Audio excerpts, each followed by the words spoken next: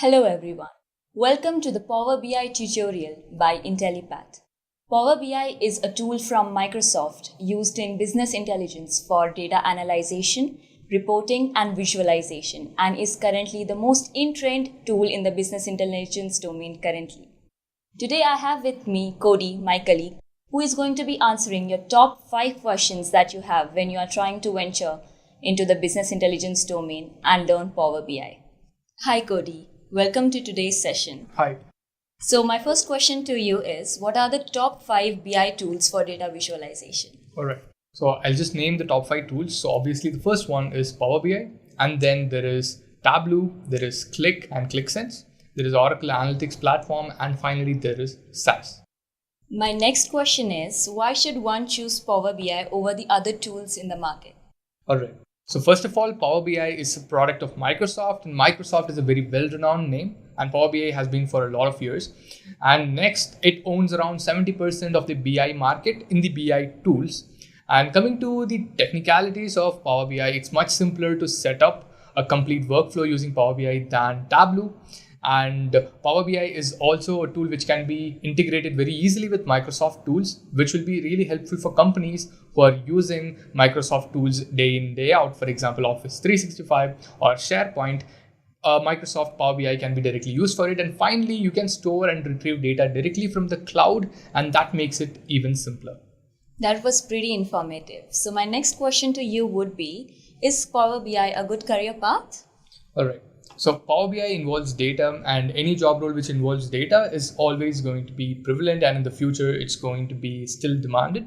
So even right now, Power BI experts are widely demanded in various companies, even in top companies like Microsoft, Amazon, and Google.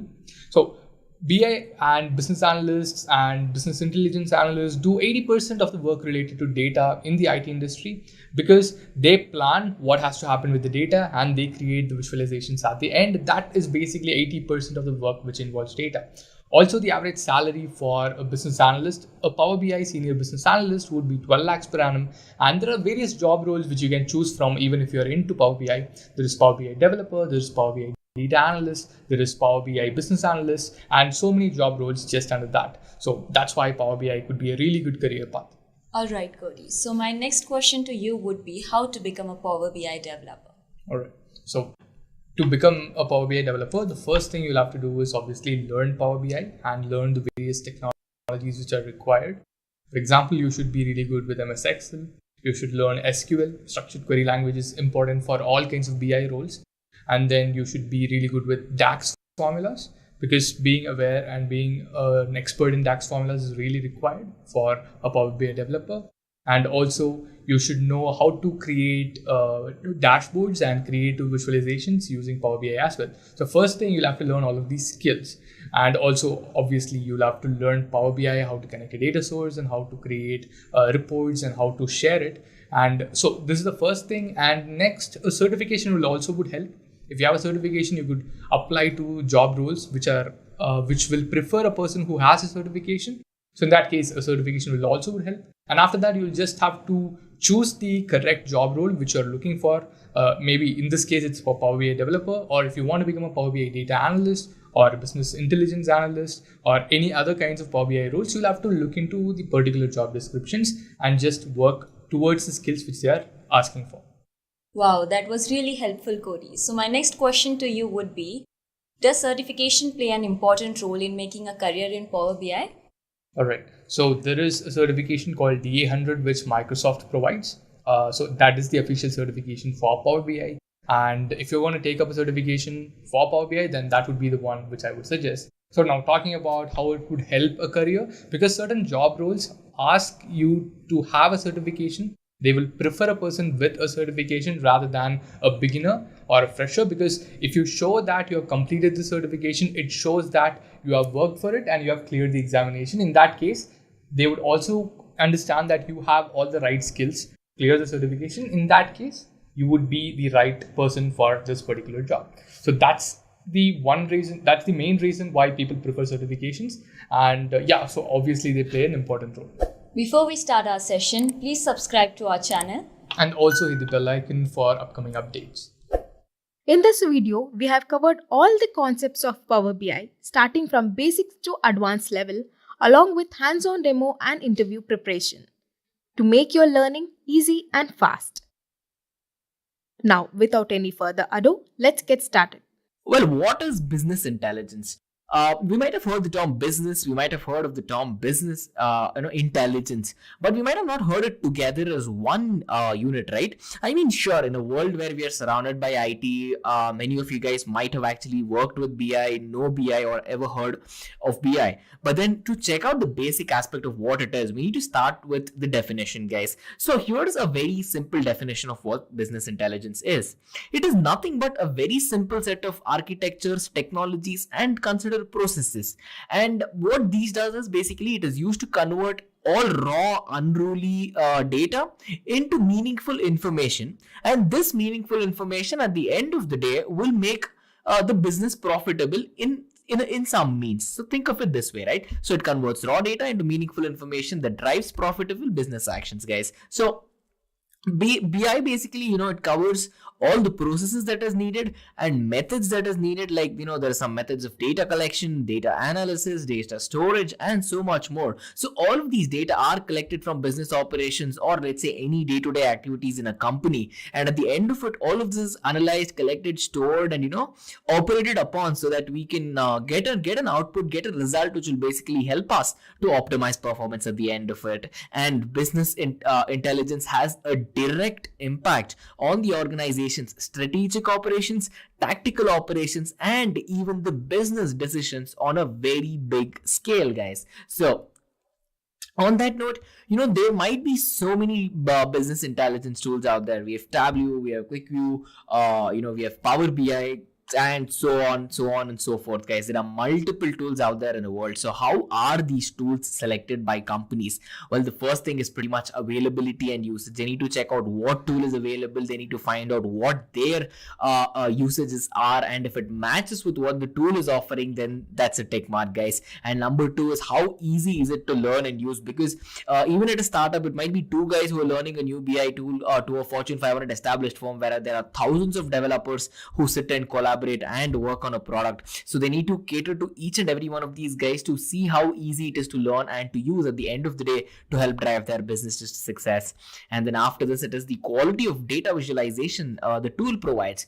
You can have basic visualizations, something which looks intermediate, and you have advanced, very beautiful looking data visualizations as well. So what is the quality of data visualization that they are looking for as a company? How much money are they willing to spend? Again, that brings us right to point number 4, which is cost and ease of setup. Because something which is extremely expensive, where the company doesn't make use of half of its features, is a waste of manpower, it's a waste of money. But then if you are picking up a data visualization tool which is just perfect for your needs in terms of cost, in terms of ease of use, in terms of setup, in terms of usage, and much more, it's going to be a perfect hit, guys. So comparing all of these 4 points, it is basically done. Sure, it is more convoluted than this, but most of these companies start out with these 4 points as the key foundations to check out what tools they can pick up for their business intelligence requirements, guys. So on that note, we need to check out why we require business intelligence. I have a couple of points down for you guys here, but then the most important things you need to know is that business intelligence helps mainly in terms of KPIs, guys.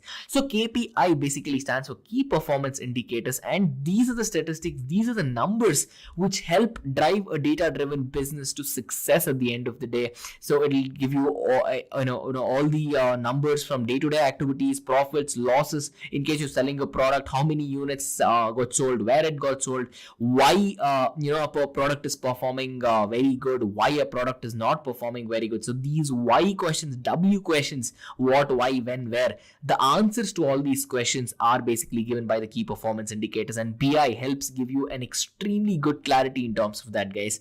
And the second thing is process benchmarking. Every company has a goal that they need to achieve: quarterly goals, half-year goals, yearly goals, 10-year goals, and whatnot, right? So all these goals are put into place, and then making sure that you achieve those goals. So having a road which is attainable, where you can walk on that road and get to that goal, having a goal which is reachable, basically, is what I'm trying trying to tell you guys. And process benchmarking does just that. So with the help of business intelligence, you can get to know if you're getting closer to your goal or further away from your goal, guys. And then the next important reasons, extremely important reasons, are driving sales.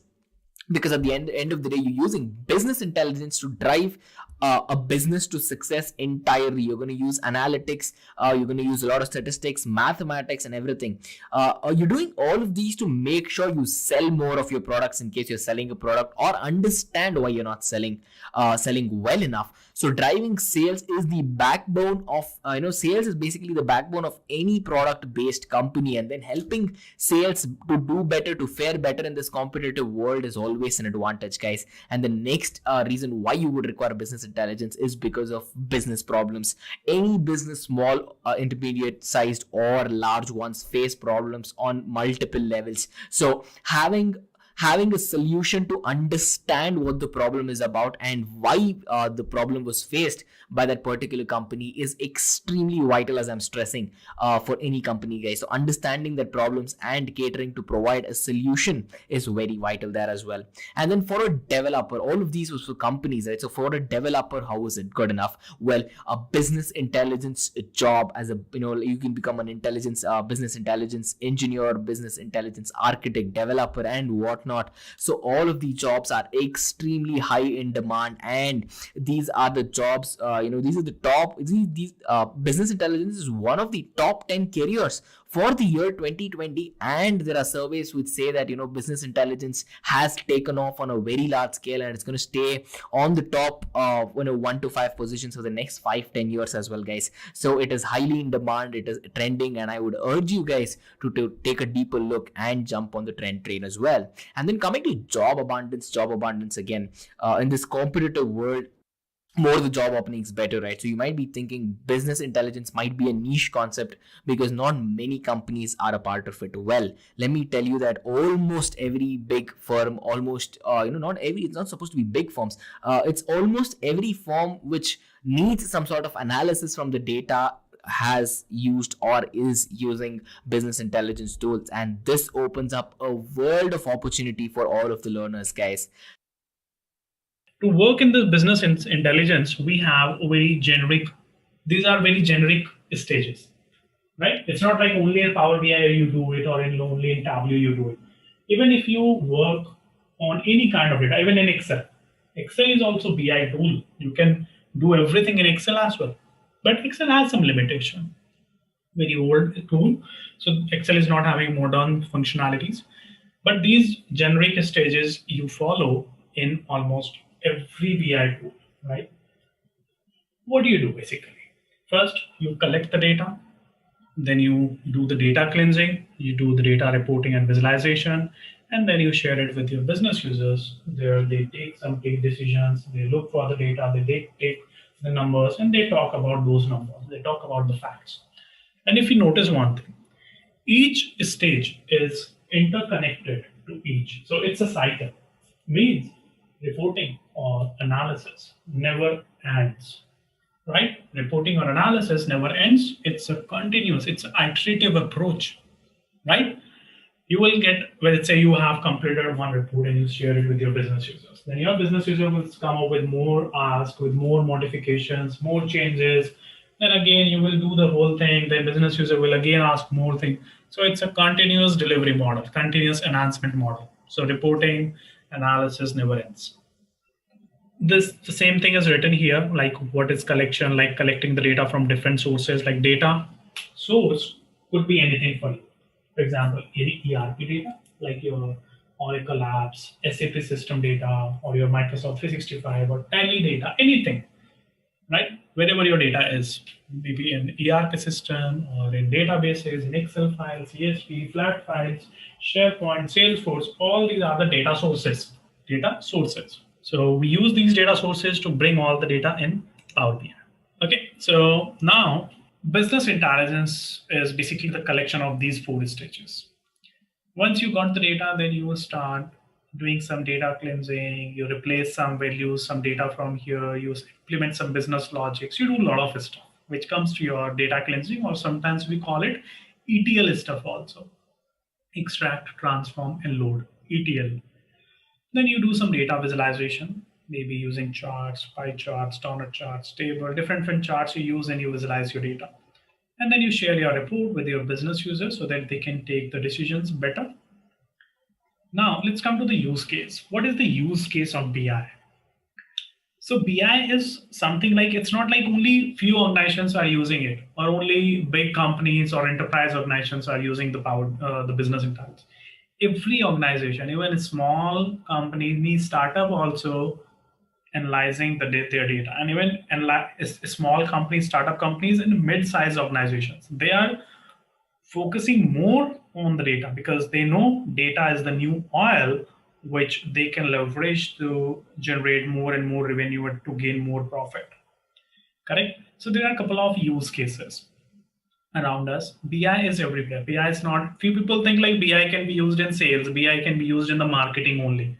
So it doesn't matter. Wherever you have the data, you can use the BI. BI is everywhere, right? Either you are in finance domain, in education, in sales, marketing, campaigning, or advisory, auditing, or services, warranty, FP&A, anywhere. BI can be used everywhere, wherever you have the data. We have a couple of use cases like data semantics. Data semantics is an organization, and as an organization, this organization's sales users were not having any, I would say, single source of the data, single source of all the reports and all the information. So they used business intelligence tool, and they used Power BI to create a sales prediction dashboard and sales reporting dashboard where all their users can see the data, they can do slice and dice the data, they can filtration the data, and they can quickly generate the PowerPoint as well if they want. So by doing all this stuff, now they can save their lot of time. They were spending almost all their time in Excel. So now by just implementing it, now they can save the time and they can focus on more advanced analysis now. Means they are not wasting their time again and again on handling the data in Excel. They have the data already ready. They have the dashboards ready. Now they can work on the action, right? So, and just a quick sample, you can see how the dashboard looks like, right? It's just a sample, right? It's not a real dashboard. It's just to give you a feel like how dashboard looks like, how visuals looks like, right? Now we have another example of Dell. Dell is also using Power BI, right, in their education data management. And let's say if any new employee or any new, I would say, person join the Dell, then they want to conduct a lot of training programs for them. They want to see their performance. They want to manage or monitor a lot of things. So they have a dashboard design where they can access all the KPIs. They can see the trend. They can see a correlation between the courses and the participants' interest. They can see the grading system, how many students are getting good grade, A grade, B grade, like that. Correct? So basically, from this dashboard, everything they can extract in just a couple of seconds or minutes. Correct? So now, one thing is clear: BI is for everyone. Anyone can use the BI, right? Doesn't matter whether it's a manufacturing organization, it's a finance industry, it's a finance organization, it's a banking, or it's your government agencies, government companies, schools, universities. Anyone can use the BI. Wherever you have the data and you want to analyze, you can use the BI. How many tools you have to analyze the BI? So we have a couple of tools available in the market, but these are the few tools which are in demand right now, right? Like ClickView or ClickSense, you can call it, Power BI, Tableau, and Zoho Analytics. Zoho is a very popular CRM tool which came in the picture in the last couple of 5-6 years only, and has a good market capture from the CRM standpoint. So to analyze that data, Zoho is coming up with their own analytics tool as well. Correct. But if you ask for the top leaders, then these are the top leaders: Click, Tableau, and Power BI.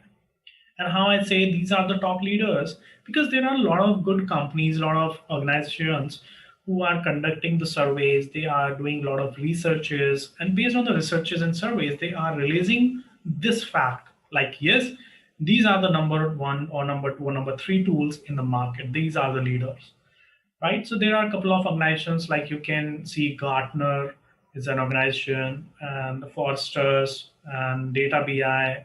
There are some other organizations as well.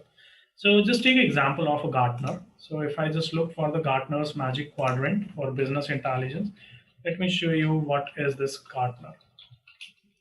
Gartner is a company, right? It's a US based research and advisory company. This company conduct a lot of event, a lot of researches, and based on all these things, they release a lot of white papers, a lot of reports uh, to pick the best tools, to pick the best services in the industry, right? And they conduct all these surveys in the services, advisory, and in tools, in IT tools as well. So this organization is a well listed, and it is listed in a New York Stock Exchange as well, and very big, very well known, and very old organization. So this organization conduct a lot of surveys on multiple things. So this organization has a well-known business intelligence Magic Quadrant for 2021, right? And if I open the website, here you see a couple of websites I'm opening, and here we'll see. So here you can see this is sourced by Gartner, and this report was released in Feb 21. Correct. And what was the Gartner? Here you can see Gartner is an organization well known in research and advisory firm. They release a lot of surveys. They do a lot of reports, release white papers on multiple domains. Whitelist, it's a listed company in New York Stock Exchange, founded in 1979, and revenue is 425 crore USD, which is in 2019. So very big company. This company conducts a lot of surveys. So you can see the result of the survey. Microsoft Power BI is on top, right? Microsoft Power BI is on top. Then you have Tableau, you have Click. These are the three. You have only the leaders quadrant. Although there are so many then.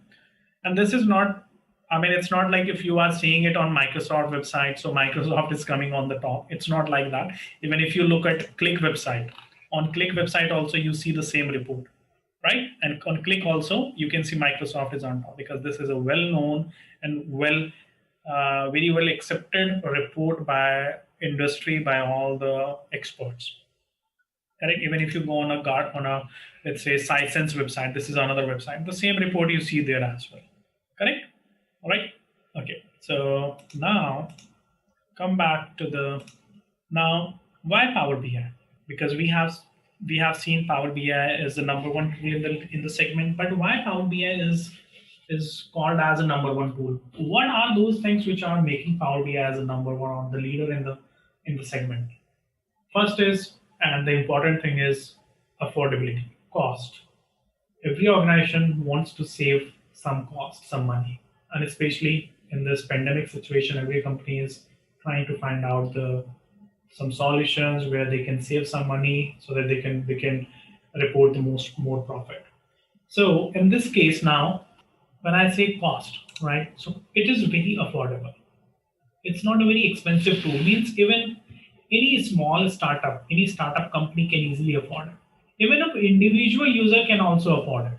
Like myself, I also have a Power BI license. It's very small amount. You just need to use your credit card and purchase one license, right? Power BI is not, Microsoft is not saying like you cannot purchase one license. You can, right?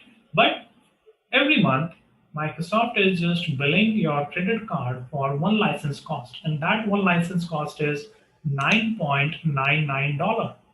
$9.99, or if I say $10, right? $10, that would be easy for us. So one license cost is $10, but accurate if you go in more detail, that it is 9.99 marketing strategy. That is per user, right? It is per user cost per month, right? So if you say what is the cost for one user annual cost, then simply 10 multiplied by 12, $120 per year cost for one user. Or in terms of, in Indian rupees, you can call it 720 rupees. This is 720 rupees is per month cost, right? This is per month cost, 720 Indian rupees. It's all calculated for one user only, right? So if you say for what is the cost for one user for a year in Indian rupees, so that is just 8,640 Indian rupees. That's it. 1 year license cost for one user. Correct? Now, there are a lot of things on top of it. Correct? It's not the only one licensing cost. This is beginning, right? Generally, whenever you go to buy something, you see a tagging of the cost is like price starts from this. So price start from $10. Then you have multiple costing structured here, but this is the starting cost, and within $10 you can do a lot of things, almost the full potential you can use of the Power BI. Correct? We have some other costing structures as well. So when the time will come, I'll explain you all those things as well. But the Power BI pricing starts from the $10, which is a very basic license. Correct? That's the one reason, cost. Power BI is not a very expensive tool. It comes in the budget easily. Next is natural language query, where Power BI allows the business users to ask questions on ad hoc basis. Means if any user wants to ask want to see some data and that data is not available on the dashboard, on the report, then they can just ask a question by just typing up simple English, plain English, right? Like you talk with your colleagues in the same language, you can talk to the Power BI. Just write a question, Power BI will give you the answer in a visualization form, right? Very helpful, very easy, and no additional cost for it. So this is another powerful thing of Power BI. Real-time streaming. This makes Power BI more powerful, where you can do the real-time data analysis. You can bring the data from your streaming data sets. You can bring the data from your databases, right? So on near real-time basis also, you can visualize the data. You can do the analysis. Custom visualization. Power BI has hundreds of visualizations library where you can explore the visuals, where you can download different visuals from I would say from its visual gallery without any additional cost. So within that license cost, which we were talking a few minutes ago, everything is included in that cost. Correct? And that's just a basic price. We have some other costing as well. Next. So now this is all about the Power BI. Now let's discuss about Power BI. Most of the time when we say Power BI, we call it Power BI as a reporting tool, right? So Power BI is not only a reporting tool. Power BI is not only a reporting tool. Power BI is basically a data analytics suite, data analytics package, right? From the data analytics package, in this data analytics package, there are so many tools you have, so many components you have.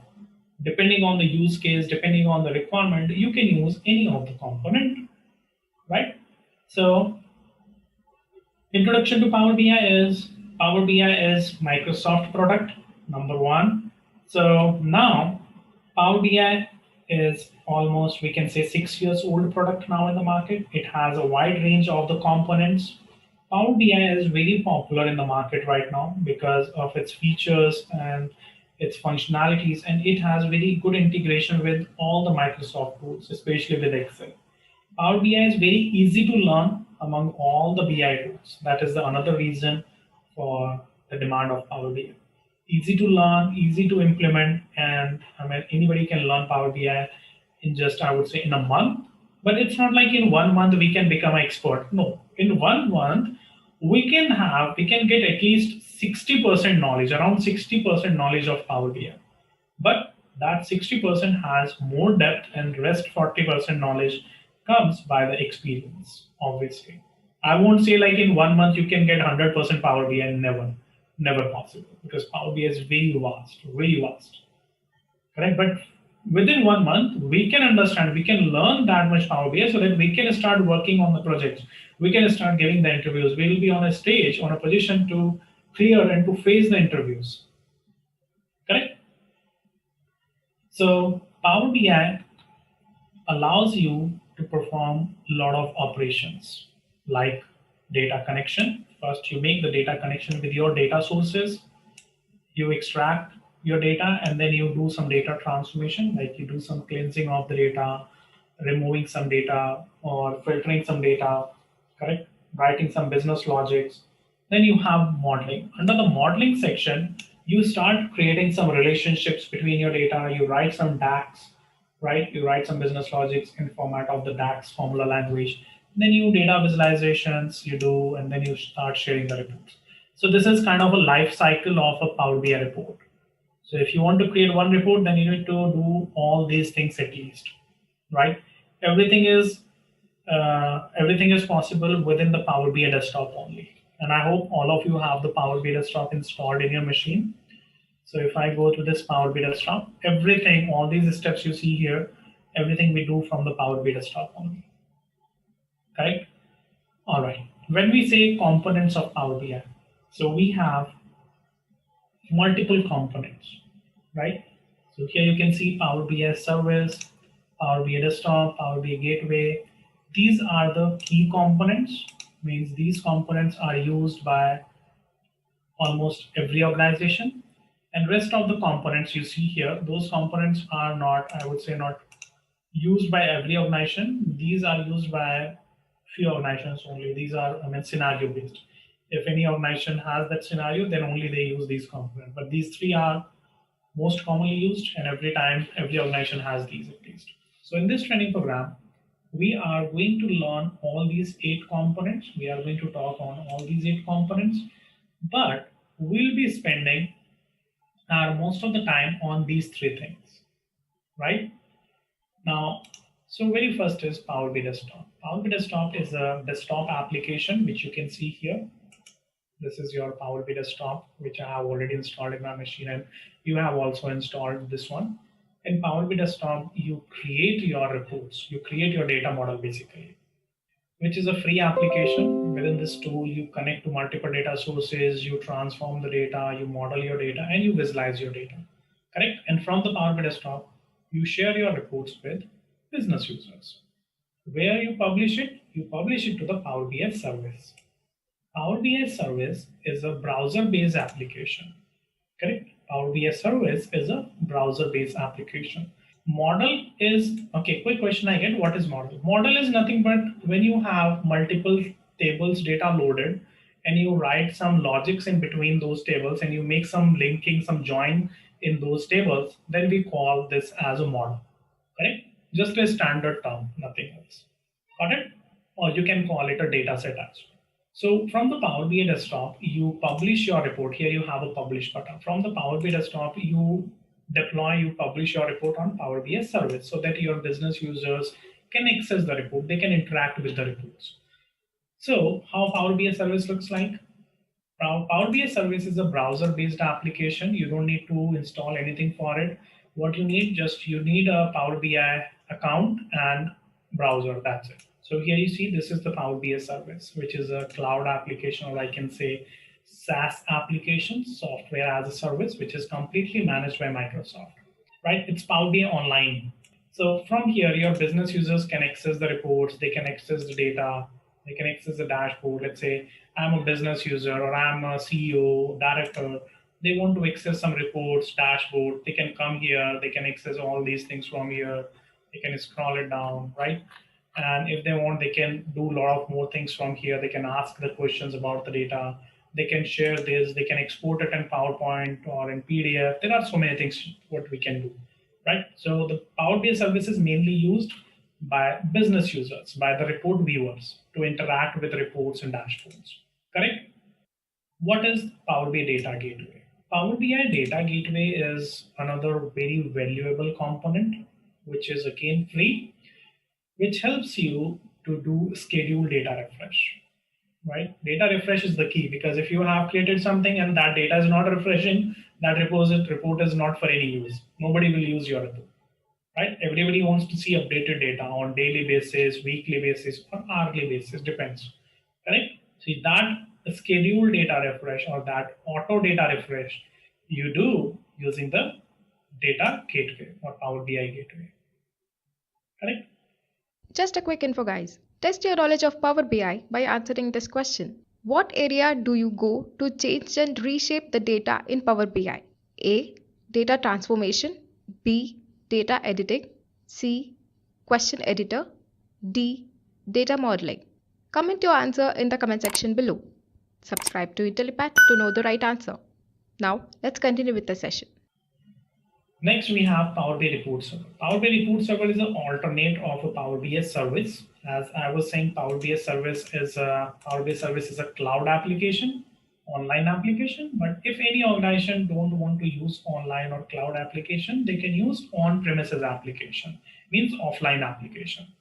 So that is Power BI Report Server. Correct. Next, we have Power BI mobile app, and there is no surprise in it that Power BI also has a mobile app. Obviously, everything is on the mobile now. The entire world is now dependent on mobile. So why not the Power BI?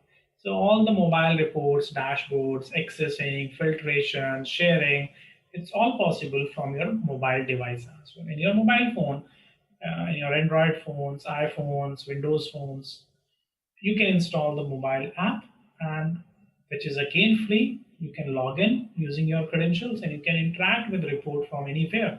By sitting anywhere, you can see what is the sales, what is the loss, what's going on in your company, what's going on in the business, right? Managers, directors, they can get the information from anywhere at any point of time. Next, we have Power BI Excel feature.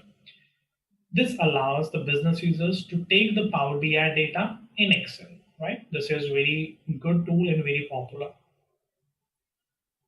right? Basically, this allows them to export Power BI data in Excel. Next, we have Power BI Report Builder. Power BI Report Builder is used sometimes to create such reports like some documented reports or paginated reports like invoice, receipts, and delivery notes. These type of reports are created generally in the Power BI Report Builder. Correct.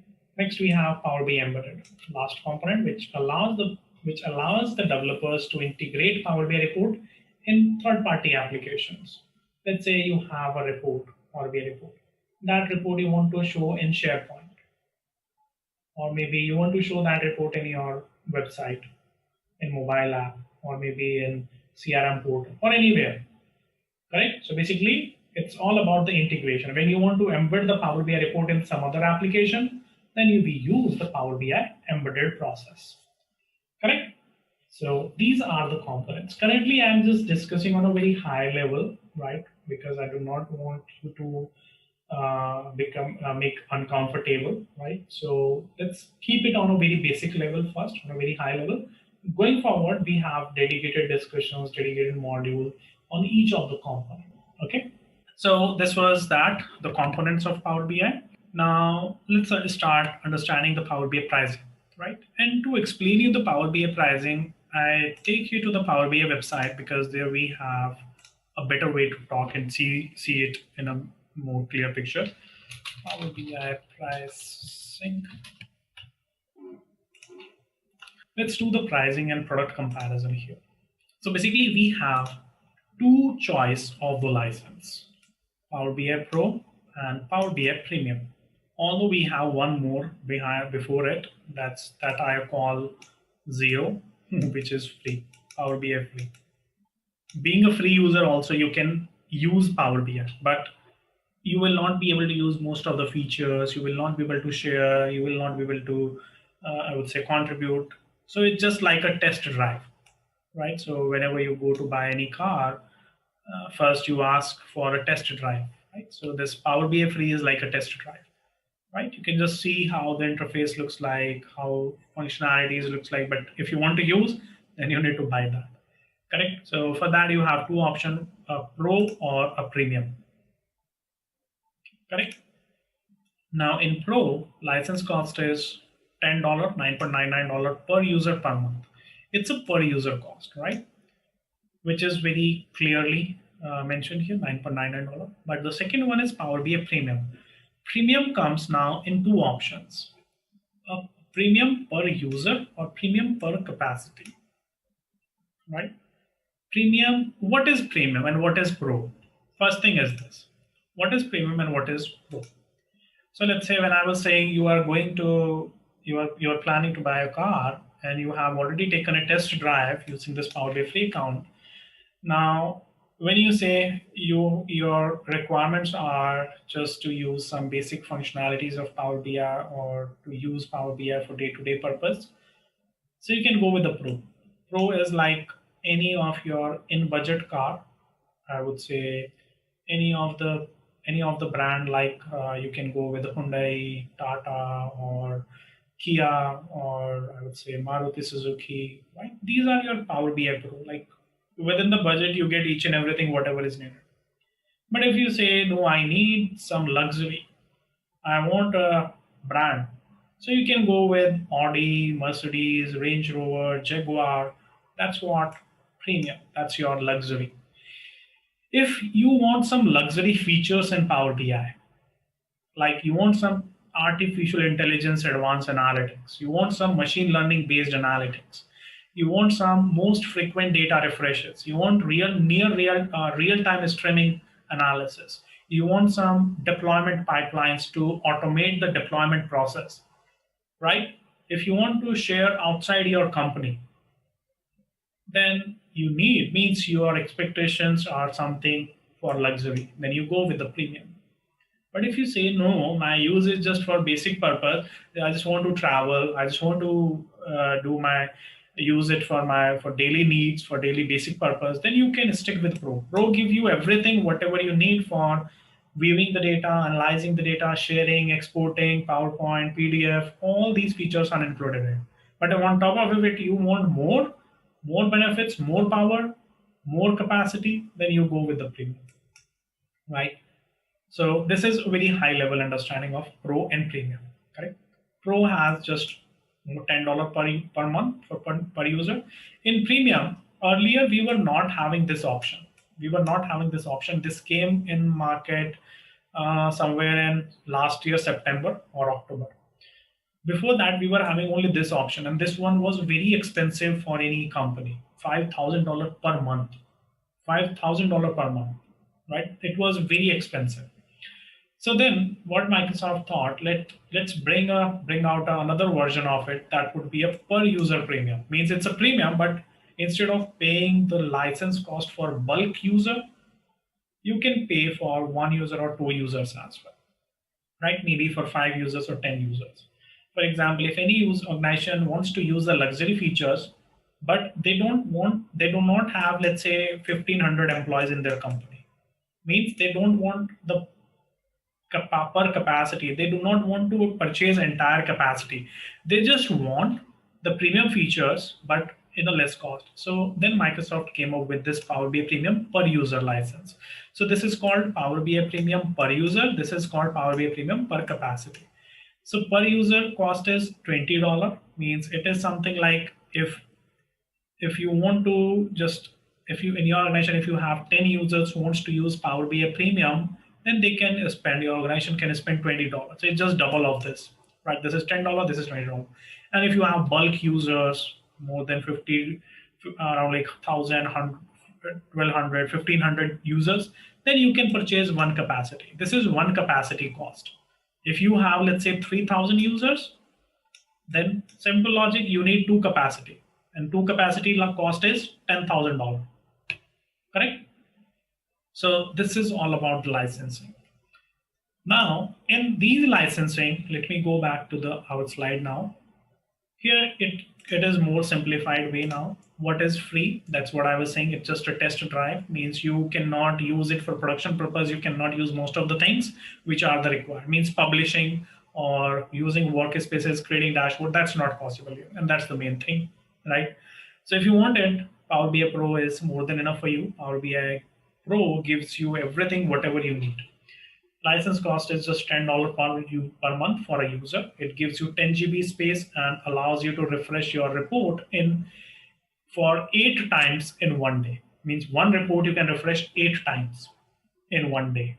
In Premium, as I was saying, it's a luxury, right? It's your, like I would say, premium features. So it gives you a capacity based, which costs you around $5,000, or you can say $20 per user, which gives you 100 TB capacity, right?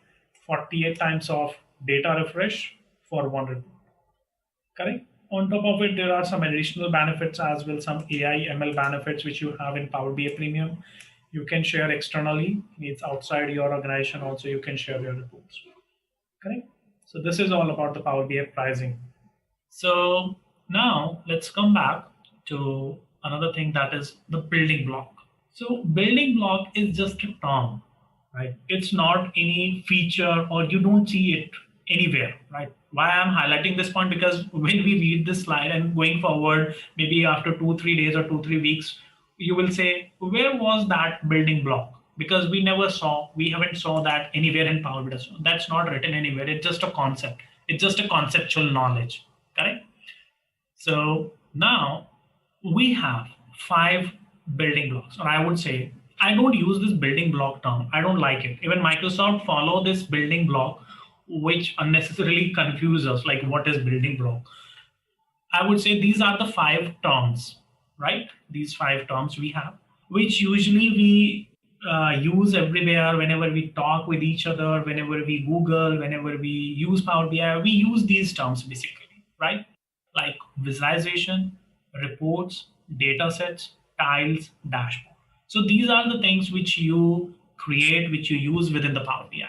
So there are 3 things. These 3 things which you create in Power BI desktop, right? You create or you use in Power BI desktop, and these 2 you see here, these are on Power BI service. So very first thing is how you start in Power BI. Let's say you have data in Excel and you want to analyze that using that Excel data. You want to create some visualizations. You want to create some dashboard. So how you start? First, you load that data in Power BI. And then you call that is your data set. Within that, you write some logics, you do some transformation cleansing on data. We are not going to that depth level right now. So you loaded that data in Power BI and you said, okay, this is my data set. Okay, fine. Using that data set, you create a pie chart. Using that data set, you create a 1 column chart. You create a table, you create a bar chart, right? What are these things? These are your visualizations, right? So these visual elements like charts, graphs, all these are called as visualizations, or their nickname is visuals. You can call visuals also as a short form, fine. When you add all these things, let's say this pie chart you add here, this column chart you add here, this donut chart you add here, other charts when you add here, then you call it's a report. So one thing is clear, a report is nothing but report is a collection of the multiple visualizations, correct? Now all these things, 1, 2, 3, these things you create in Power BI desktop, correct? Within this tool, right? You see this. Once this is created, then you publish your report to Power BI service. Once your report is published to Power BI service, then you create dashboards. And to create the dashboard, you need the tiles. Tile is nothing but tile is just a snapshot. Why snapshot? Because you cannot filter, you cannot slice dice the data. That will be just a snapshot of your visual. So whatever the visual you added on the report here, let's say your pie chart is now here, right? Your column chart is here on the report. Now, when you use this pie chart or this column chart in dashboard, then you call them that these are your tiles, correct? So in short, you can say these 2 things directly or indirectly are same thing, tiles or visuals. The difference is only when a pie chart, when you are adding that pie chart on report, you call it's a visualization. And when that pie chart you are adding on dashboard, you call it's a tile. That's it, okay? Now these tiles you add on a dashboard and you build a data story here, right? You build a data story. And if you are thinking, is dashboard and report are the different things? Yes. In Power BI, these are the different things. Power BI dashboards, you can create only on the Power BI service. Just a quick info, guys. Intellipaat provides Power BI online certification training in partnership with Microsoft, mentored by industry experts. The course link is given in the description below. Let's hear what our customers says about the course. Who are job seekers or like who are freshers. So if they complete these 3 to 4 projects of this Intellipaat only, so they will definitely get a job. And who are into business only, so it will be really helpful to make the projects. So this is the beauty of the projects of the Intellipaat. Now, let's continue with the session. Right? And please don't think like if in Power BI Desktop, if you are creating some charts, some graphs, colorful things, and you are thinking that's a dashboard, no, that is not a dashboard. That is a report, correct? Because dashboard is a different concept, at least in Power BI. I'm not talking about the other tools because different tools, different standard, different definitions, correct?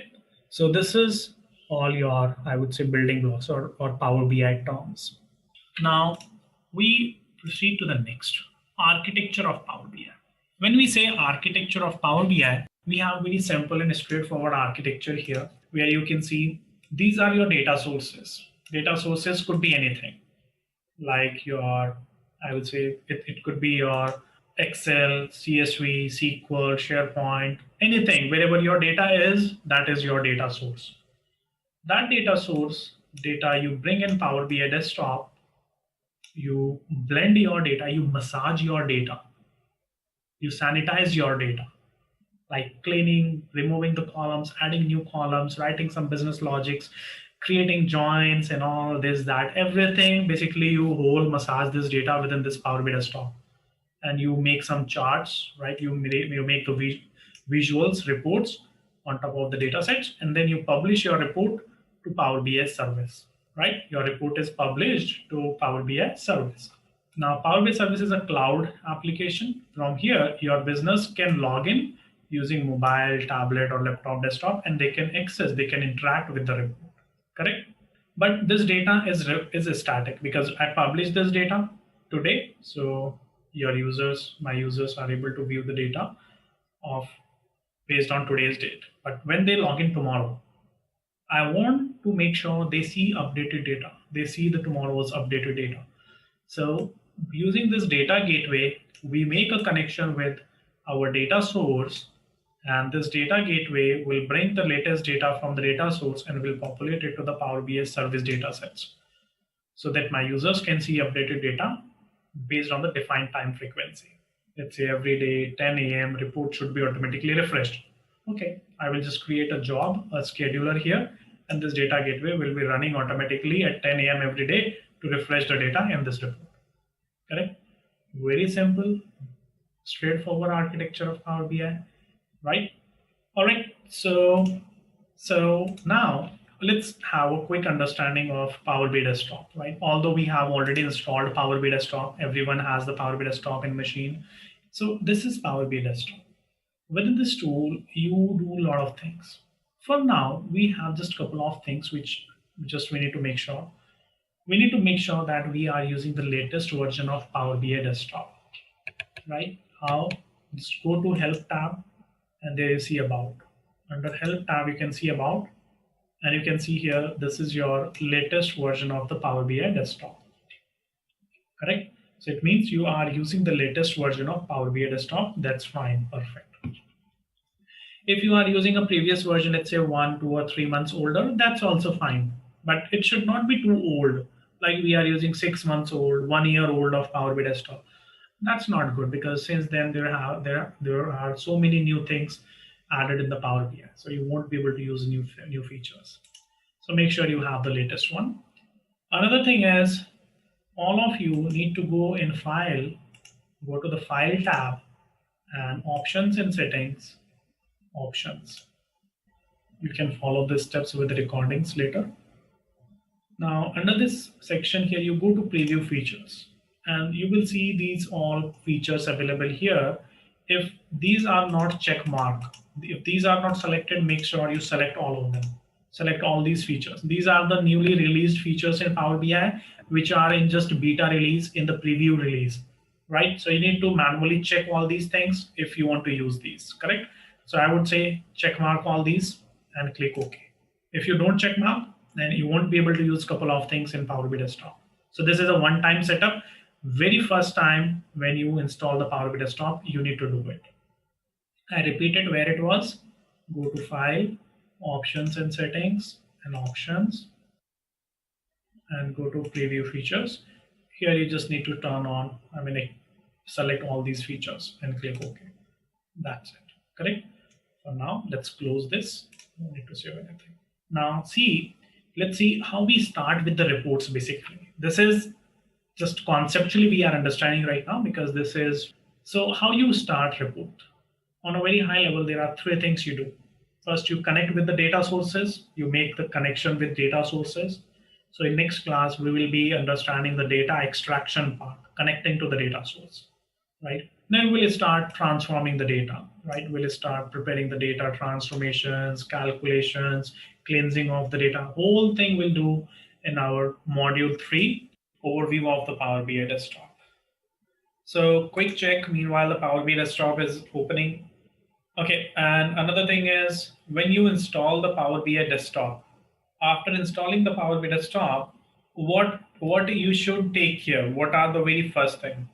I mean, there is a big list, fine, but those features were a preview features. Means whenever Power BI release a new function, new feature, then that release that they mark it as a preview, like a beta, initial release, right? So in order to use all preview features, all beta features, you need to make sure that you have marked, you have enabled these features from the Power BI desktop settings, correct? And make sure you work on the latest version of the Power BI desktop.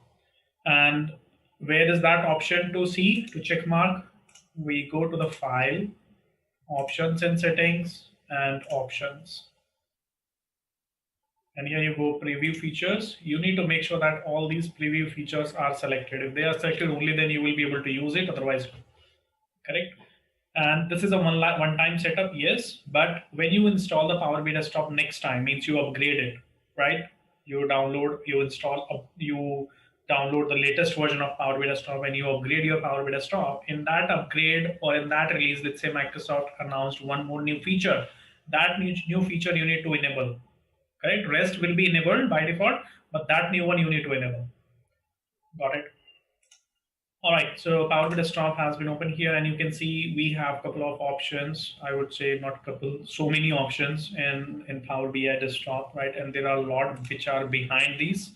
There's another window behind it where we have more options. So it means there are bunches, right? And on each bunch we have so much information.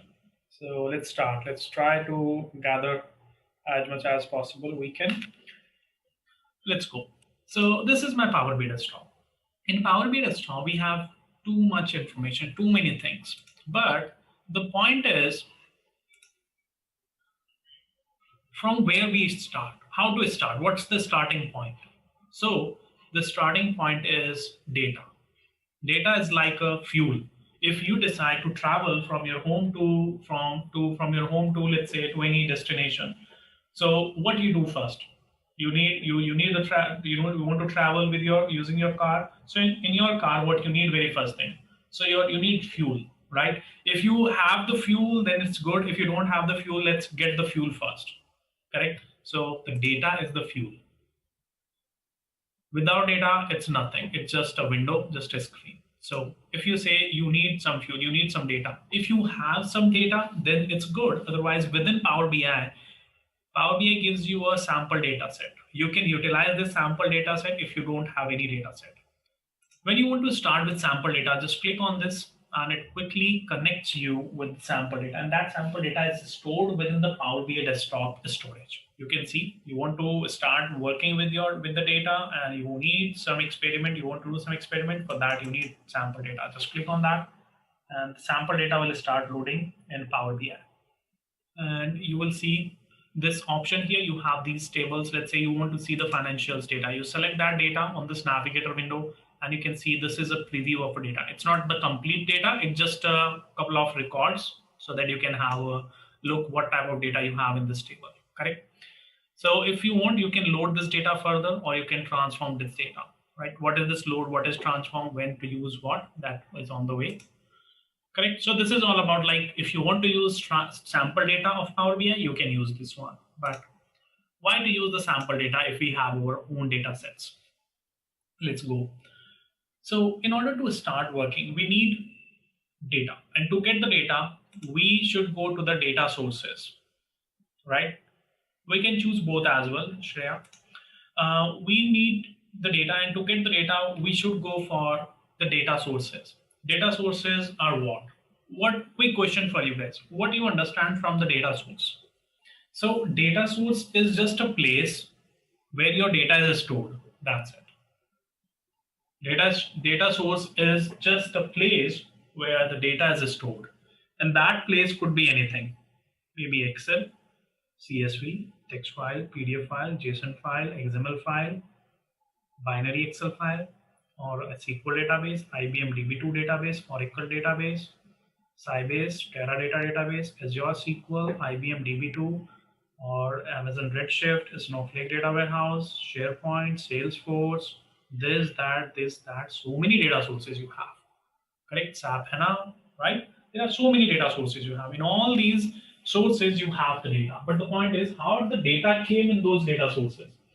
So this data is all your business data, right? So from some systems, sometimes data is generated from your operational systems. Operational systems are like your ERP system, ERP tool, right?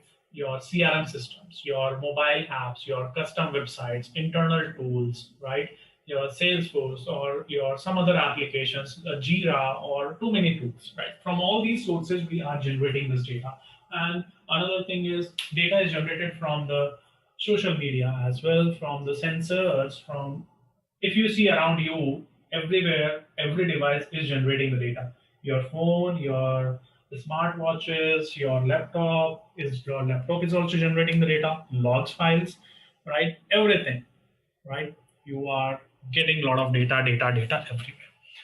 So all this data we need to evaluate, to extract the patterns, to understand what is the trend is what are the trends hidden in the data, so that using those trends we can find out some useful information. So data is becoming nowadays something like it's something like I was just reading, I was just going through to some blog, and I found a meme there, and it was like that data is now becoming something like a very big, I would say, a rock, right? Or I would say a very big, I would say some storage of some of the stuff. Like generally, if you have ever seen, if I don't know if you are from around Delhi NCR, so Delhi NCR, you would have seen a big garbage storage that's very big, or like a valley, right? Like a mountain, right? So you can see there. So means too much information. There is a lot of wastage, a lot of useful, right? And a lot of information in companies' data sources, a lot of useful, a lot of useless as well, a lot of wastage as well. And everybody is just searching in that wastage. What is in that? I would say in that stuff in that data. What is useful? Where are the bitcoins are hidden? Everybody is trying to search that. Correct. So I mean that is the separate thing whether we are able to find the Bitcoin or the money in that data or no. But in order to find that, we need some mechanism. We need some terminologies, right? So basically, what we are doing here with the help of these BI tools, this is what we are doing, right? We are trying to find the trends. We are trying to find the outliers, right? Correlations, exploratory data analysis we are doing on our data, so that we can somehow we can extract the information. That's it. Correct. That's the basically whole thing. So the journey start with data source, and there are so many data sources you have in Power BI, and that's the one place to see all the data sources. Just click on this data source button, get data button, or you can click on get data, and here you can see common data sources, right? These are the commonly used data sources. But if you want to see the complete list of data sources, either you can click on the more button, or you can just click on this icon, right? If I click on the more button, it will give me a pretty long list of all the data sources. Now it is, here you go, right? You can see all these data sources you have from where you can extract the data in Power BI. So it means everything is added here almost. Just a quick info, guys. Test your knowledge of Power BI by answering this question. The principal arrival of Power BI depends on which of the following: A. Microsoft Excel, B. Microsoft Word, C. Microsoft PowerPoint, D. Microsoft Outlook. Comment on your answers in the comment section below. Subscribe to Intellipaat to know the right answer. Now, let's continue with the session. Correct? Too much. But the most commonly used data sources are, I think, generally Excel, SQL, CSV, and sometimes SharePoint and Access database, right?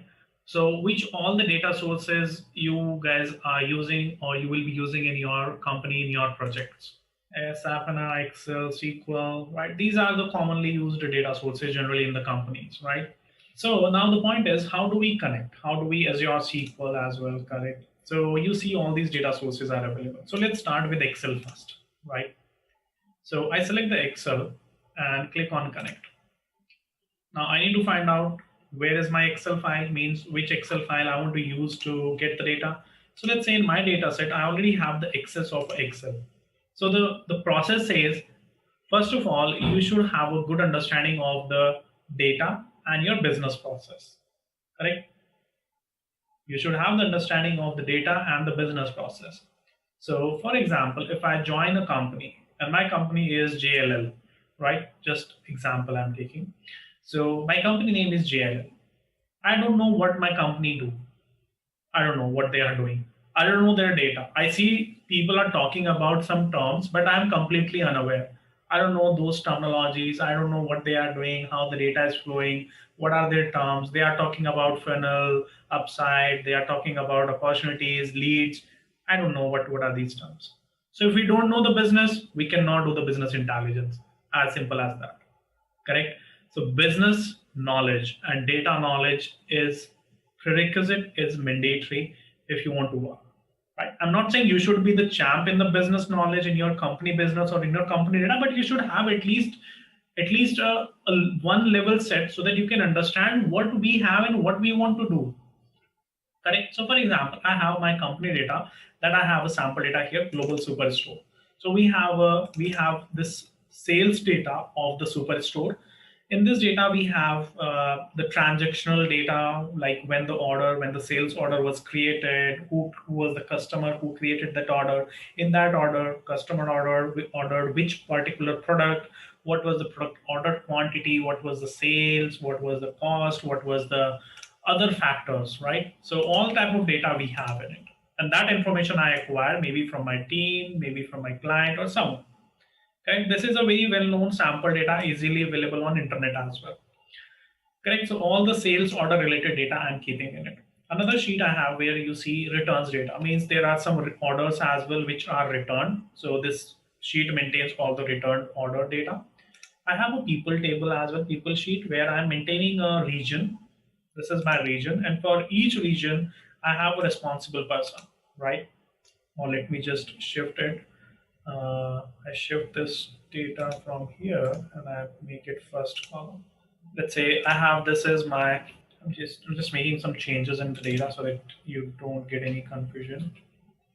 Okay, so here you can see I'm having some regions. For each region I have one responsible person, right? Or you can say, like, for this region, this is the manager, right?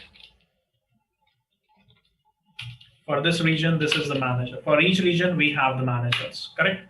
So this type of data we are maintaining here, and I got the understanding of the data and the business as well. Perfect. Now, let's go ahead.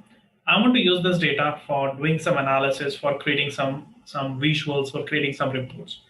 So this data I want in Power BI, correct? So as I said, you can go to get data in Excel, or you can just click on Excel directly, or you can click on this button as well. Means one option you can access from multiple places.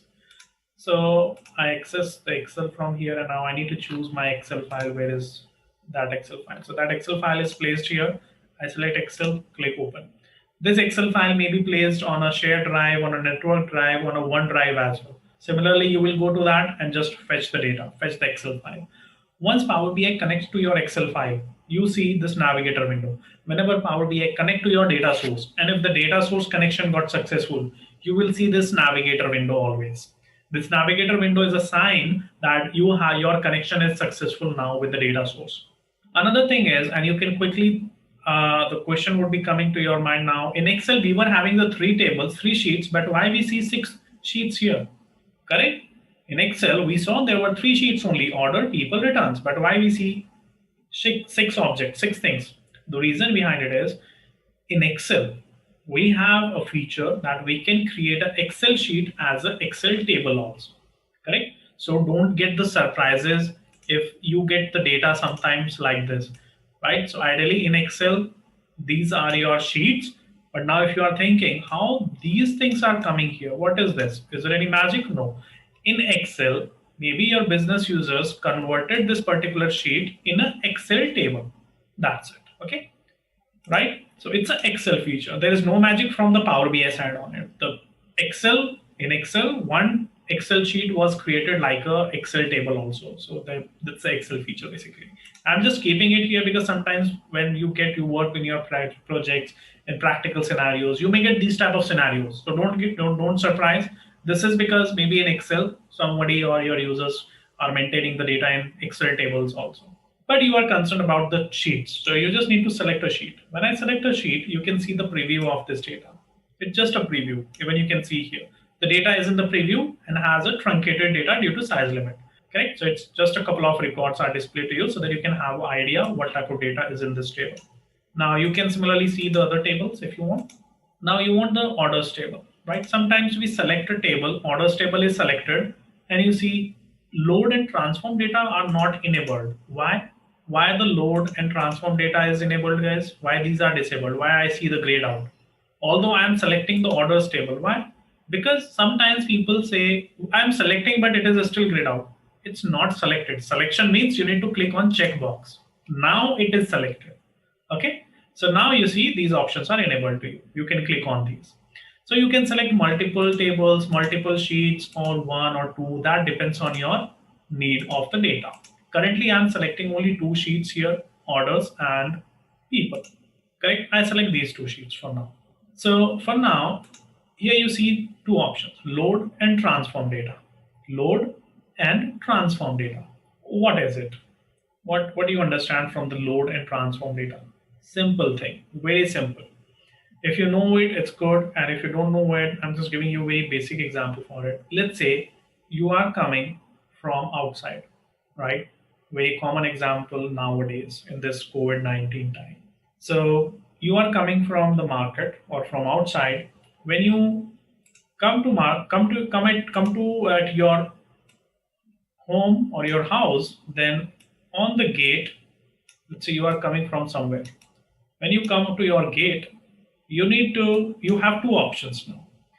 Either you can directly insert to home, directly take entry to your home, or you can first on the gate, you can do some sanitization, right? You can do some sanitization. Sanitization means you are just transforming, means you are doing sanitizing, you are removing your shoes and all, and just making sure you don't take any unnecessary or any virus in your house. Correct? So what it is? Load means if you are sure everything is fine, okay, then directly load this data in Power BI. If you don't know, or if you are not sure, or for safe side, you want to sanitize your data, means you want to clean your data. Let's first clean it, shine it, massage it, and then take it in the Power BI. All right, then load it. So then you click on this load button, or you click on the transform data button. Correct? As a best practice, you should always click on the transform data. Correct? So when you click on this transform data button, what happens? When you click on this transform data button, basically it will take your data into the another window, and that another window is nothing but Power Query Editor. Correct?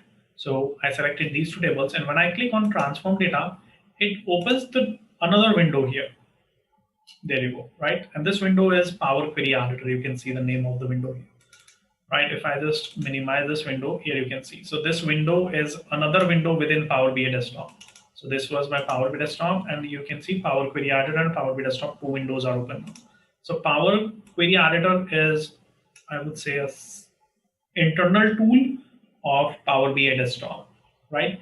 And if you already have worked on Excel Power Query, then this window is exactly the same, right? There are a lot of similarities between Excel and Power BI, right? I would say Power BI and Excel, almost 60% is same, right?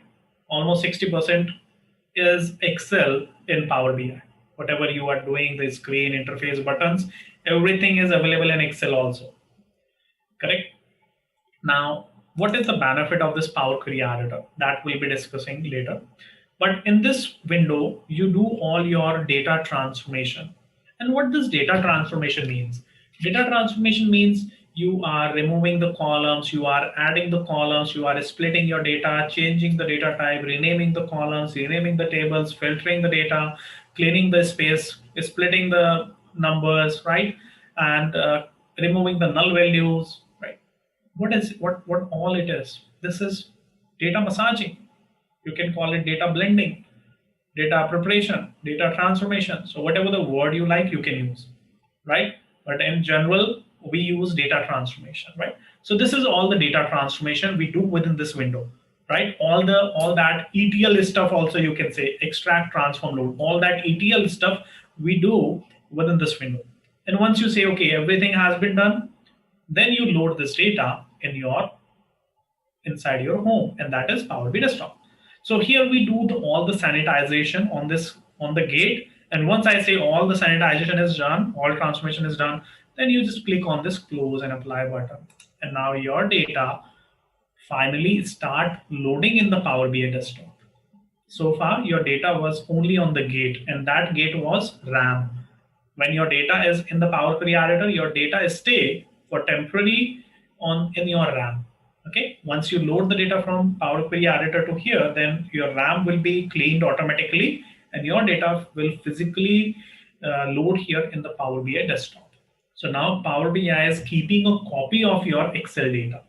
Whatever the data you were having in Excel, now Power BI loaded a copy of the data, and now within the Power BI Desktop, you have the copy of data for these two tables. If you want to see the data of these two tables, you want to see the data, just click on the data tab here. Here you go, right? You can see the data of these tables. Got it?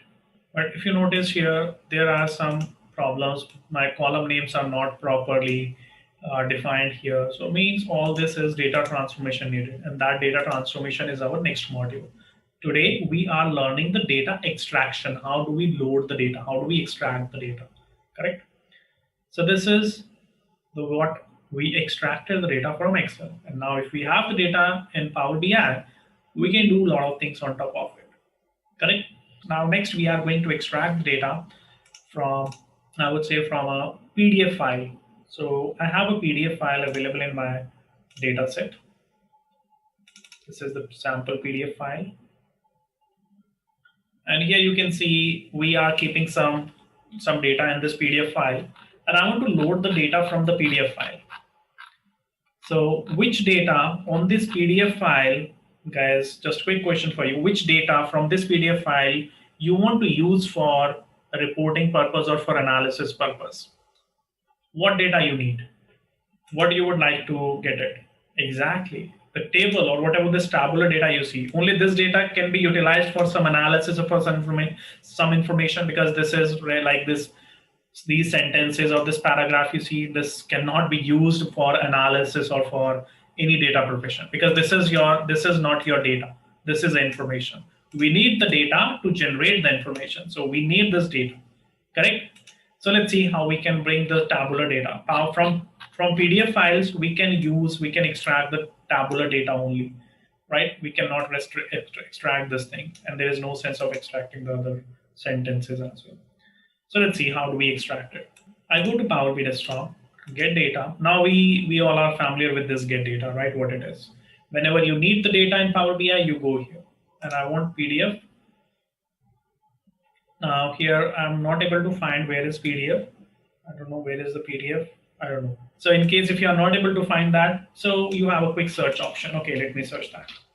Here you go, PDF, and click on connect. All right, so here you can select your PDF file. Let's go to your dataset folder.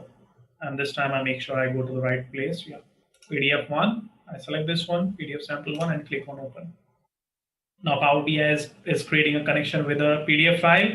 And once the connection is successful, you see this navigator window. And now Power BI is reading the data from the PDF file.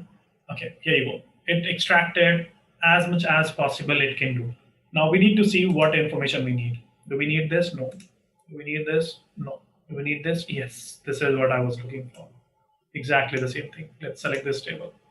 This table? No. This text message? No. And this text? No. Let's use only this table and let's click on transform data. As a best practice, we always click on transform data. Load is for such times when you are 100% sure your data is clean, your data is fully prepared, there's no transformation, nothing is load, nothing is required. Then you click on it, which is very rare. Like you will have 100% surety on the data quality or on the data, I would say data structure. So generally, we always click on this transform data.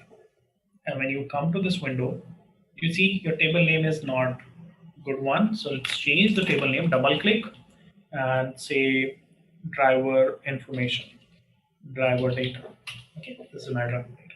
You can see your data is looking here, which looks nice. And now let's load this data to Power BI desktop, because unless you click on it, your driver data is not going to visualize here as another table, right? So you need to click on this close and apply. Now your data will start loading to Power BI desktop. Okay, so data has been loaded here, driver data selected, which is coming from the PDF file. So one thing is clear, means we can bring the data from multiple data sources in one report, right? So we are creating this one report. In one report, you can bring the data from different sources, which is very natural thing. Okay. Similarly, you can bring data from other sources. I'll be showing you that too. All right, now let's continue. So now I'm going to get some data from a different source. This time I'm going to get data using a SQL database, right? SQL server.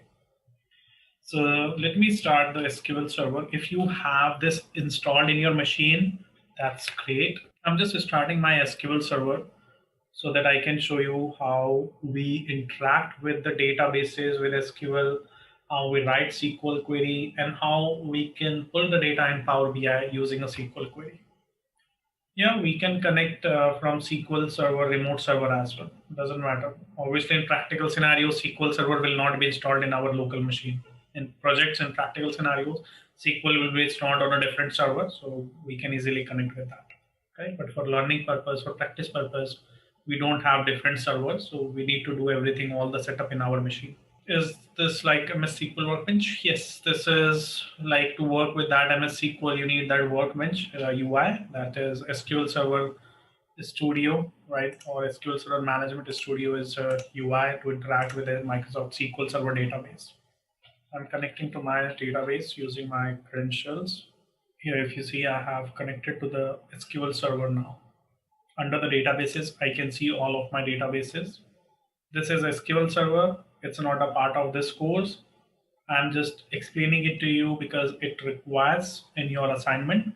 And for sometimes when you work on your projects, you would require to get the data from the database, right? So this is my database, which is a sample database. This sample database is easily available on internet, on Microsoft website. So if you say you need that data set, so you can just mention here AdventureWorks, just Google AdventureWorks database download. You get Microsoft link here.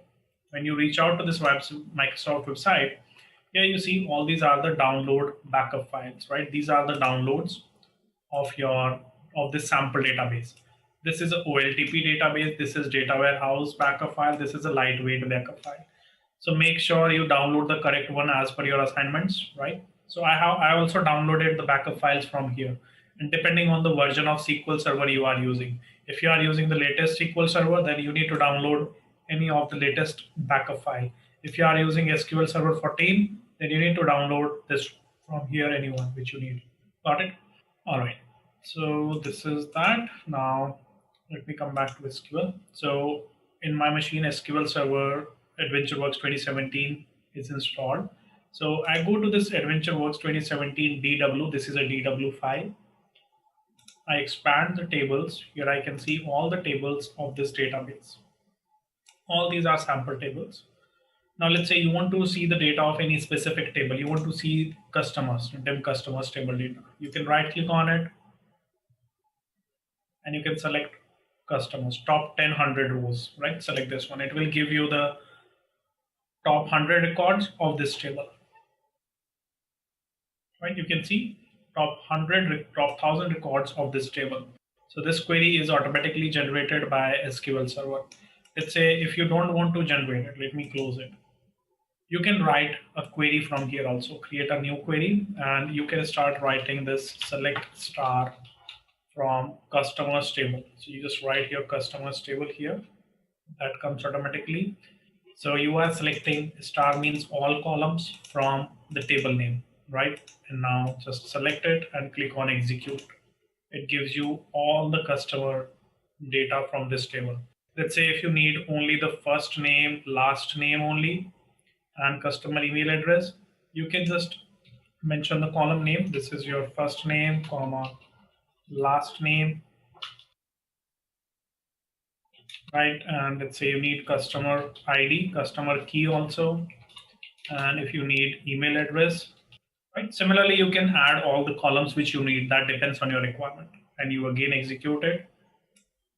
Here you see the data of only the selected columns, correct?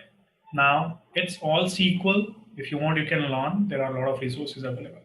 So I want to get the data of this query, means this query is generating this data. I want to use this query to get the data in SQL and Power BI. So I can copy this query. Now I come to Power BI, I click on get data. Here I see SQL Server is available in common data sources list. Click on it.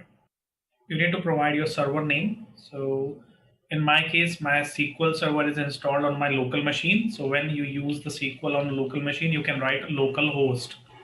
But in your practical scenarios, if your SQL is installed on a different server, on a remote server, then you can enter the email, the server name or the IP address of that server. And you need to provide the database name. Although the database name is optional, but it is recommended to provide, right? And where is the database name? Here you see this is your database name, right? So I write my database name here. If you want, you can copy paste as well. Adventure Works TW 2017. This is the database name. Here you have a connectivity mode, right? For now, I'm selecting import, correct? But if you have a question, what is direct query, when to select what, that is, say, in separate session, we'll be having this discussion, okay? Because that is a different direction topic right now, and it's not the right time to go in that direction. So going forward in our coming session, it's already planned what it is. Then you go to this advanced option tab. Here you have option to write your SQL statement. So we have already written and tested the SQL query here, which we confirm, like, yes, this query is giving me the data what I want. I just paste that query here, correct? And now I just click on OK. Once the connection is successful, you see this data here. It's a navigator window, but this time you don't see the button name, window name, but this is navigator window. You can see same options, load or transform data, and using that query, this type of data will be loaded, correct? So if we go one step back, I see internet navigator screen. How can we test the connection with SQL? Navigator screen. That's fine. This is navigator. This is navigator screen. Correct answer, Soumik Mitra. Credential. Correct. So let's go one step back. Cancel this window. Point is, when I was connecting to the SQL server, why I was not able to enter the credentials and all? Because in Power BI desktop, connection details are already saved. Correct? Connection details are already saved in the Power BI desktop. No, that's not because it's local machine. Even on local machine also it will ask. Because I made a connection with this server, and at that time I entered the connection details, right? My user ID, password, and Power BI has saved that information. Where is that information? Go to File, Option Setting, and Data Source Setting. Any information related to the data source, just go to this particular space, Data Source Settings. In Power BI, we have currently, you see, data sources in current file. In current file, we have the data from these two files, Excel and PDF. which is coming here. So it means then where is the SQL connection stored? That is stored in the global permissions tab. Click on it. Here you see all these data sources details, all these data sources credentials are already installed in my Power BI desktop. Because this is a default behavior. When you connect to any source, Power BI saves the information so that next time it doesn't give you the same window and consume or waste a lot of time. Correct? Because data extraction is very frequent thing. Very frequently you extract the data. So it can save the details. If you want to remove it, or if you want to change the permissions, you can edit permission or you can remove permission. So I remove all the data sources from here. I click on this and I clear all permission. I remove all the saved credentials. All are removed. Perfect. Now let's close. And now let's try the same exercise. Get data, SQL Server. Enter the server name. This is my local host is my server, and adventure. This is my database name. And here I write my SQL query, which I paste here and click on OK. Now I got that credentials window, right? So here in this case, if you have database credentials, then you can enter your database credentials, or if your database credentials are same as your Windows credentials, then you can use this tab, use my current credentials, correct? But I have my database credentials, so I enter my database user ID password. It depends like how you configure your SQL server. Now I click on connect. It gives me a warning message, just information like your information will be saved in an encryption mode. Means when Power BI is saving it, nobody will be able to copy the password from here. Right? Password is saved, but it is in encrypted mode. And now you get this navigator window. Correct? So that step was missing. We got how to get the connection details, how we can clean, how we can edit. Now we can click on transform data as usual. And from here in the Power BI editor window, I can prepare, clean, transform, whatever you want. We change the table name, double click and make it, this is my customer. Perfect. Right now, I want to load this data in Power BI desktop. Here I see one quick transformation, like I have first name, last name in different column. If I want to merge together, if I want to merge these two columns, I can quickly do that. How? Just select your first name, last name, right click and merge columns. What is the separator you want to define? So I want a space in between first name, last name, and my merge column name would be him. Click OK. That's it. Here you go. No need to write any code, nothing. It's all just a click, or just need to do a couple of clicks, and that's it. Very user friendly, very easy, very quick. You can do any kind of transformations. Okay, you got your customer name ready. Now let's close and apply, and your data will get loaded to Power BI desktop. Now I'm going to get the data from, let's say, from any website. For example, you want to extract the data from, let's say you need some world population data. You are doing some analysis or something, and for that you want to extract the data from any website, any web page. So I'm taking an example here. Let's say I need world population, or I just need top 10 populous countries. I want top 10 countries population information. So let's see, where is that? First, I need to see if I say world population. So you can go here, world population. On Wikipedia website, I can find the source. And here I see population by continent. Just a quick info, guys. Intellipaat provides Power BI online certification training in partnership with Microsoft, mentored by industry experts. The course link is given in the description below. Let's hear what our customer says about the course. Who are job seekers or like who are freshers. So if they complete these 3 to 4 projects of this Intellipaat only, so they will definitely get a job. And who are into business only, so it will be really helpful to make the projects. So this is the beauty of the projects of the Intellipaat. Now let's continue with the session. All this is just information. This is not a data, so I cannot read it in Power BI. Scroll it down. I see I see this 10 most populous countries, and this is what I need. country rank, country names, population count, percentage of world, and date, result dates, and sources as well. So this is perfect. I mean, this is what I want. Okay, so now I just copy this URL. Now I go to Power BI, get data, web.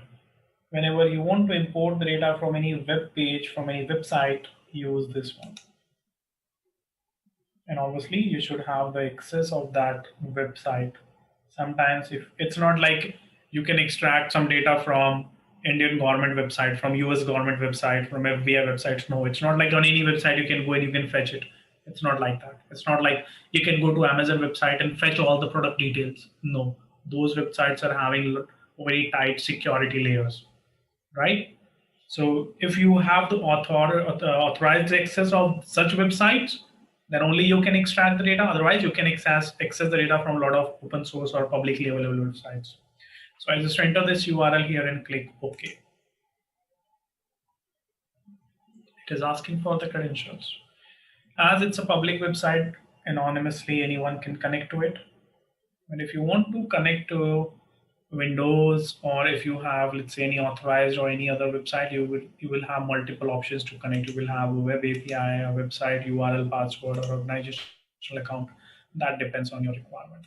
For now, we select anonymous. So anonymously, I'm connecting to this website to fetch the data. So it is connecting to the data source. Just a quick info, guys. Test your knowledge of Power BI by answering this question. What area do you go to change and reshape the data in Power BI? A. Data transformation. B. Data editing. C. Question editor. D. Data modeling. Comment your answer in the comment section below. Subscribe to Intellipaat to know the right answer. Now, let's continue with the session. All right, so Power BI has extracted a lot of information from that web page. Now let's find out the information which I need. Although you can see the title here clearly, but you can cross-check one by one selecting the table. But I'm interested for this particular data. I select this one, and again, transform data, and then load it to Power BI desktop. But now we have understood the purpose of this. This time I directly load it. I'm directly loading it.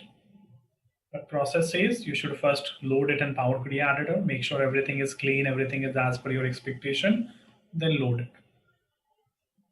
Right? So data has been loaded here. So this is like how we collect the data from the data sources. You may collect data from multiple data sources in one report.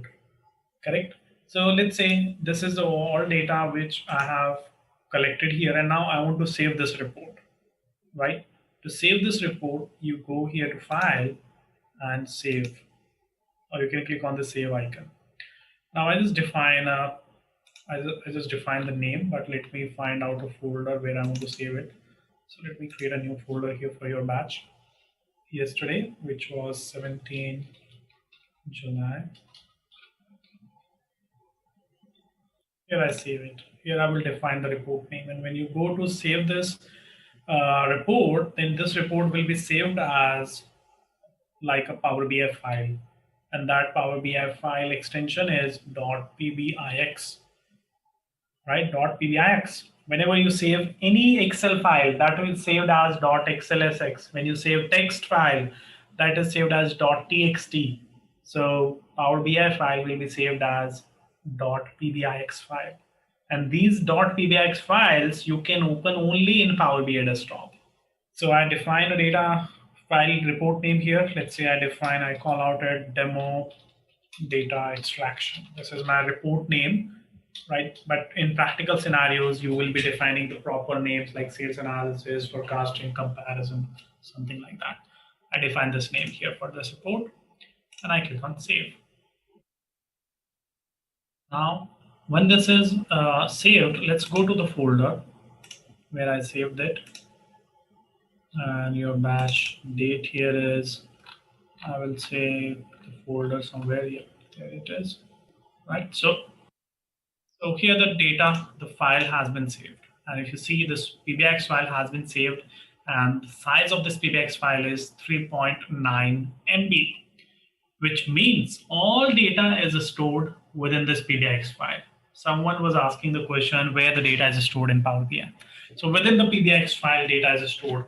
Like if I ask where the data is stored in the Excel file, so Excel files store the data. So within this Excel, almost 8.5 MB data is stored, right? So Excel has its own internal data storage model. Similarly, Power BI also has data storage model. Means this 3.9 MB data is stored within this PBIX file, correct?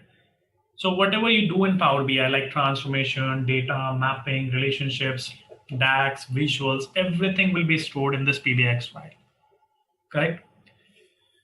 Now, this PBIX file, you can open only in Power BI desktop. So for example, if I close the Power BI desktop now, let's say today I completed my work and that's it. Now I want to log off and I want to start tomorrow. So when I when I start working tomorrow on or next time on this file, so I just double click on this file or I can open it. This will automatically open in Power BI desktop if Power BI desktop is installed in your machine, right? Because sometimes I have seen some people just send this file to some other people through email or through Teams, and they try to open it, and that doesn't open because Power BI desktop is not installed. Correct? So Power BI desktop should be installed if you want to open any PBIX files. And this one PBIX file means one report. One PBIX file means one report. If I right click on it and I show the properties of this, you can see this is a Microsoft Power BI desktop document, right? And the file extension is .pbix. A very basic, right? What is the file extension of Power BI desktop files? Correct? So very basic interview question. People will expect that you should know it. Fine. So now when I open that report, it opens here in the Power BI desktop and I can start working on it further. Okay. So this is like how we manage, how we extract data, how we work, how we transform. And once, let's say this data has been transformed, then you do a lot of things on it. After currently you just loaded the data in Power BI. But in between the data visualization and the data, there is a lot of multiple other stages we have, right? If you remember slide, stages of business intelligence, collection. So this is what we did right now. We just collected the data. Now we'll do the transformation. Then we'll do the data modeling. Then we'll do the visualization. And then we will say, yeah, now a report is created. So just wanted to show you how a report looks like. I mean, how visuals you do. That's very easy, very quick. So let's say I add a donut chart. You have a couple of visuals. In this donut chart, I want to display top 10 most populous countries ratio. From the table, I select the country, drag and drop. I select the population count, drag and drop. There you go. Rest Power BI do everything. It automatically plot all the information here on the visual. Further, if you want to customize it, increase, decrease, size, change, you can change the details. I just want to show the percentage only. Change the color in black. Size I want to increase. These are like a couple of quick things you can do from here. There are a lot of things we have, although population by country. I say the font color is white and background color is this blue dark. Alignment is center. Font size is big. Font family is some stylish. Let's say this one. Population by country. Your visual is quickly ready.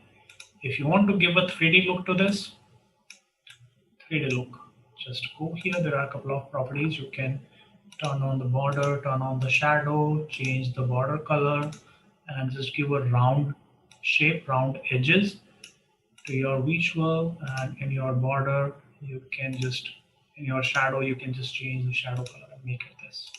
And now this donut chart looks like a 3D, right? There you go. Quickly, you can set its shadow in its borders.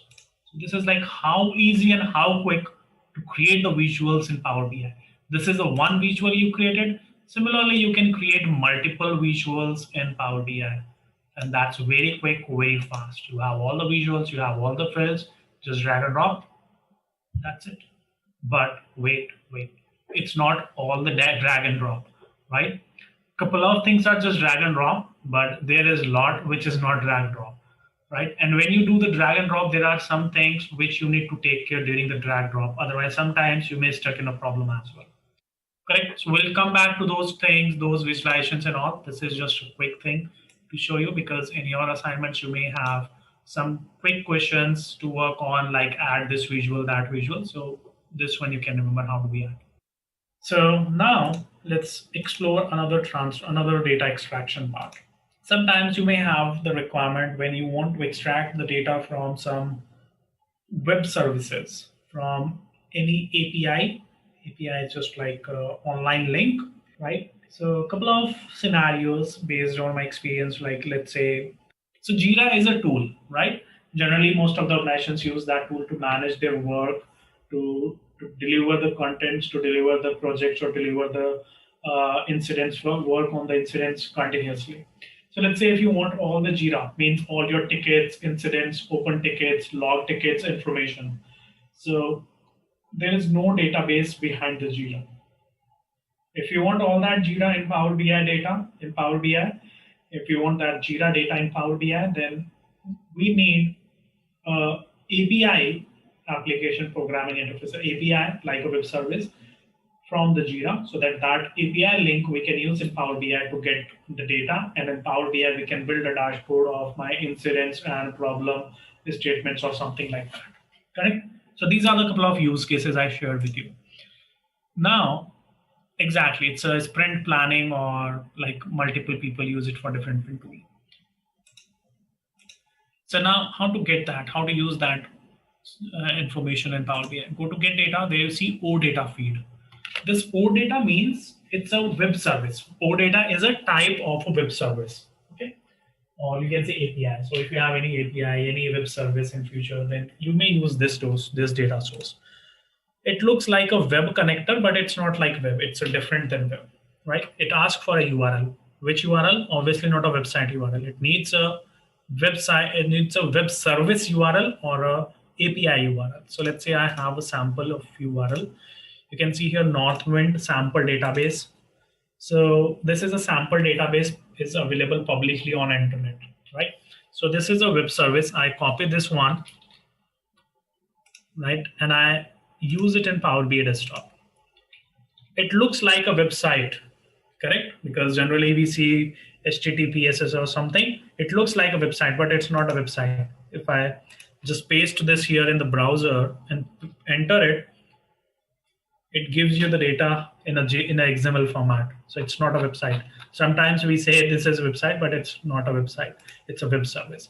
So in form of web service, we will be getting the data. When I click on OK, it gives me the credentials window. As I said, it's a open source database available on internet easily. You can connect to it. So I'm selecting anonymous here, but in your practical scenarios, you will be having some option to connect, because you will be having I would say a restricted or authorized URL on which you need to enter your credentials, and then only you will be able to connect.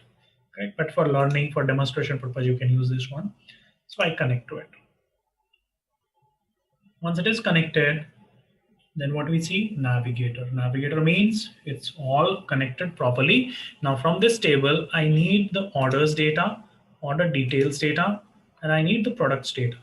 I select all these, and then I click on transform data as usual. I click load. Okay. So this is the way how you can connect to sometimes to APIs or to web services as well. Correct. Although this is very, very rare, you may not connect, but maybe in your other organization or in your interview also, people can ask such questions. Like you don't have any data source available in Power BI, for some reason we cannot give you the access of a database, then what is the alternate? So you can say, okay, then give me the web service or API link. Through that, I can get the data in Power BI. Correct? Word data we cannot use. Power BI cannot connect to Microsoft Word. Could we connect with API? How we connect? This is like how we did. This was the API, right? If you have any API link, use that link and put it into the OData feed, and that's it. You will get a list of the data. Correct? So now the data has been loaded here in my table. Here you can see order details, orders, and product. The data has been loaded here. And I can utilize it to create some analysis, relationships, calculations, visualizations on top of it. Correct? So this is the way how we connect to the data from any OData feed. So we have seen multiple data sources like Excel, PDF, SQL, web, OData, right? So similarly, whatever the data source you have, you go to this particular source, get data, and you find out your data source, and you just provide the connection details. Let's say you want to connect to the SAP HANA database, SAP. Although I don't have the SAP database because SAP is a paid tool and I cannot afford that tool for the demonstration purpose only. So I can show you how you connect with that. So you can just search your source here. This is your SAP HANA database. You select to it, click on connect. It gives you, it is processing. It gives you this window here. You can enter your SAP server name, right? And you can enter your port number, and you can connect to this SAP database. But before that, you may need to enter a SAP plugin in Power BI, right? In some cases, you may need to enter some plugins in your machine, right? So that's the easy way. Like, I mean, if you want to connect to any source, for example, you want to connect with, I would say with Oracle database. So you go to your source. Yeah, that's what I'm saying. SAP is a very heavy tool. So, and that's not even like for an individual person. That's a ERP, so everybody cannot use it.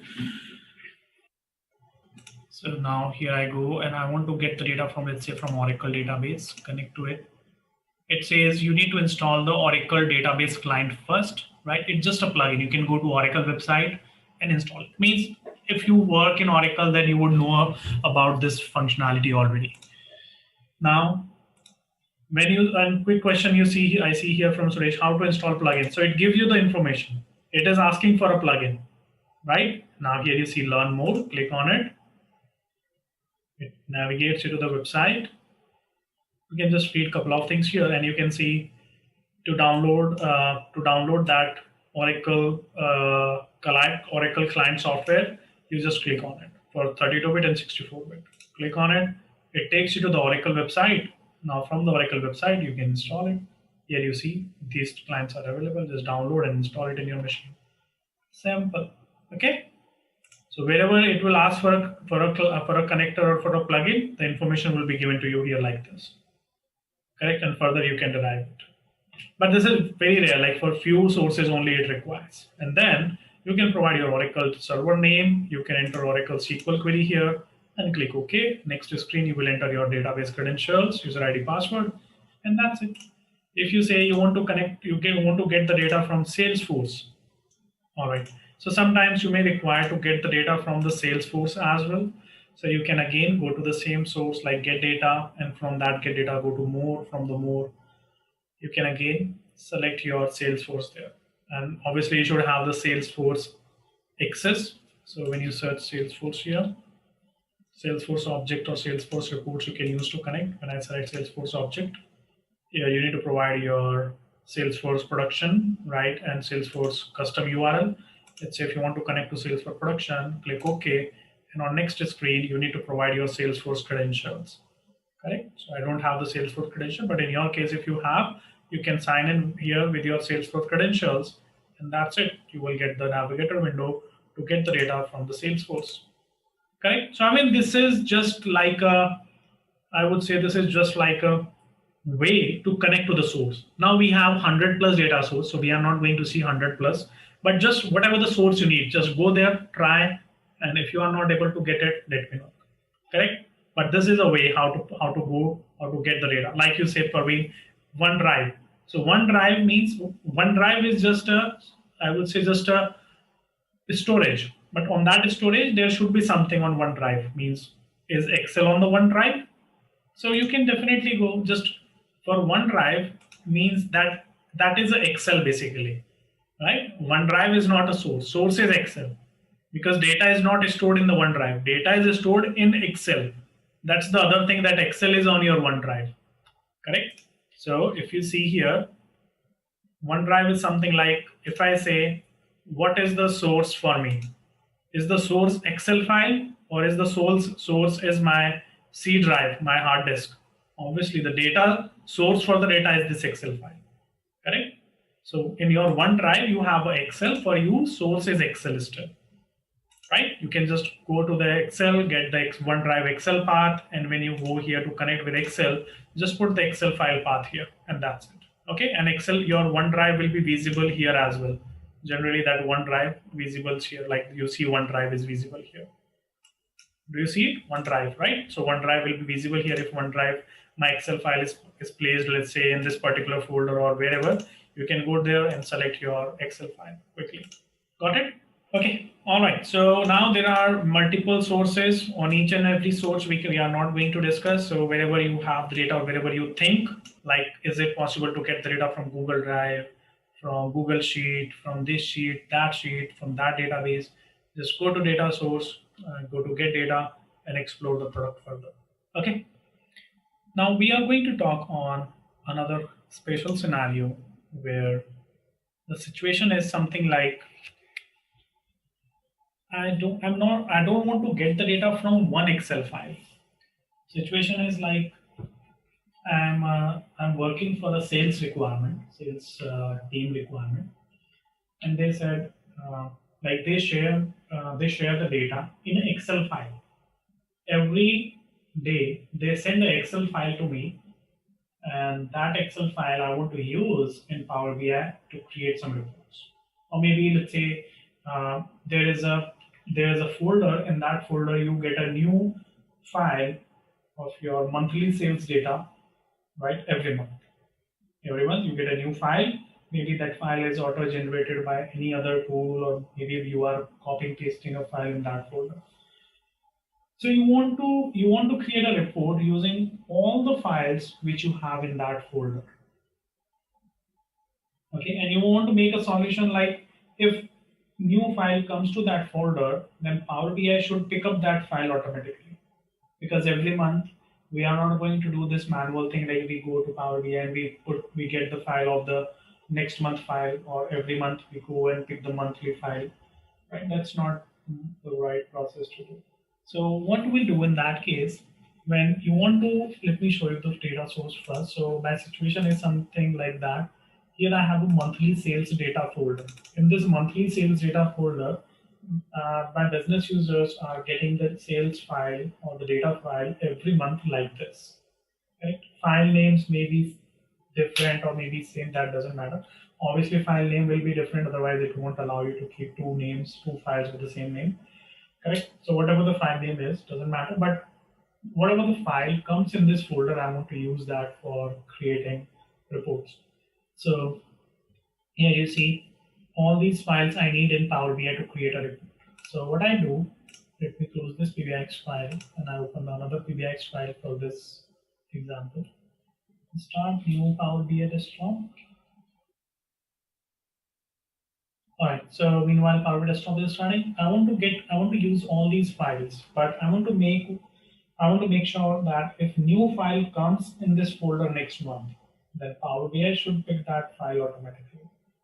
Right? It shouldn't be like manually I'm coming here in this folder, or in Power BI I'm getting the next one file manually. No, it should be automatic solution. So let's see how we achieve this thing. Very first thing is, all these Excel files are having the similar structure of the data. Data is different, but structure means the name of the columns, or I would say the data type of the column is same. Sequence may be changed, that doesn't matter. But the data structure is same, right?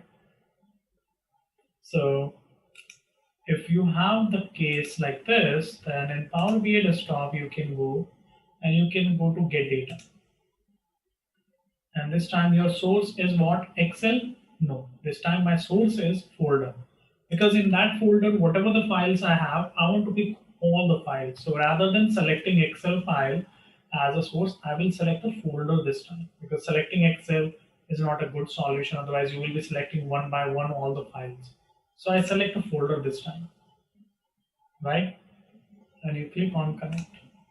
You need to provide the folder path, or you can click on browse to access the folder path. So I just copy this folder path, right? Inside come inside to that folder where you have the files, and then copy the path. Then you paste that path here and you click on OK. Now Power BI will start looking in this folder and will find how many files you have here. Here you go. You see, Power BI has detected like you have all these files. File names is this. All are the Excel files, right? And other information like when the data file was placed, when the data was updated, what is the file folder path, all that information is here. But when the data you see here, now this data, all these files, all these 7-8 files data, you want to consolidate in one table, right? Means let's say you are getting the data every month, so all months data should be loaded in Power BI, but instead of displaying 7-8 tables, it should display only one table, and within that table, all 7-8 months data should be visible there. So you want to combine your data, correct? So you come here to combine section. This time you see the fourth option. You come to the combine option and click on combine and transform, right? I click on combine and transform. Now Power BI asks you to select a common sheet in all the tables. There should be a common sheet in all tables, right?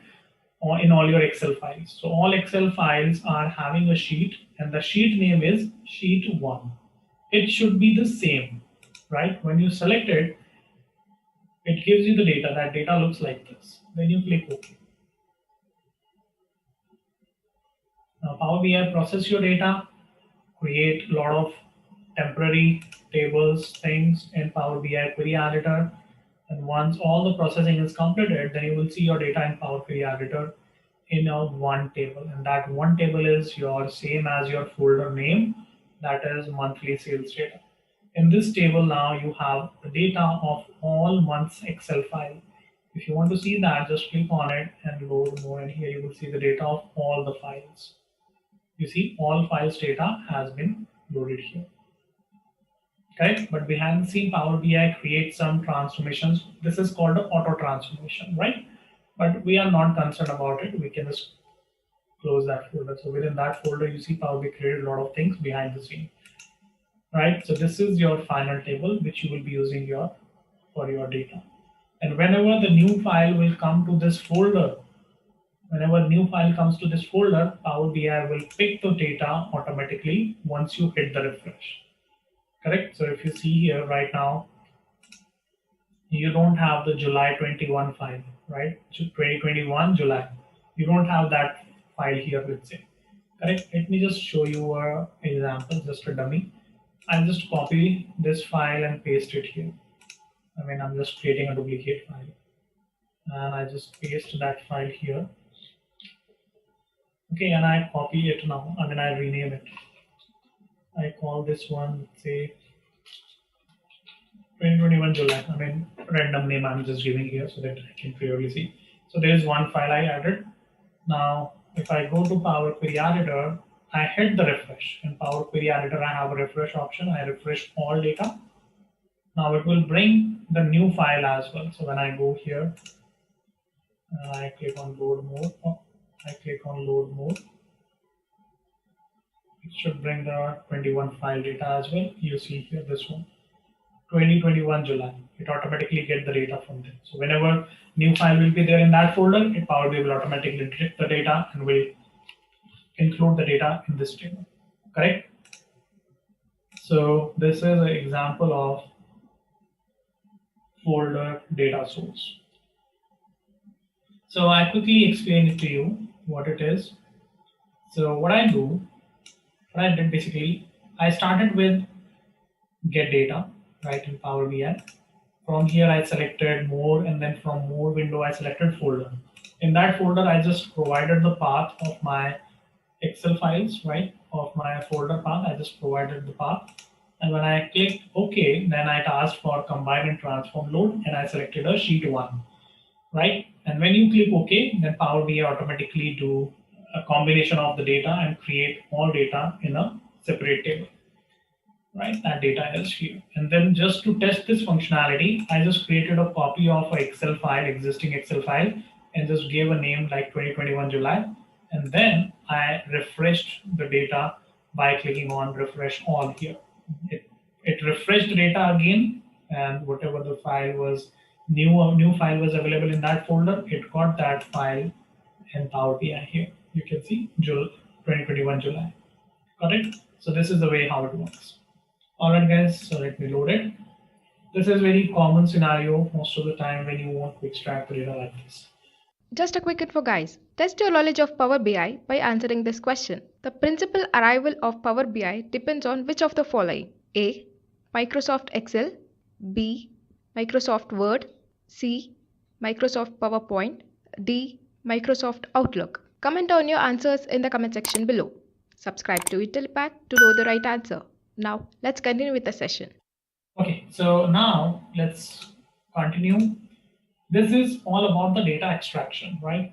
Now, I go to the query editor again by clicking on this transform data. And here we will get a quick overview of this query editor.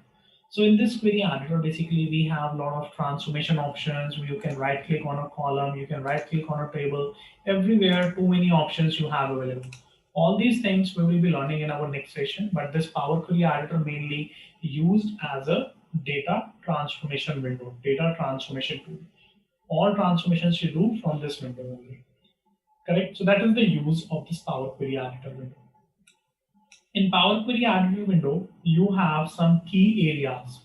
Those key areas are like your queries, means all your tables you see here. For selected table, you can see the data here, right? You can see all the columns, all the tables available here. And whatever the operation you perform on your data, every operation will be captured here as a step. Means let's say you are renaming the column, you are removing a column, whatever you are doing, everything, every step is added here. Because adding this step has some meaning, some purpose. We have multiple ribbons here. Under each ribbon, we have a bunch of options which we apply on top of our data. Correct? And there is a script you see. This is like a formula bar. This script is created automatically whenever you convert any transformation, whenever you perform any transformation on your data. Correct? So these are the, I would say each and every window is important on this Power Query Editor. Every section, every corner is important, right? We'll dig deep in this portal, in this Power Query Editor in detail in our next session.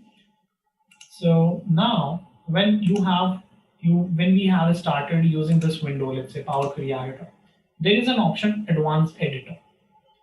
So if I click on this Advanced Editor, you see there is some query or some script is written here. So the point is who written this script, right?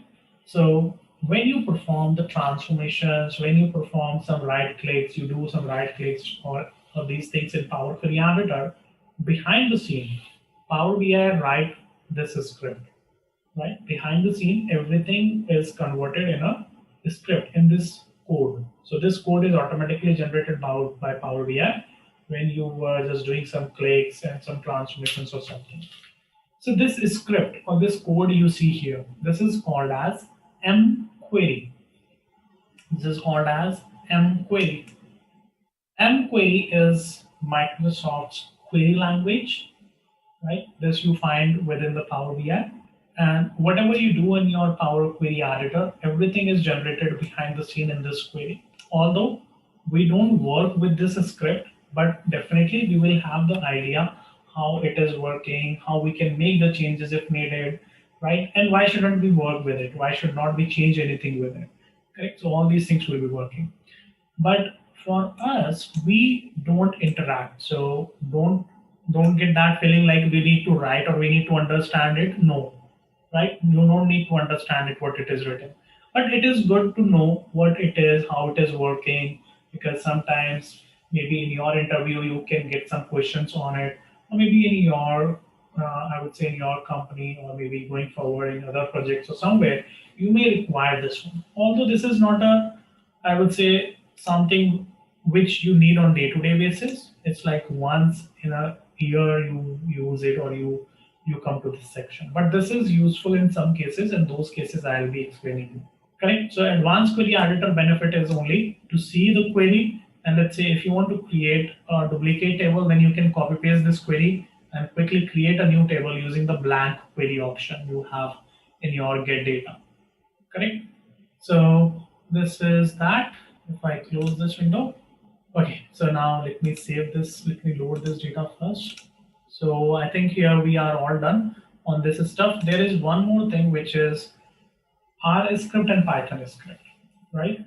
So let's say you are working on R or Python, right? Or you already know R or Python. That depends. How you can connect Power BI with R or Python. So we have a data source as R or Python, means R or Python. These two are the programming language and widely used for statistical data analysis or for predictive data modeling, right? And open source, very much in demand. So you can just write a script here. You can see R script or Python script, right? You can run any script here to get the data from any source. So let's say when you select R script, for using R script or Python script, R or Python should be installed in your machine. But it's not a very common use case or very frequent thing like everybody every time use it. It's like once in a while, maybe 1 or 2% sometime may require it, otherwise no. So you can connect you, but for that R or Python should be installed in your machine. So let's say I select R, and now I get a space where I can just paste my R script. So let's say you have another tool to work on R.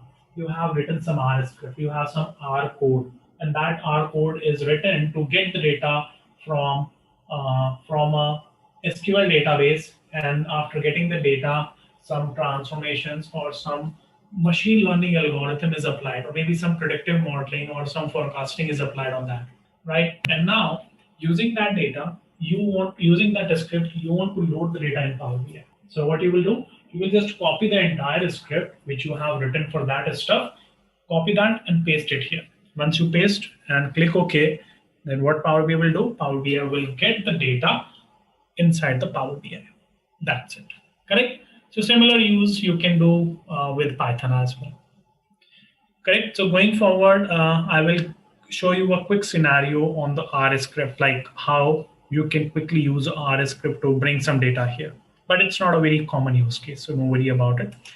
So now let's jump on the overview of Power BI Desktop on the slides. So when we start with the Power BI overview, so generally we have three views, which are report view, data view, and model view. So what we are talking here basically in Power BI Desktop, you can see this is my report tab, report button, this is data button, and this is model button, correct? So whenever we want to visualize the data, like we want to create some charts, some pie charts, some graphs, then we use this report tab. If you want to interact with the data, let's say you have loaded the data of this table and now you want to interact with this table data. So what you do, you just go to this data here, data tab, and here you will be able to see this data, table data. If you go to model tab, here you can see your multiple tables and you can set the relation joins between those multiple tables, correct? So that's the benefit of these three views or three tabs. This is what explained here, right? So report view, in report view, you create the visuals like this, and your data tab looks like this. Your model tab looks like this, where you have multiple tables. Your tables are linked with each other. Right? All these things are on the way. Data sources, we know we have so many data sources, databases, SQL, IBM, data, CSV, Azure, Google, Salesforce, GitHub, too many data sources we have. We can connect to any Excel file. We have already connected to Excel file. Then we can refresh the Excel data as well. Like I did the refresh. I added Sandeep as a manager for India, and then we hit the refresh, and then that data got updated in Power BI Desktop. Now you can use the databases, like I used SQL Server to get the data in Power BI, and these are the couple of steps written here. Now you can get the data from the Salesforce or from the SharePoint. If you are looking for this one right now, means this one, Facebook is not available now, right? Last year Microsoft has removed this connector because there were some bugs, some issues. So for now it has been removed. Maybe in future it may be added again in Power BI Desktop. Correct. Other data sources like web. We understood Python, R script, core data feed, SharePoint is like just a share. Any file is placed on your SharePoint, like someone was asking about the OneDrive, correct? So all these type of data sources you can connect. There are so many sources you have. Just try with your source. Then Python R script steps are available. What is Python? What is R? How do you go there? You can just read out all these slides. What is the Power Query Editor? What are the areas you have? Why do you use Power Query Editor? Power Query Editor is this, right? Here you do a lot of stuff like your transformation, loading, shaping, formatting, and merging the data. There are a couple of key areas of this window. Ribbon is nothing but two options you see on top. These are the ribbons. Now next you see query pane. This is your queries, means all the tables, all the folders you see here. Data view, query pane. This is your data view, and this is your query pane where you see all the applied steps here. Correct? Step by step, these things are explained. Advanced editor, where you see this M script behind the scene, whatever you perform in your report, everything will be captured by Power BI in a M script, right? So here you can see that information from the advanced editor. And that's it. This is all about this data extraction module. So now let's come back to the topic. I have Power BI desktop started here. Within this Power BI desktop, I'm going to get some data from my data source, right? So for example, I have some data in my Excel file. If you look at this, I have Excel file here, Global Superstore. This file data I want to load into the Power BI. So I go get data, Excel workbook, and now I can locate for the data set. So here is my data set available. I select this data set. When I click on it, when I open it, it will give me some sheets to fetch the data. How we extract the data from Excel, SQL, web, OData, right? We talked about all these data extractions process in our last class. Now, if you want to get the data from, let's say, orders sheet, for now I select orders and people. These two sheets I'm selecting here, right? Now here you can see the preview of this data. This is just a preview of the data. Now you have option here, transform data. Ideally, as per the best practice, we should always click on the transform data. When you hit this button, your data will be loaded in Power Query Editor. If you see here, this is your PQE, Power Query Editor. Within this Power Query Editor, you perform all your data transformation. So this is that window where you perform data massaging, data transformations, right? So it's not like Power BI can replace the ETL tools. No, ETL tools are mainly built for that purpose. But Power BI has the capability to handle the data transformation, data preparation as well. Got it? So now we have extracted this data here, but we want to make some changes, some transformations on top of the data. For now, I'm loading only two tables. Going forward, as we'll be proceeding further, I would require some more samples, some more use cases. So I will be bringing some more data into this. So when I make a connection, initially, my data loads into the Power Query Editor, which means the data stays in the memory. Memory means in your RAM, in your machine RAM. Because if you see, you can see some of the data here. But if I go, now you see there are two windows open, Power BI Desktop, and this one is your Power Query Editor. If I go to Power BI Desktop, in Power BI Desktop, you don't have any data yet. Just a quick info, guys. Intellipaat provides Power BI online certification training in partnership with Microsoft, mentored by industry experts. The course link is given in the description below. Let's hear what our customer says about the course. Who are job seekers or like who are freshers. So if they complete these 3 to 4 projects of this Intellipaat only, so they will definitely get a job. And who are into business only, so it will be really helpful to make the projects. So this is the beauty of the projects of the Intellipaat. Now let's continue with the session. Right, you haven't loaded any data yet in Power BI Desktop. But the point is, where is the data then? Data is staging currently in Power Query Editor, and this Power Query Editor means data is in RAM, in memory. If I go here into the task manager of my machine just to understand the processing a little bit in detail, here you can see my Power BI desktop instance is running and which is consuming most of the memory, right? You can see it is consuming most of the RAM, right? So whenever you loads the data from any source, initially that data is staged, that data stay for a while into the RAM. Why? So that whatever the transformations you do, you perform it on the fly. Before you load the data in Power BI desktop, in this window, you prepare your data, you massage your data, correct?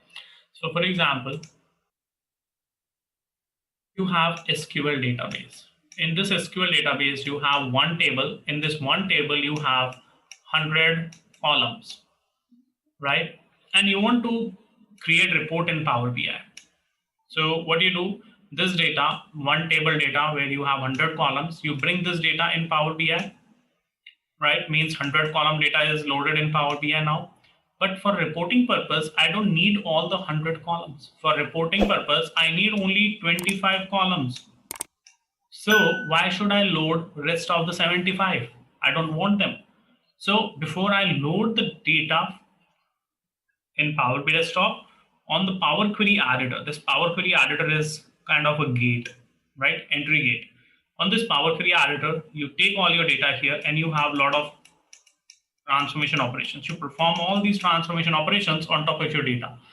Let's say you don't need 75 columns, you will remove them from here. You remove some null columns, null values, you remove the duplicates, you create some joins, VLOOKUPs, you do all your massaging of the data, all data sanitization you do here. And then you take this data, once it's all clean, it's all confirmed in this window, means in this window, this is your Power Query Editor, right? This is your Power Query Editor. Within this window, you clean all everything, and then you say, okay, let this data come in the Power BI desktop now. Then this data come to your Power BI desktop. But when the data is here, it is stay in your machine RAM, right? And when this data is cleaned and it is loaded in permanently in Power BI desktop, then this RAM, let's say it was consuming, let's say 30 MB, right? 30 MB of RAM. So once the data is loaded from Power Query Editor to Power BI desktop, then this RAM will be cleaned automatically, right? It will be, your RAM will be free automatically, right? And the data will be loaded in your hard disk, right? And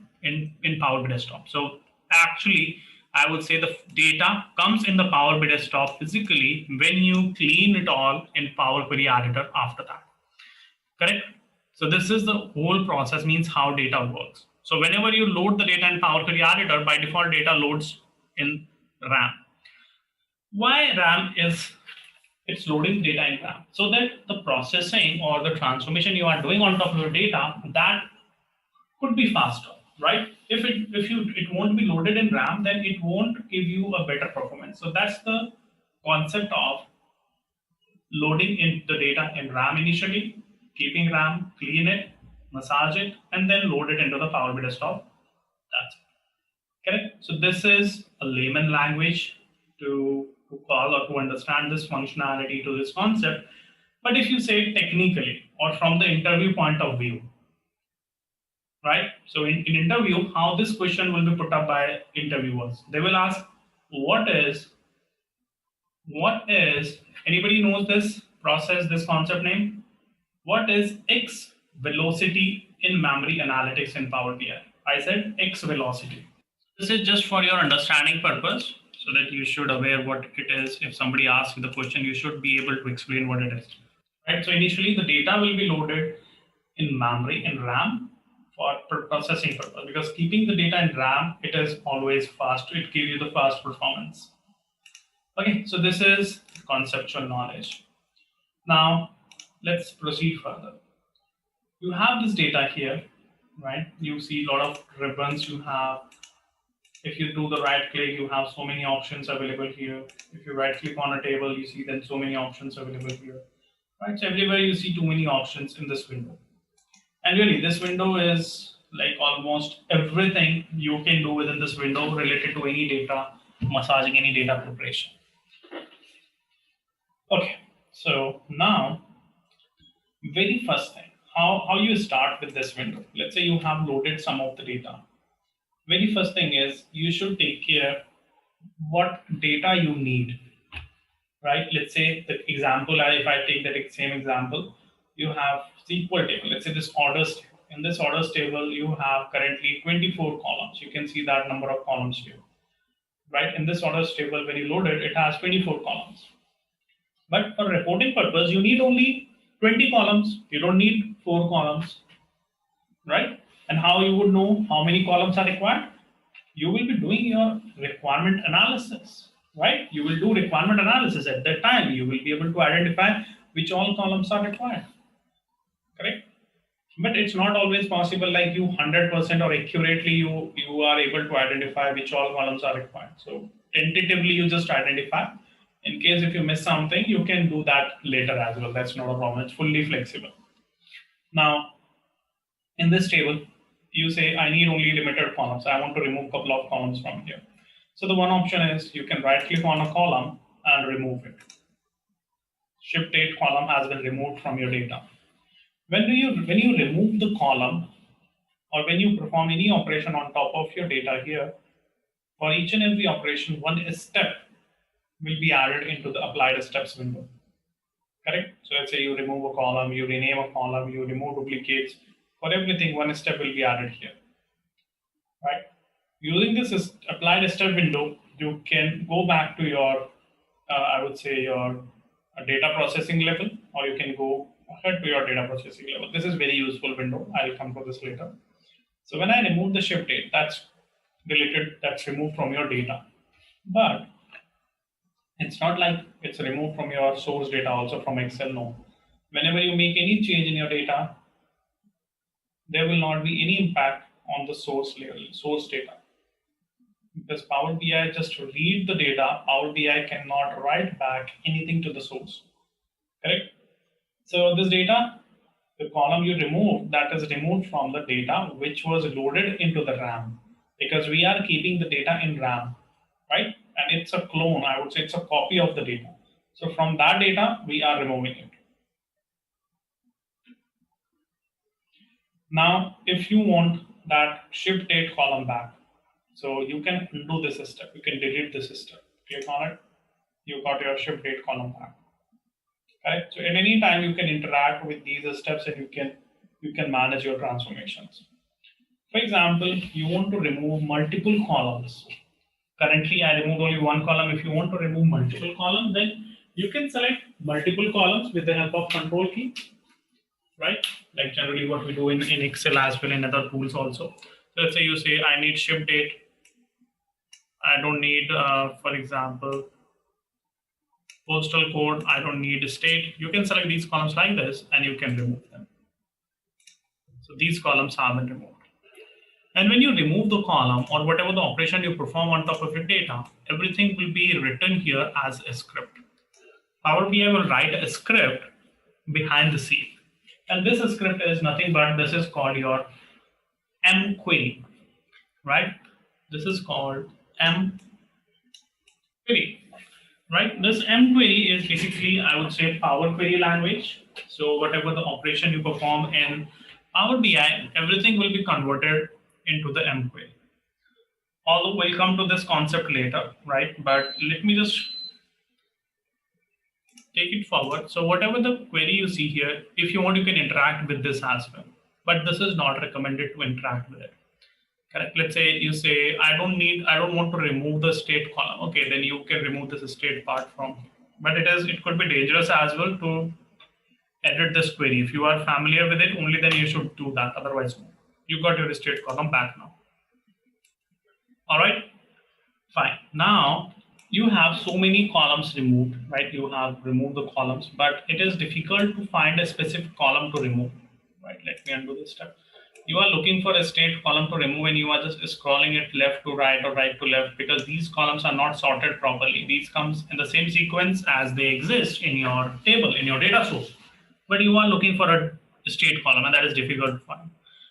Just think about it on a complex scenario when you have 100 columns loaded here and you want to remove a specific column. For that purpose, you have choose column window here. Just click on it. And from this window, you can choose your columns which all you need. So let's say I don't need ship date, I don't need state, I don't need market, right? So you can select them. You can search these columns as well.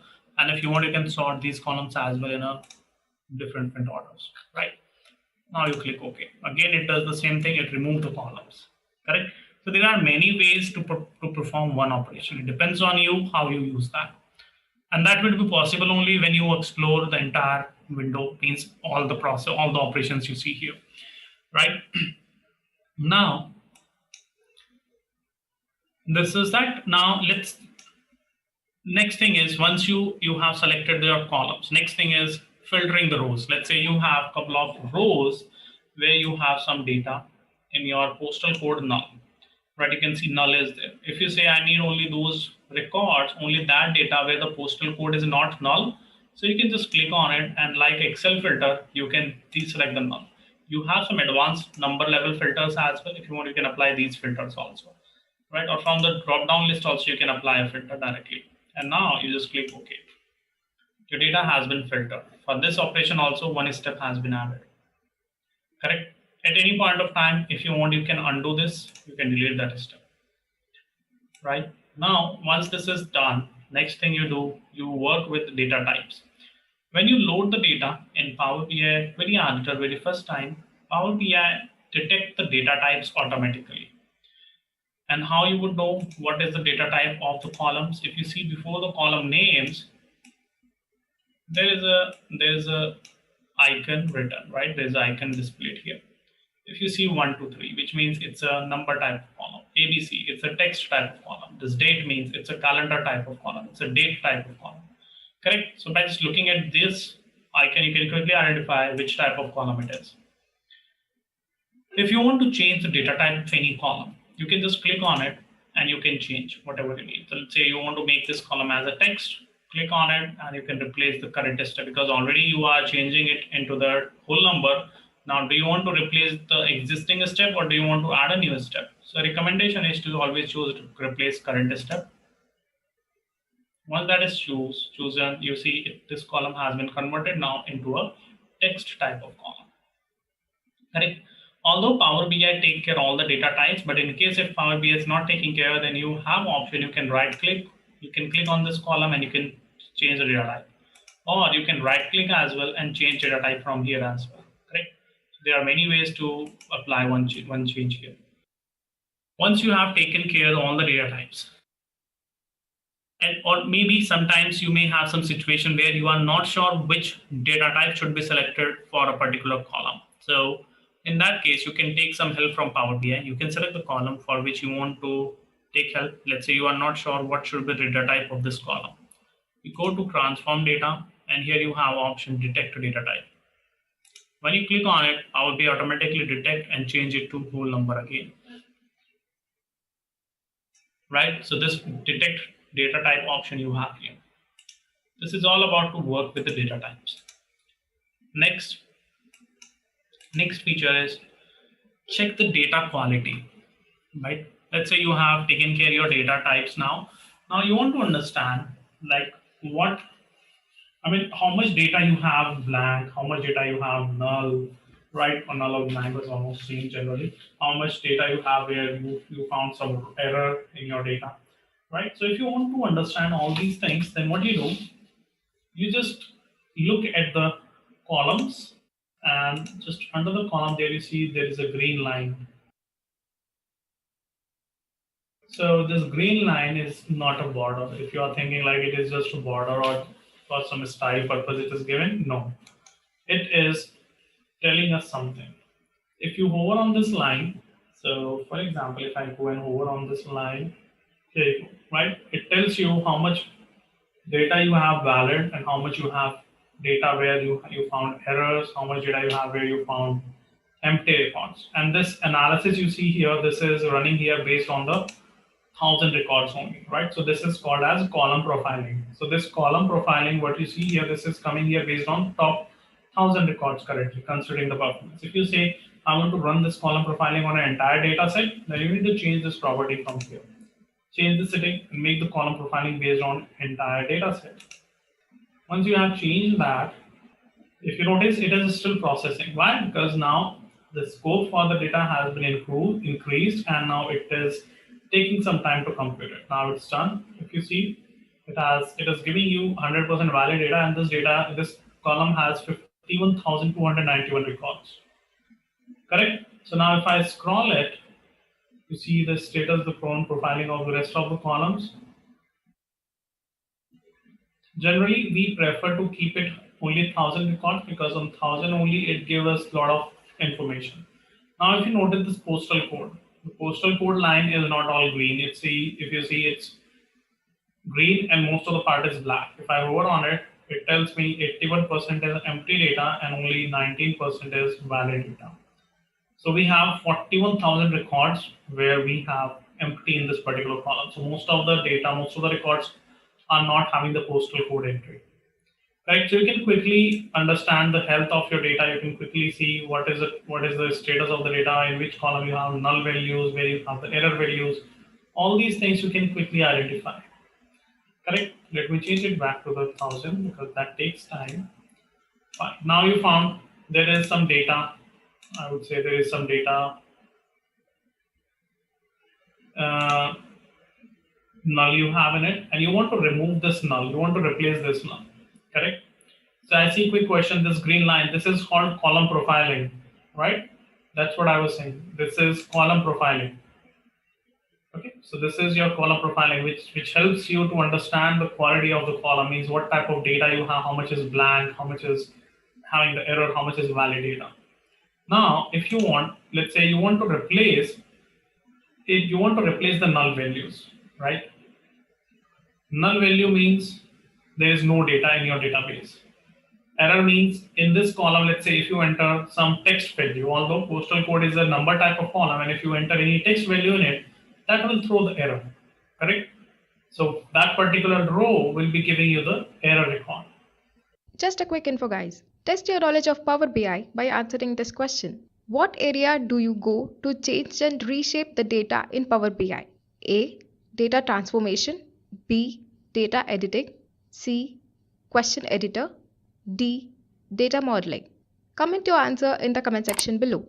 Subscribe to Intellipaat to know the right answer. Now, let's continue with the session. Or if there is, rest is valid, right? So means if there is no error, no null, means that is valid. Valid means no error, no null. That is your valid, correct? I hope you understood now how it is detecting. So if there is no null, no error, which means it says it's a valid data, correct? So basically it is just to detect the null or error in your records. Now you want to replace this null. For some time we don't want to keep null values in the data. It purely depends on your project requirement. It's not like every time you replace a null. No. Sometimes you want to keep null as it is. It depends on your project requirement. Or sometimes you don't want to keep the null. If you say you want to replace the null values, okay, so you can create the multiple operations on it. If you just remove, if you hover on it, it says remove empty cells. Means wherever you have empty or wherever you have null, remove them. When you click on it, it will just filter the data. That window is here behind this, right? So now you see it's all green line, which says it's all filtered data. But filtering data may not be good choice because it has filtered the data of other rows as well. So if you want somewhere, it's all about the fitment. If this is fitting in your requirement, then you can remove the filter rows. So you can remove the null rows from your data. Or you want to replace the values of the null, right? So for example, you right click on it and you choose replace values. So you want to replace what? You want to replace the null value. Any other value also you can replace from here. And this one I want to call out, let's say 0. If I have somewhere null, then it should be displayed by a 0. There we go, right? Now, if someone says, can we replace null values by NA or not applicable, not available, something like that, let's try. If you want, you can delete this step and add it again, or if this step has this setting icon, means you can edit the settings for this particular icon. Just click on this and you see again this window. Now you say you replace the null values by NA. When you write NA here, your OK button is not available now. It's grayed out and it gives you an error. If I click on this error, it says enter a number value. Means this column can accept a number value only because the data type of the column is a numeric, a decimal number, right? It cannot accept. But ideally, the column data type should be whole number, but that's not the problem. If you want to enter any text type of value here, then first that column you should change as a text. So let's do that exercise first. I delete that step, and now I right click on it and I call it text. Change type and make it text. Replace the current step. Once it is converted as a text, now you can easily replace null values by NA. There you go. Correct. So data type also important while you are transforming your data. Now, this is all about replacing of the blank values. But how the error value comes up, how error looks like here. So for example, this row ID. Row ID is a number type of column, right? Let me just make some changes in the data sheet so that I can generate the error to show you. So what I do, I'm just making some change in my Excel sheet, right? Just to generate some error, just to create the scenario. Let me change the data, some of the data in Excel. Okay, so in my order sheet, let's say here I have some data, row ID, and this row ID, let's say I change. I make it something number, or number it's already, I make it something like this. Some manual mistake, right? I change this data now, save it, and close this Excel. Now I go back here, and when I give a refresh to this data, I want to refresh the data of this table, orders table, refresh. See, now it is giving the error on this record, which makes sense, right? And now if you see, it is not giving you the error. Why? Because this column profiling not got refreshed. When it will be refreshing? When you go to another tab and you come back here. It will do that calculation again, and if you hover on it, it says there is one row which is having the error. So what to do with to solve this error? Do you want to remove this error row, or do you want to replace this error record? Let's say you have the error in it, and wherever the error you have in this column, that should have a default row ID, and that we can say that's a row ID 1000. So you right click on it and you say replace errors. So wherever the error is, or maybe if in future any error comes in this column, that error value will be replaced by this 1000. Here you go. Correct? And now you see your row ID, your column profiling shows complete green line. Got it? So these could be some scenarios where you may get these type of problems, but it's all in Power BI. When you do practice, you explore it, right? Well, there's one more thing, just want to share with you. Data transformation is all about just logical thinking, right? And it's simple. If we are able to think something, then definitely we can implement that, correct? So let's say if you have some null values in a specific column, and if you say what to do, how can I remove these null values? So first we need to think like which operation I want to prepare, what I want to do with this data, right? All right, so another thing is, these are the couple of operations we perform here. And what we are doing now, I hope you understood. This is what I'm doing. I'm cleansing the data. I'm transforming the data depending on the need, right? Sometimes you may get a clean data, 100% structured data, and you don't need any transformation, anything. Although if you have that type of data, then it means you are lucky. You don't need to spend a lot of time. You don't need to do a lot of struggle here on preparing the data. It's all ready for you to start visualization on writing some calculations. Now, if you look at this people table, in this people table, my headers are not properly aligned. If you see the first row, this first row is useless data for me because someone in Excel prepared the data in this format, and that's why it is coming here. So if you want, you can obviously do this data correction in Excel, but how to do it in Power BI? We are learning that, correct? So I don't need this particular row. So let's remove this particular row from here. This column 1, I don't need this particular row. And now the first row you have, this should be the column headers, right? For that you have option, use first row as headers. Then now your data looks better. Here you see region and the manager. So for each region, you have a manager. For Caribbean region, you have a manager. For Central Africa, you have this manager, right? Like this. Now, if you go in your orders table, in your orders table, do I have manager data here? You can look it into the column like this. Or if you want, you can, it is becoming difficult for me to scroll it like this to find a manager column. I don't know where it is. So I can just click on the drop down of choose columns, and there you see another option, go to column. Now you can search manager here. If there would be any column manager, then that will get filtered here. But I don't see any column here with manager, right? So do I have any region column here? I can search.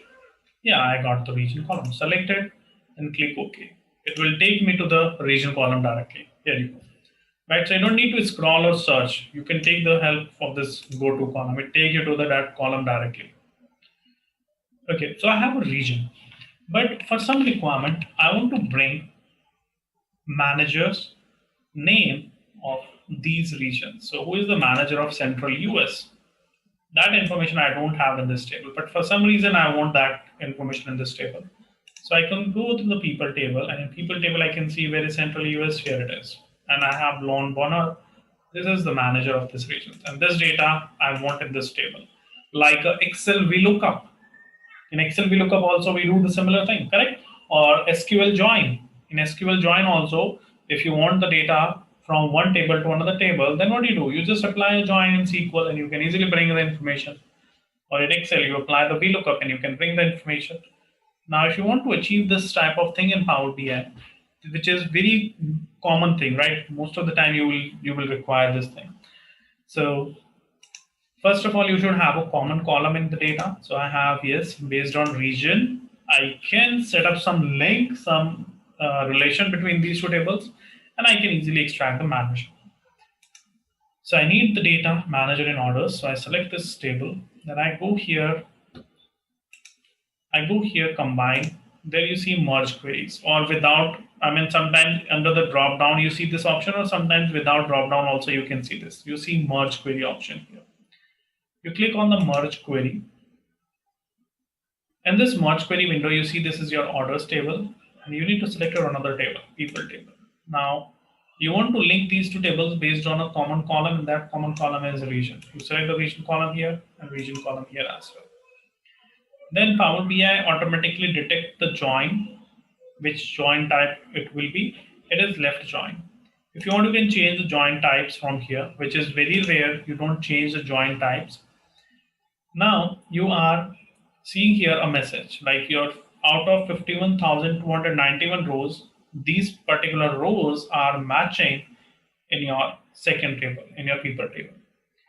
Now, once this is just information for you to see how much data is matching. So I see, yes, for most of the records, I'll be able to fetch the manager information in my orders. So I click on OK.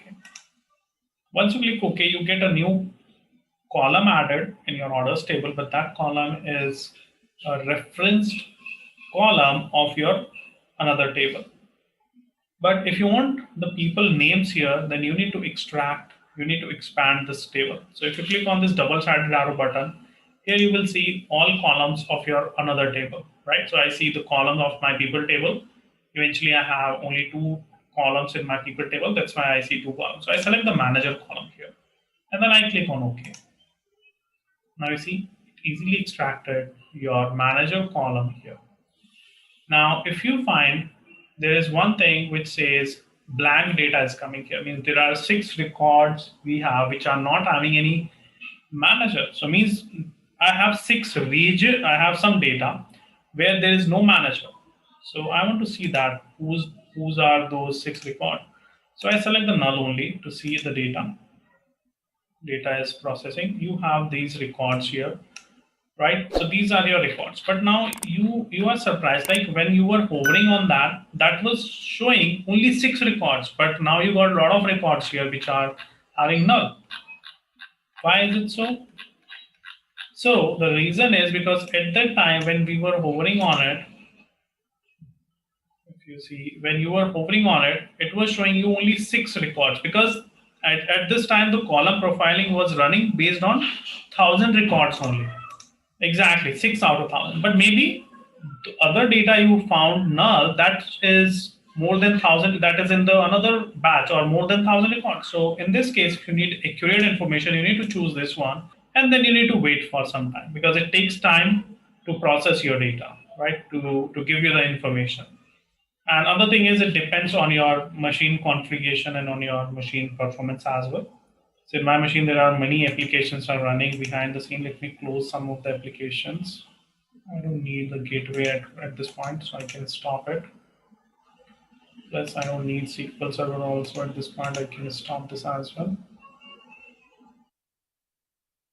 All right, now if I hover on it, it says you have 384 rows where you have the empty data.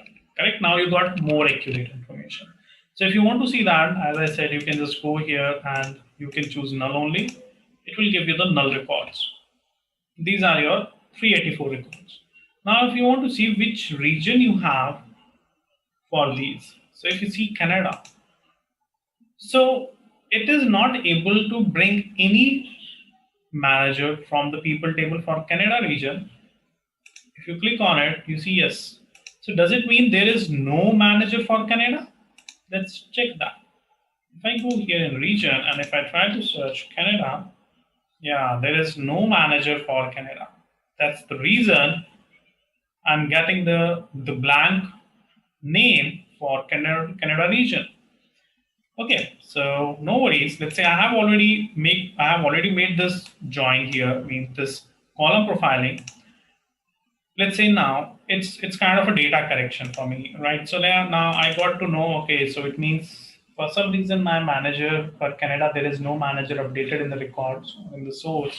If you want, you can do this thing in Power BI as well, but ideally we do this in the source. So here you see we need a new region that is Canada. And for this region, for Canada region, the manager name is, I would say, any name, let me pick from the chat window. I pick Akash. So Akash is manager for Canada. Save this and close it. Now if I go here and I just give a refresh to the data, right? Because I've already added a step. So these steps will get executed on your new data or on your refreshed data. So when I hit the refresh button here, I want to refresh both the tables this time. So I choose refresh. If you choose refresh preview, that will refresh only the selected table. Now it is refreshing.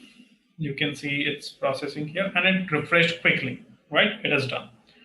But you see still it shows the blank, which means this profiling is not refreshed. So just go to other table and come back to this table again. And now let that run, let it run. And see it comes or no this time. So it should display Akash now as a manager for Canada region. So now we are going to learn another functionality, that is append query, how append query works and what append query is. So to understand this functionality, I have some sample data already, because these functionalities are something like when you would have that type of the data, only then you will be using these operations.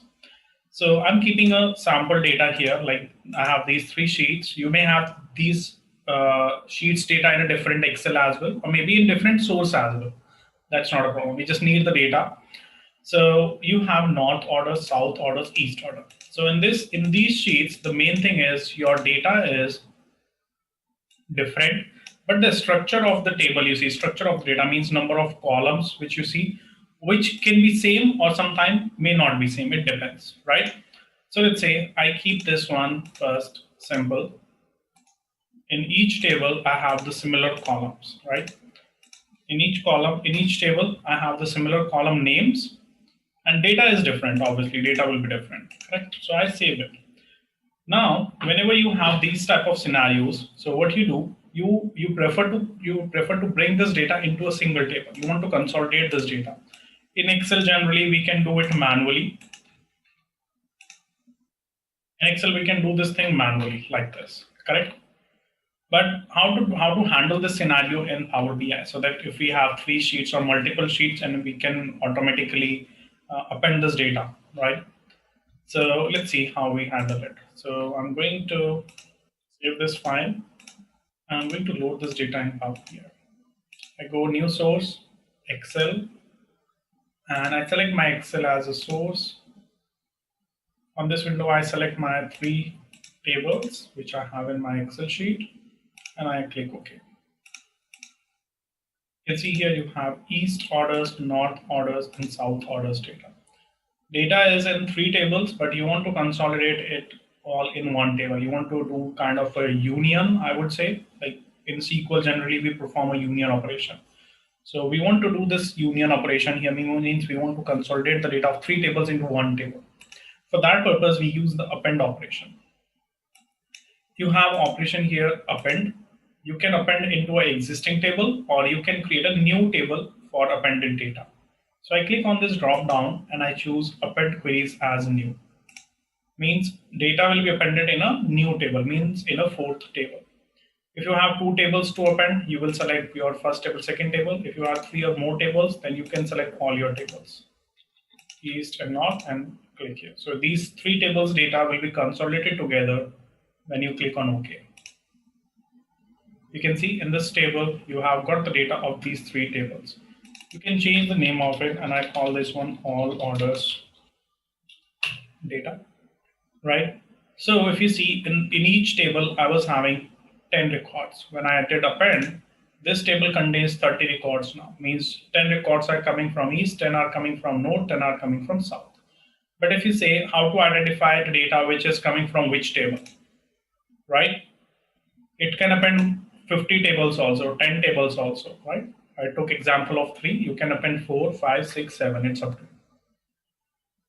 Right? Let me show you again. If you see, there was an option 3 or more tables, right? It's not 2 tables, 3 or more tables. If you have 3 or more than 3, then you use this tab.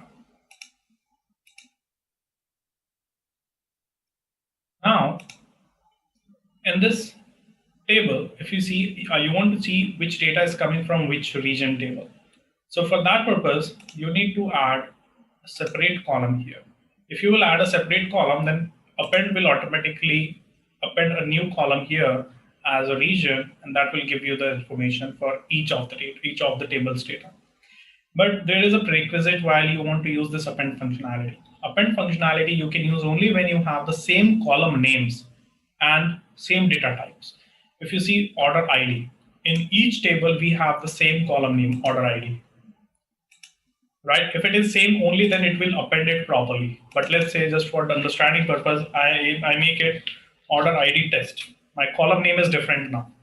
If I go to all orders data, order ID and order ID test, these columns are treated as separate columns. Correct? Where you have order ID test in this sheet, you are able to see the data in that particular column, in those particular rows. But for order ID, it shows blank because there is no column with order ID in that particular table. Correct? So if you need correct output, make sure the column names are same and data types are also same. Column sequence doesn't matter, right? It doesn't matter which sequence you are having. Main thing is column names and column data types should match. If you say, I want to see a region column here. So if you just add a new column here, if you want, you can add in your source, but if not possible in your source, you can add a custom column here by going to add column, custom column, and just bring a new column here. And I define the column name as region. You define your custom formula here. Whenever you want to write any text, any string, that you write in the double quotes, and this one you call, this is your East orders, right? A new column is added here. Make sure it's a text type of column. Same thing you do in your another table as well. Column name should be obviously same.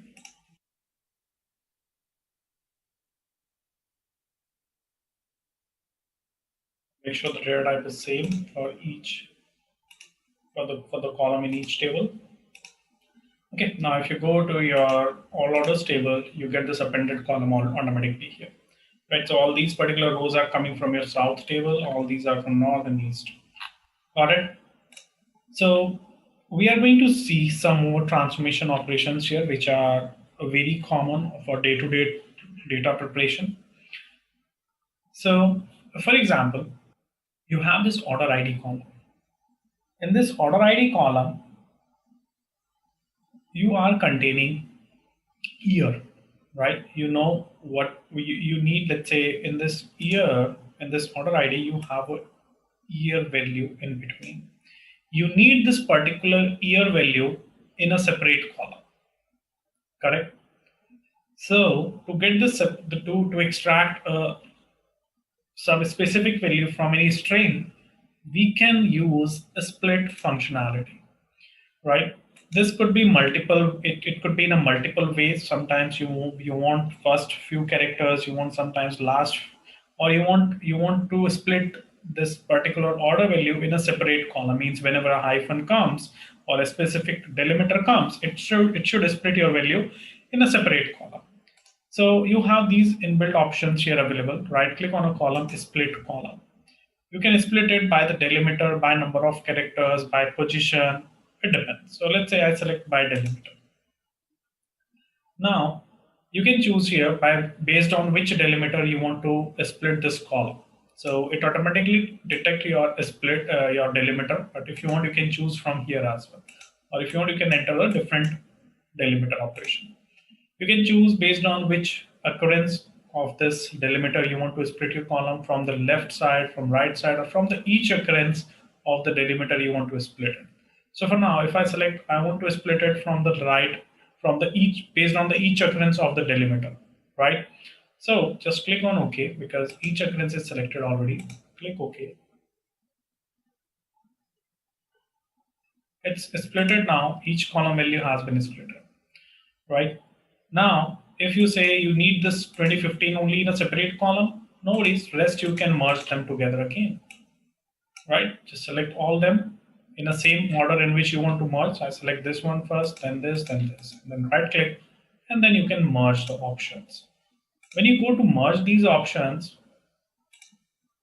here you have a separator option. You can add a custom separator for the delimiter, that's your hyphen. Here you can define your merged column name. So that is my order ID. And click OK. There you go. Your data has been merged in order ID and order year you have extracted separately. Correct? So whenever you want to split the column, you can just use a split functionality here.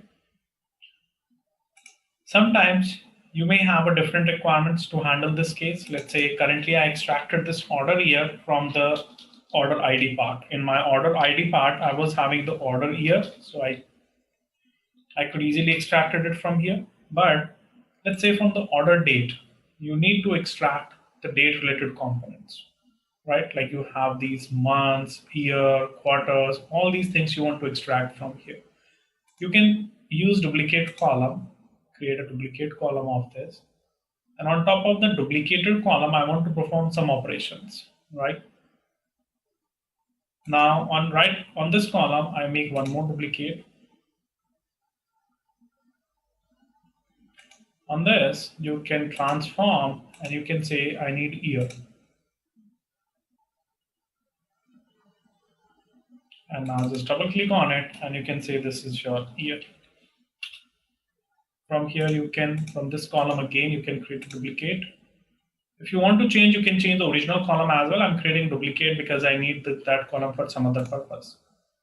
So here you go on the transform and you can extract month number, month name, how many days you have in this month, what is the end of the month, the start of the month, whatever. I mean, any component you can bring from here. So I select, let's say, name of the month. This one I can use to extract quarter. There you go, it's my quarter column. Now, for some reason you say, I need the quarter like Q1, Q2, or QTR1, QTR2 like this. So you can append that value within this existing column. But if you try to append that value in the existing column, it won't allow because the data type of this column is number and numeric type column cannot accept your string type. So you need to change it to make it text. Just a quick info, guys. Intellipaat provides Power BI online certification training in partnership with Microsoft, mentored by industry experts. The course link is given in the description below. Let's hear what our customers says about the course. Who are job seekers or like who are freshers. So if they complete these 3 to 4 projects of this Intellipaat only, so they will definitely get a job. And who are into business only, so it will be really helpful to make the projects. So this is the beauty of the projects of the Intellipaat. Now, let's continue with the session. When this column is converted as a text, now this column you can use to create a separate column. In that separate column, you can concatenate the string value, and later you can remove this column from here because this would not be required. So I go to add column, custom column. I'm creating a new column, and that's when I define this is my quarter column. Here I define the text value, which is my qtr hyphen, and to concatenate I use this ampersand operator here, and from here I want to append this qtr, this column. So this, all the columns are available here. I just select this column, double click on that is added here. Now I click OK. You got the column here, and make sure it is a text type of column. I changed the data type as text, and now this column is not required. So this one I can remove now. Right click and remove. Got it? For everything, if you notice. Just a quick info, guys. Test your knowledge of Power BI by answering this question. The principal arrival of Power BI depends on which of the following: A. Microsoft Excel, B. Microsoft Word, C. Microsoft PowerPoint, D. Microsoft Outlook. Comment on your answers in the comment section below. Subscribe to Intellipaat to know the right answer. Now, let's continue with the session. For each and every step, whatever we are performing, everything is captured here. At any point of time, you can go to a specific step and you can undo or you can make any changes in that. While you see these steps, behind the scene, Power BI is writing a script. If you click on this advanced editor, here you can see this is a script which is generated by Power BI. When you are performing these operations on top of your data, Power BI is writing a script behind the scene. Although you don't need to worry, you don't need to write this script. If you want, you can write it. If you are familiar with it, you can write this script. Correct? But there is no sense of doing it. If, let's say, if you want to split a column, and for splitting a column, if you want to write a script, then that would take a lot of time to do that. Correct? If you see here, we were extracting the column from I would say from the column, we were extracting the quarter. For that, you need to write this script. Writing this script will take around 1 minute. If you are expert, then 1 minute, right? But for new person, or for some beginners, or for some intermediate level of person, that will take a lot of time because we don't know what it is, right? We never experienced, we never learned this thing. So that's why these ready-made options are given to you, which makes life easy. Just do some clicks, right clicks, and that's all, right? So data preparation, you do in Power BI editor with all these ready-made options. On top of the ready-made options, if you want to make more transformation, more customizations, for that, we have the DAX. DAX is another scripting language, or that is very similar to the Excel formula language. So this DAX we can use on top of this data, whatever you are preparing right now. This DAX is something which is part of our next module. All right. Now, when you have extracted the data from multiple sources, now you want to know which data is coming from which source, right? Because sometimes when you are working on a complex scenario and you have, let's say, many tables, 20, 50, 20, 25 tables you have extracted, and you want to see which table is coming from which source. For that, you can take the benefit of the query dependency option, which is under the View tab, query dependencies. You can see a tree here, right, which tells you, like, if you select this particular source, means this Excel file is feeding the data in all these highlighted tables, right? If I want to see the data in this table is coming in orders table, data is coming from where? If you select it, means in orders table, Data is coming from the people because people is used as a merge query in this table, and these two tables data is coming from this Excel file. So here you can see a tree map, or I would say tree view of your all the tables, and you can see the dependency as well of your table. If you see all orders data, this table is built based on 3 tables. So if I select this one, it highlights all the tables, all the structure, right? That helps you a lot to understand if you are going to make any change in this particular table, then what other tables will get impacted. Correct? So you can see the dependency between your tables from here. Correct? If you want, you can just increase it from here. You can see, right? So it tells you, it gives you the dependency between your tables. Okay, this is just for your use when you are working on a complex scenarios. Complex means when you have loaded multiple tables. If you have the data of 1, 2, 3, 4 tables only, then that is not much required. All right, now we are going to see some more transformations here. And this time we are going to apply a few things which you see under the transform tab. In transform tab, you can see we have a group by option.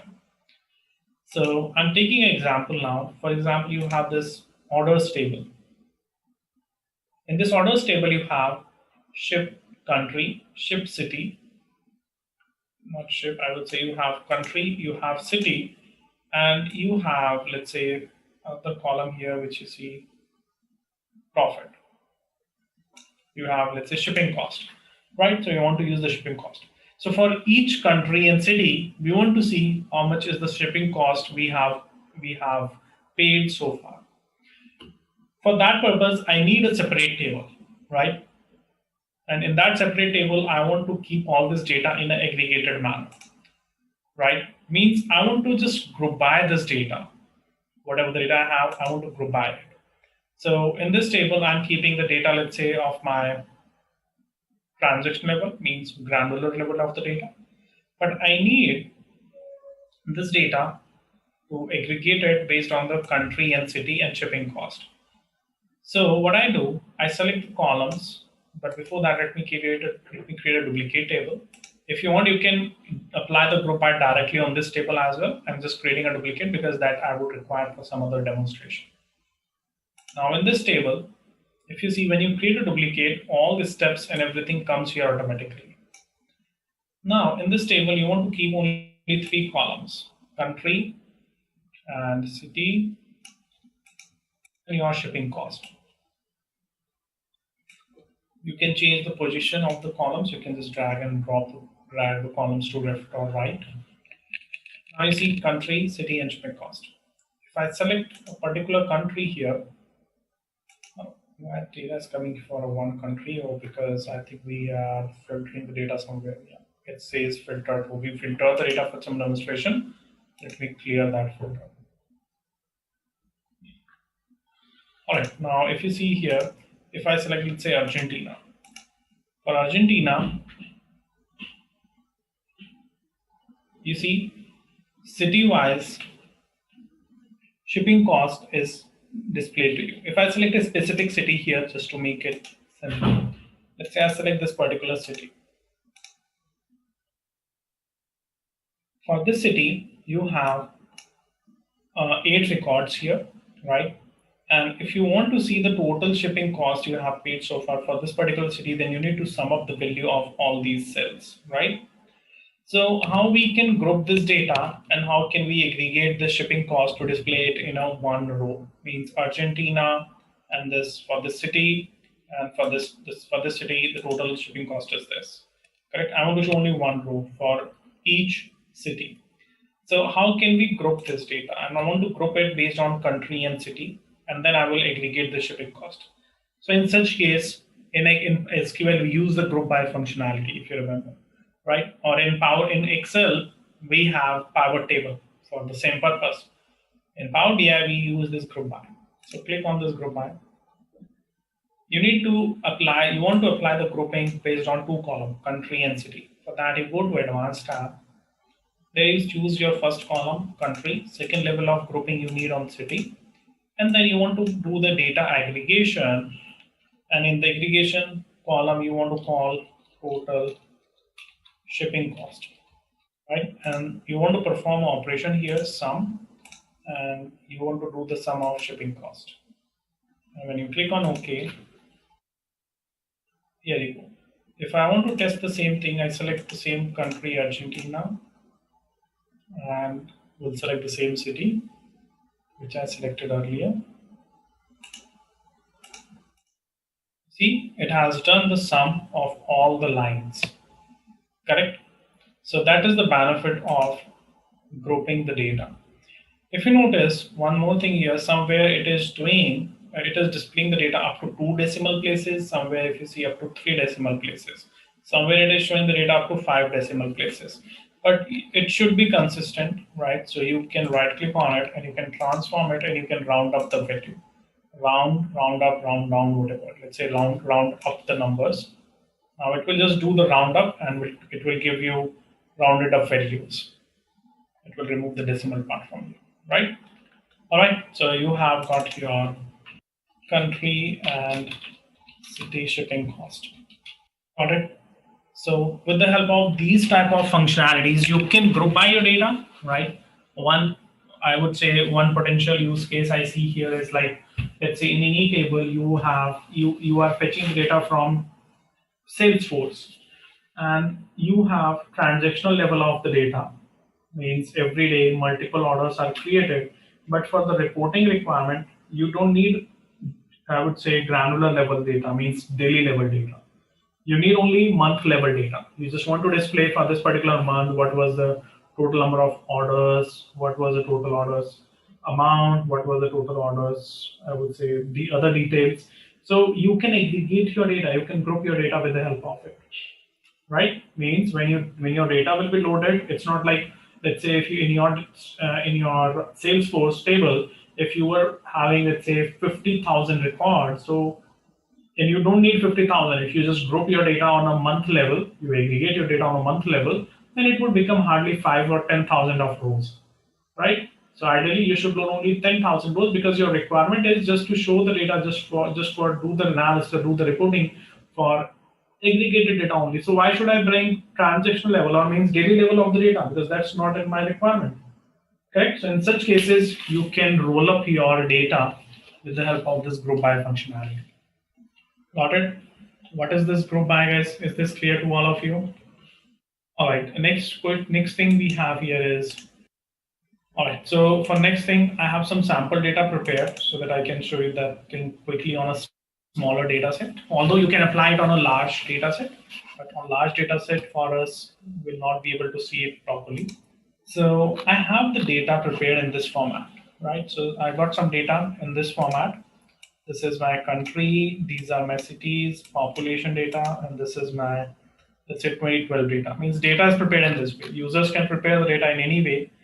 So we want to prepare it, we want to handle this data in Power BI. And it should have, let's say, for all these rows should have country, India, but currently it's a merged cell, right? So these merged cells, how Power BI treat. Let's work on it. In another sheet, we have transpose data, and in the transpose data, we are keeping the data like this. But we want to flip this data like we do in Excel. We have a transpose option in Excel. We can easily do the transpose of the data like this. Correct? So how this data we can transpose within the Power BI, we are going to see. So these two are the generic cases. Sometimes whenever you are working with Excel, in Excel especially, you get these scenarios. So I bring these Excel data. I choose here my Excel file. I select these two tables, click OK.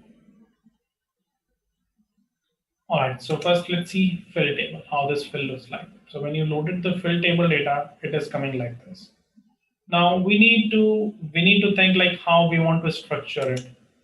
So my requirement is the first column title should be country, right? And this column title should be city, and it should be population, right? And these columns which you see, these are not properly, these rows are not properly handled here, that we need to do. So first, let's remove the first row you have. This row I don't need, I can remove it. So I reduce the rows, I click on remove row and remove top. So from the top, I'm removing the one row, right?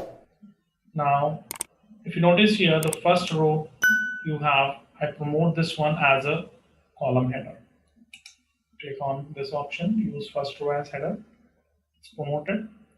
This one is not changed. This I define manually. I just rename it.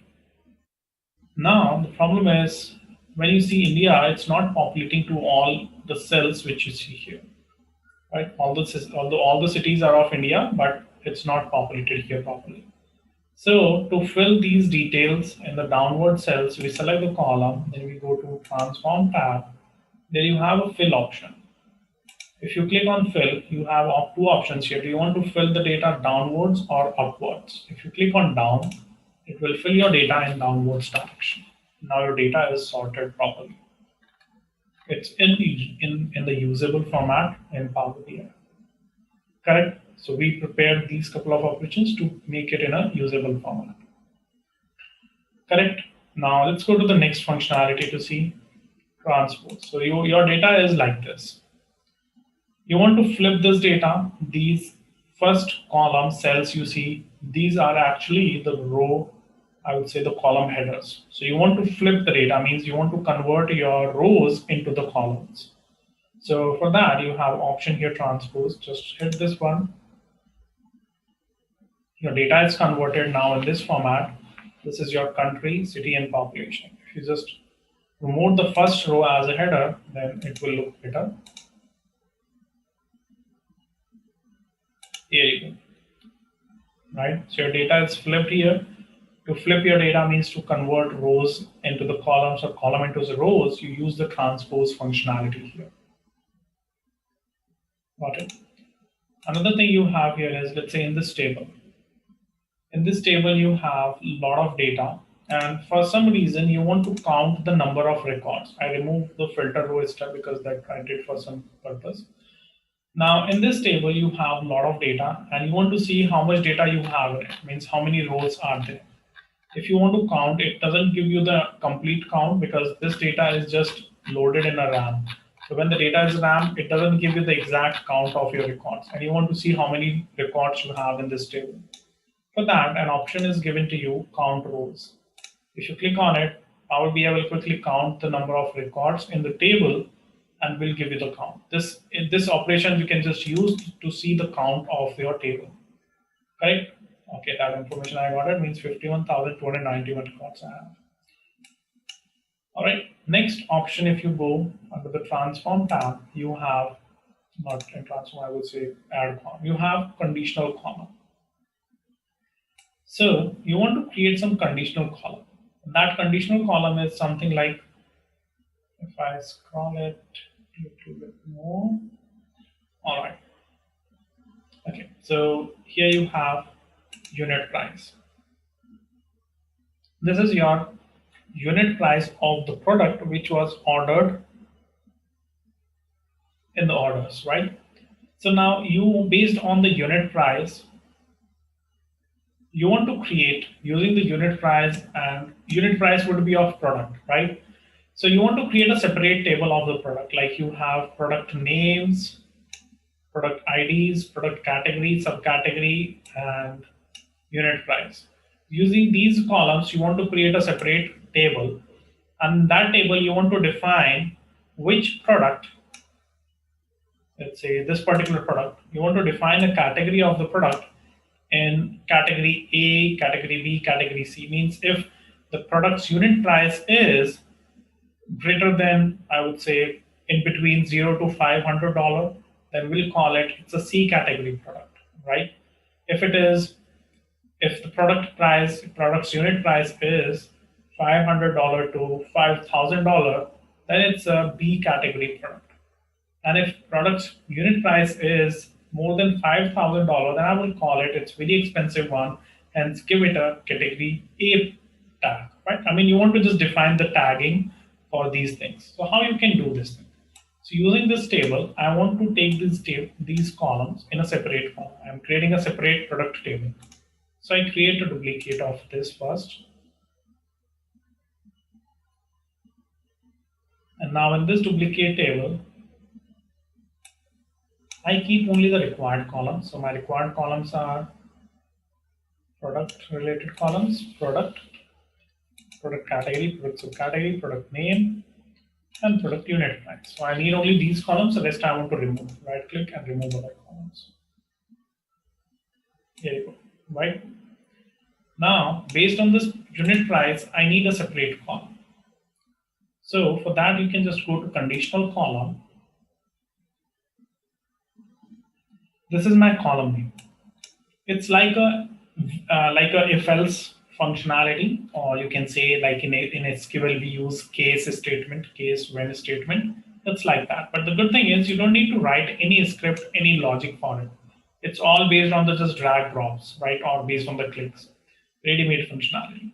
So you are creating a new column, price type, based on a condition, and that condition is if your unit price, I would say if your unit price is less than or equal to 500, means if product unit price is less than 500, then we call it's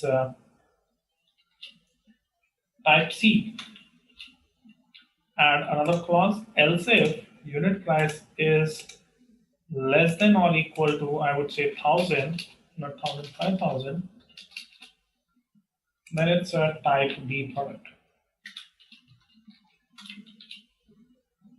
And if you want to add another condition here, if your unit price is greater than 5000, then it's a type A.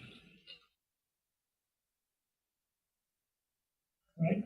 But there is a possibility, like you may have some, although you will not have any other scenario, any other case except these three, but in case if there is any other value comes, or any, I would say any blank or anything comes, so that value you want to replace by in the else section.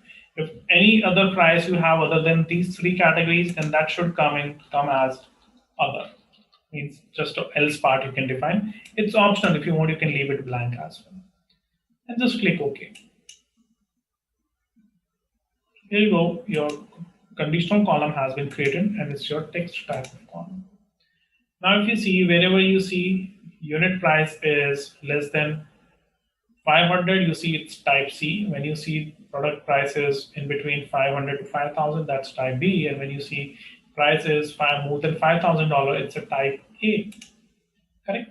So you quickly created a conditional column without writing any script, without writing any code for it. Right? So this functionality you have conditional column. Now, behind the scene, when you created this conditional column, behind the scene, Power BI has written a M script for it. If you want to see that, just go Advanced Editor, scroll it down, and you can see here, this is the script written by Power BI. Correct? So the good thing is we are not writing it. Behind the scene, Power BI is writing this one for us. We are just using these UI functionalities, in-between functionalities. Correct? In case if you want to do some customization, or if you want something else, then we have a different approach for that. We can use the DAX. Through DAX, we can make more tweaks in it. We can make some more customization depending on our need. All right. So this is all what I applied in the transformation. Now let's say I want to load this data. So I just click on close and apply button. And now this data, whatever the changes I made in my tables, everything will get applied now in the Power BI desktop. In Power BI desktop, you see I don't have rest of the tables because rest of the tables were in the RAM in Power Query editor only. When I hit that close and apply, now Power BI will start bringing all these tables data in, I would say, into the Power BI desktop. You can see all this data is loaded here. All right. DAX is a formula language, right? And just for your knowledge, Microsoft developed this DAX programming, DAX formula language. Initially, it was introduced with DAX with Excel Power Pivot, right? In Excel also, we used to write some DAX, some formulas. Then it it used in analysis services, SQL Server analysis services, models, and then the same support, same DAX is extended to Power BI as well. DAX can be used in some other tools as well, especially Microsoft tools, but these three are main. And now DAX is widely used in Power BI. So DAX is a formula language which is very similar to Excel, not exactly same as Excel, similar to Excel, correct? DAX has more than 300 functions, right? It's not updated now. More than 300 functions you have on the DAX. And DAX functions we use, I would say in a combination, right? Like calculate you are using with filter, SumX you are using with another function, right? So if you just make a combination of all these 300 plus functions, operators and constants, then it becomes thousands of functions, right? Or I would say thousands of scenarios. Just a quick info, guys. Test your knowledge of Power BI by answering this question. What area do you go to change and reshape the data in Power BI? A. Data transformation. B. Data editing. C. Question editor. D. Data modeling. Comment your answer in the comment section below. Subscribe to Intellipaat to know the right answer. Now, let's continue with the session. So DAX is ocean, and DAX is a continuous, or I would say it's a iterative, or I would say incremental learning. DAX is not something like within one day, within 1 week we can learn DAX, within 1 month we can learn DAX. We can, but we cannot be master. DAX, within Power BI, DAX is the main thing which requires ages to become master in Power BI. So within DAX, there are like multiple function, and all function returns at least a value, right? Either they will return a single value or they'll return the multiple value. It depends on the function behavior, on the function nature. Now, DAX is already used in Power Pivot for Excel or analysis services. DAX gives us the benefits for calculating the measures, calculating the values on top of our existing calculations. It gives us the reusability. It gives us the flexibility to break our complex calculations in bits and pieces with the help of variables. With the help of DAX, we can perform so many things, right? Like we can calculate our time-based calculations. We can calculate a lot of calculations where we want to perform some comparisons, we want to filter them some data, we want to perform some aggregation, some text type of functions we can perform, some statistic functions we can perform on the DAX. So DAX has a list of categories, right? List of functions. All the DAX functions, all the DAX expressions, basically when you read, these are very easy to understand, right? If you want to read it, it's easily you can understand the functionality of the DAX.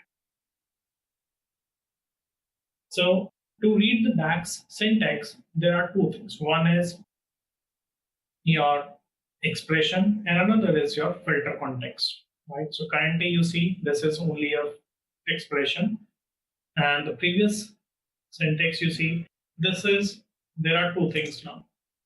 One thing you see, this is your expression, right? This is your expression, or we can say calculation, but this is your filter context. It means this calculation you are performing in this filter context. If you read it simply, it is simply we are doing the sum of my sales amount column, which is a sales amount is a column of my sales table. Come back to the functions category. In DAX, we have mainly 10 categories of the functions, right? Like date, time functions, time intelligence filter, information logical functions, math and trigonometry functions, parent and child functions, statistical functions, text, and rest and other categories. So these are the key, I would say, main 10 categories we have all of the function. And within these 10 categories, almost every function is included. Each function category includes a list of different functions, right? But we use based on our requirement what we want, right? So let's say we come back to Power BI desktop now. We want to start with the DAX. So when we say we want to use the DAX, basically we can create 3 things using DAX. There are 3 things which we can create using the DAX, and those 3 things are, first thing is calculate columns, right? Calculated tables and measures, or you can call calculated measures. There is one more thing, which is row level security, right? For now, there are three things which we create. First is calculated column. And yes, it is different than our source column, right? So these calculated columns, calculated tables, we create using the existing columns we have in our table. So these are the three things which we create using the DAX. First, calculated column, we are going to see how we create it with different functionalities. Before we start on it, we need to understand one more thing, the difference between column and measures. Calculated column versus measures. What makes different measures and the columns? Row context and filter context. Okay, so when we compare Power BI with Excel, Excel work on a cell reference. Means in Excel, you can pick the value of a particular cell, you can reach out to a specific cell by just defining the cell reference like D3, means column D, row number 3, correct? So you can reach out to a particular cell in Excel. While Power BI doesn't work on the cell reference. The structure of Power BI is not on a cell level, it's on a column level or row level. There are two things, column and row in Power BI. Whenever you want to perform any kind of aggregations, whenever aggregations are like sum, min, max, count, distinct count, average, all these are your aggregations. Whenever you want to perform aggregations, or we can say, in other words, we can say whenever you want to perform any mathematical calculation, right? Mathematical calculation includes your aggregations, right? It includes some other operations, right? Like division or some other operations. Division is not aggregation, right? What do you think? Multiplication. Is this an aggregation or no? Okay, no. Multiplication is not aggregation. Why? We'll come to that. So whenever you want to perform any kind of aggregation, right? And that aggregation returns a single result. As a final output, that returns a single result. Then as a thumb rule, you always go with the measures, right? Doesn't matter, you want to visualize it on a card, you want to visualize it on a table, you want to visualize it on any of the vision. Visualization doesn't matter. Sometimes there would be some scenarios where we'll create the measure, but we won't use those anywhere. But we'll create them. Why? Maybe for some conditional formatting, maybe for some other calculations, maybe for variables, right? So measures are your calculations basically. And those calculations must include at least one aggregation. You cannot create any calculation for measures without the aggregation. Well, I'll show you. Now, come back to the columns. For columns, it's not recommended to create the columns for mathematical calculations, first of all.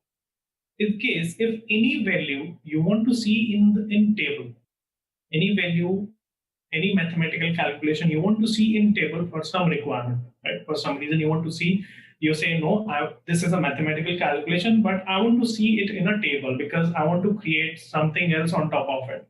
Okay, no problem. You can create the column there, but it's not recommended. If it's a calculation, mathematical calculation, and it includes aggregation, which will return as a one value as a result, then always go with the measure. But in some cases, you can go with columns as well. And there are some cases where you should not go with the columns. Why? Because columns increase the size of your data model. Reason, whenever you create the columns, they becomes the physical part of your table. They occupy some space in your table. If they are occupying this space, then it means the size of your data model will get increased automatically, right? So we should be very careful when we are creating the columns. We should think twice whether this is a calculation. Can I achieve it through measure also? If yes, then always go with the measure. Why? because measures do not occupy any space in your tables. Measures data won't stay in the data model. It's just a on-the-fly calculation. It's like a dynamic or runtime calculation. And the output won't stay anywhere. If you want to display the output, then you have to visualize it. Correct? If you are not visualizing the measure, you cannot see the output of measure, right? But column output you can see in a table. Okay. So this is all about the discussion theoretically. Now let's see some practical understanding on it that will give you more understanding on it. There is one more thing. When I create calculated columns, let's say here I create a calculated column in this table. So that column I cannot use in Power Query Editor. If I created any column here using a DAX, I cannot use that in Power Query Editor, right? Sometimes few people got some confusion in it. Like if I created some data, if I did some data modeling here using DAX, like I created some columns, I created some measures, even I created some tables. So few people just open the query editor and they just surprised. They are surprised, like why that is not appearing here? Did I made some mistake or something? So it's not about a limitation or something. It's a behavior of the product because it's a calculation.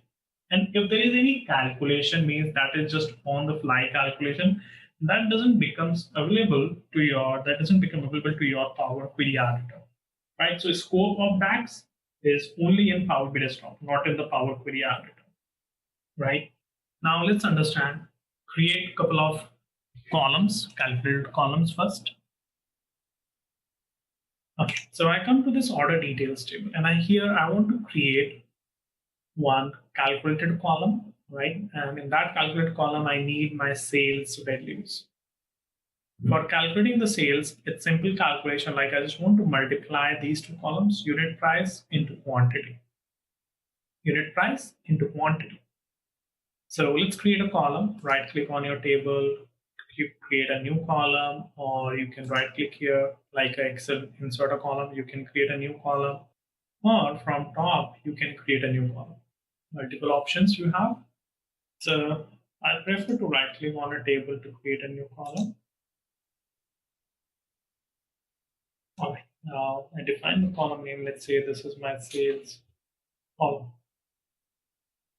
Here I simply write my unit price into quantity. And when I write some keywords here, right, it gives me a list, right? These all are the DAX functions, right? It gives you a list of DAX functions, tables, and columns which you have in your data model. So I want to do a multiplication of my unit price into quantity. Write your expression here and press enter. You got your column, right? Column is added. And I said when you add a column, that calculated column will become a part of your table. Here you can see the output of the table of your column is available here.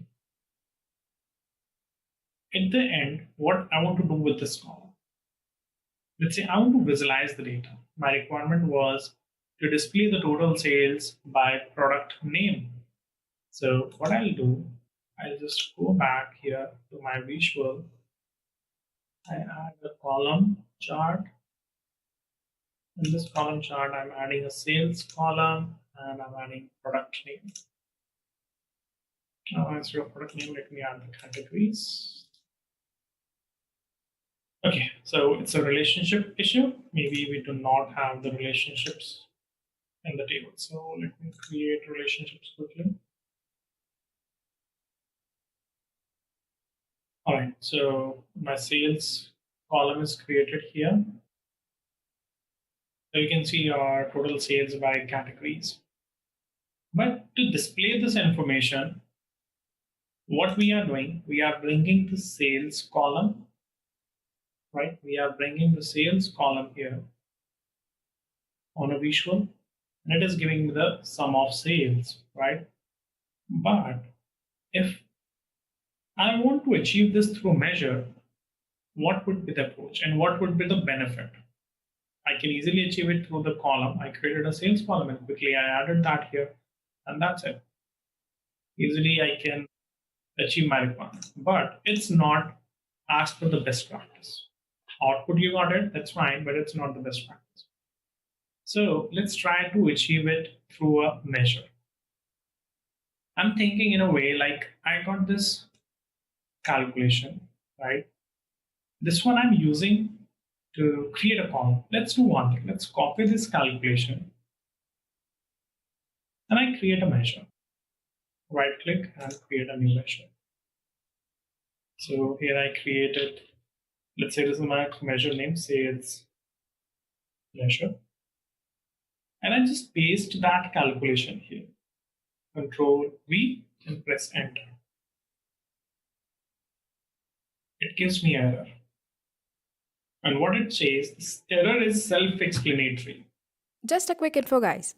Intellipaat provides Power BI online certification training in partnership with Microsoft, mentored by industry experts.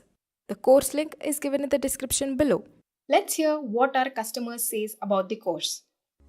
Who are job seekers or like who are freshers. So if they complete these 3 to 4 projects of this Intellipaat only, so they will definitely get a job. And who are into business only, so it will be really helpful to make the projects. So this is the beauty of the projects of the Intellipaat. Now, let's continue with the session. The error says this can happen when a measure formula refers to a column that contains many values without specifying any aggregation. So basically you are passing a column here and that column is not having any aggregation. So what is happening here? It is this measure is trying to basically measure is getting multiple values. But multiple values cannot be accepted by measure because measure's nature is it will always return only single value. Right? So it is not able to get multiple values because measures always need some aggregations so that they can get into a single result. They can return only a single result. So one thing is clear here, it means this multiplication is not an aggregation. So what is an aggregation then? Aggregation is something which you'd use to roll up your data or to summarize. Multiplication, divide, these operations are your, I would say, row level operations. Means these operations iterate row by row. Right? So when they are iterating row by row, they will always return multiple values, multiple results. And what measures can return? Measure can return a single value, means either the sum of this everything or sum of this, average of this, count of this, something like that. So now to make this happen, we need a different functionality. We need to use as multiplication is a iterative, or I would say it iterates row by row. So now if we want to make this in measure, then we need to use some iterative function to handle this iterative calculation. So that iterative function is here SumX, right? So you can see some description says it returns the sum of an expression which is evaluated for each row in a table. Means if there is any expression, there is an expression which is iterated row by row for each row. Then at the end of the day, SumX will just do the sum of each row calculation and will give you the result in this measure as a single value, right? Let's simplify it more. Because this is something, if we got it, then all the X functions, SumX, CountX, AverageX, MinX, MaxX, RankX, right? RankX and ConcatenateX. All X functions you have, all these are the iterative functions, which iterates your calculation row by row. So this SumX function is like a running total. It iterates your row by row.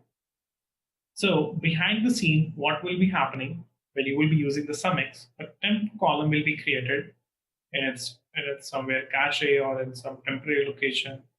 And that would be giving you the output something like multiplication of each row, right?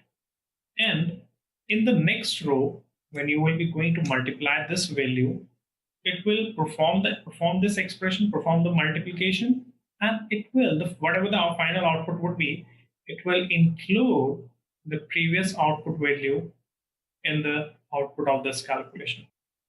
So this is behaving something like this. First, it is having the reference of the previous value. It is doing the sum of previous value with the multiplication of this. Correct? And same goes for rest of the cell.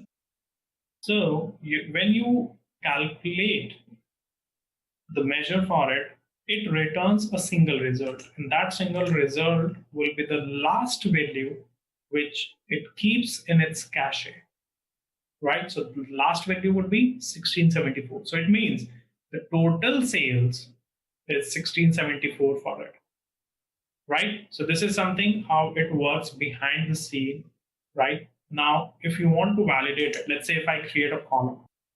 So this is my column for sales.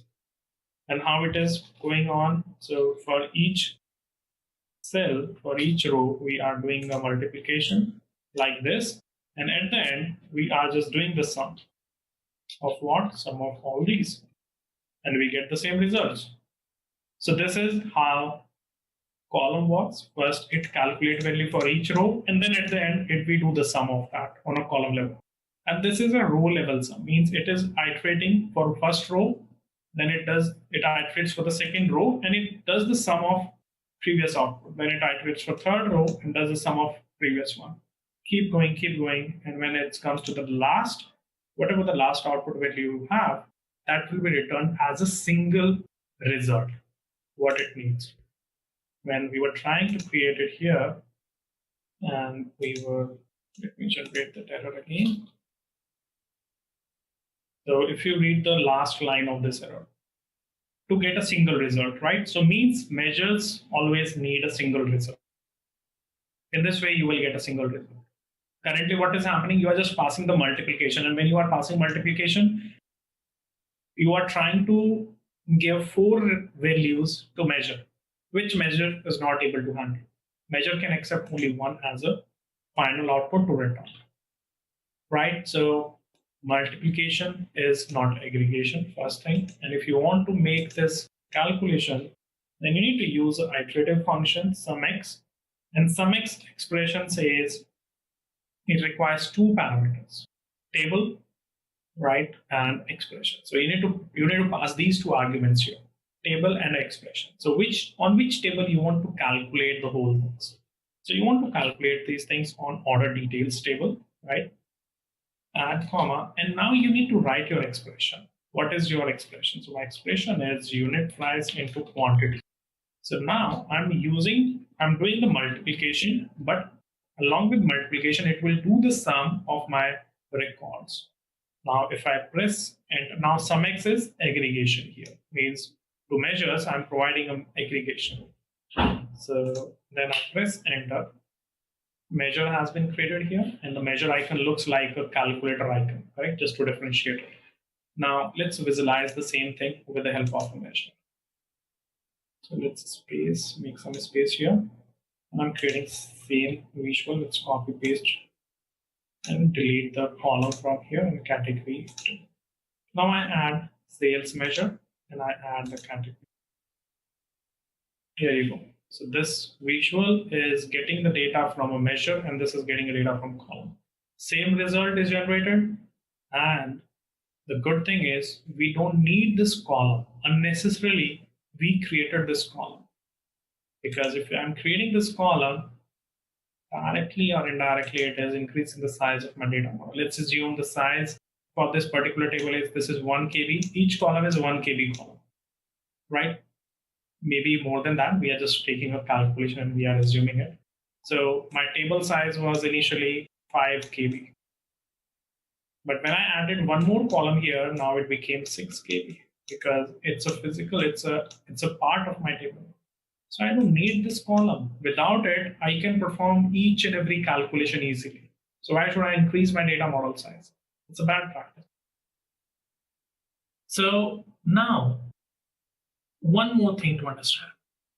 Okay, so I know in this measure, aggregation, where how we are doing the sum of it, on where we did the sum. I know within the measure, we did the sum, right? After performing the multiplication of each row, we did the sum at the end. Fine. But where we did the sum of this, of the column, because when I have a column, in column, I'm not doing any sum. Then how it is where it did that sum part? So there is one more, I would say, concept. That's a implicit and explicit aggregation. So implicit aggregation is something like which Power BI Visual is doing internally, and explicit is something like what we did on a measure level. Means we defined the aggregation here. We defined aggregation, that's an explicit aggregation. And when we added any column, by default it did the sum of this sales column. How? Because if I select this column, when I select this column, if I go to its column tools here on top, and its default summarization is selected as sum here. If you want, you can change it. You can select average, min, max, count, distinct count, whatever you need. Or if you want, you can don't summarize also. So here, for the column level, whenever you see somewhere these summation icons means something, right? Even on this calculate column also you see a summation. Means on all these columns, the default summarization is applied. And that would be always sum. If I select discount column, on discount column you see default summarization is sum. If I select order ID, on order ID, default summarization is don't summarize, because order ID is not a fact value.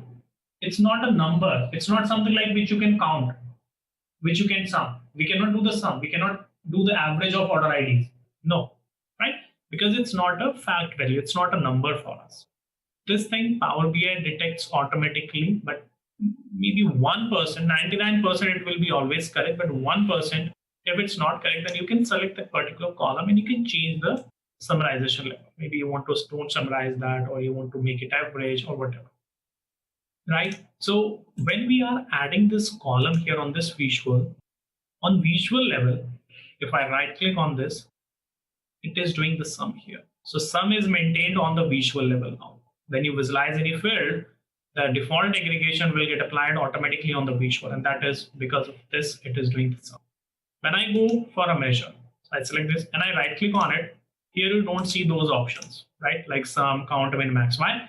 Because within measure definition, we have already defined that just do the sum, nothing else, right? But here we have an option available. If you want, we can change the aggregation. Let's say let's calculate the average. Select the average. Values are changed. Now these are showing the average, right? If you just want to count, these numbers are count. If you want to calculate a standard deviation, or you want to calculate the variance of your columns, median value, all these options you have available here. Easily you can apply. Right? So it means on visual level also aggregation is applied, but that's a visual level aggregation, and that's a measure level aggregation. Benefit with this measure is it is on the fly calculation, because it's the output of measure is not stored anywhere. It's everything on the fly. So if you create 10, 15, 20, 40, 50, 100 measures, there will not be any impact in terms of the space, the size of your data model. There will not be any impact. The size of data model will not be increased. Reason? Because it's all fly calculation. Nothing is permanently stored in your Power BI. All right. So this is important and main and basic things to understand about DAX first. Same logic, same concept is applied everywhere with every function of the DAX. Now we are going to have a look of some other DAX functions, right? So far we have a fair understanding of the columns and the measures, right? So let's create a couple of columns where we'll understand more about the columns features. Let's have one scenario first. So for example, you are in order details table. in order details table, for some reason, you want to bring product names. In this table, currently you have the product ID only, but you want to bring the product name here as a column. And all these things basically depends on your requirement. If you want sometimes, right, that particular thing, so you can use these functions. It's not like always you will have same requirements, same scenarios. Right? So it's something like here we are going to understand all these functions. Whenever you would require them, then you will use. So it's simply like if we know all the medicines, then we can easily treat any disease. So let's try to achieve this thing. So here we have two approaches to bring it. One is from query editor, we have a merge option and we can bring that easily. Another option could be, let's say you are not using the merge functionality. You want to bring it using the tags, like a VLOOKUP we do in Excel. But Excel works, the Excel VLOOKUP work only if you have a common column, right? Let's say if you won't have a common column in your Excel, so your VLOOKUP function won't work, right? That requires a common column. Now, I want to bring the product name here. So for bringing the product name, we have inbuilt function that is related. Just a quick info, guys. Test your knowledge of Power BI by answering this question. The principal arrival of Power BI depends on which of the following: A. Microsoft Excel, B. Microsoft Word, C. Microsoft PowerPoint, D. Microsoft Outlook. Comment on your answers in the comment section below. Subscribe to Intellipaat to know the right answer. Now, let's continue with the session. Related function helps you to bring one column from one table to another table based on the relationships you have. So you want the product name in your order details, and if I check the order details relationship with products, here you go. So order details with product is not directly linked, although you have a relationship, but this relationship is not. It's not giving you the data because it's an inactive relationship, right? So we want to make it active first. So let me just remove this. And now how can I decide it's not there? Because of the data understanding. So data understanding, business process understanding is required. Okay, I make that active. Now I want to create a new column, right click and use a new column here. Now I define the column name. So column name should be product name. I'm trying to extract the product name. Here I use related, right? This related function returns a related column from your another table based on the relationships you are maintaining in your model in between these tables, right? So now it is giving you a list of a couple of tables here. And why it is giving the list of all these tables? If you notice one thing here, I get the categories, customers, employees, invoices, orders, products, right? Multiple table names I'm getting here.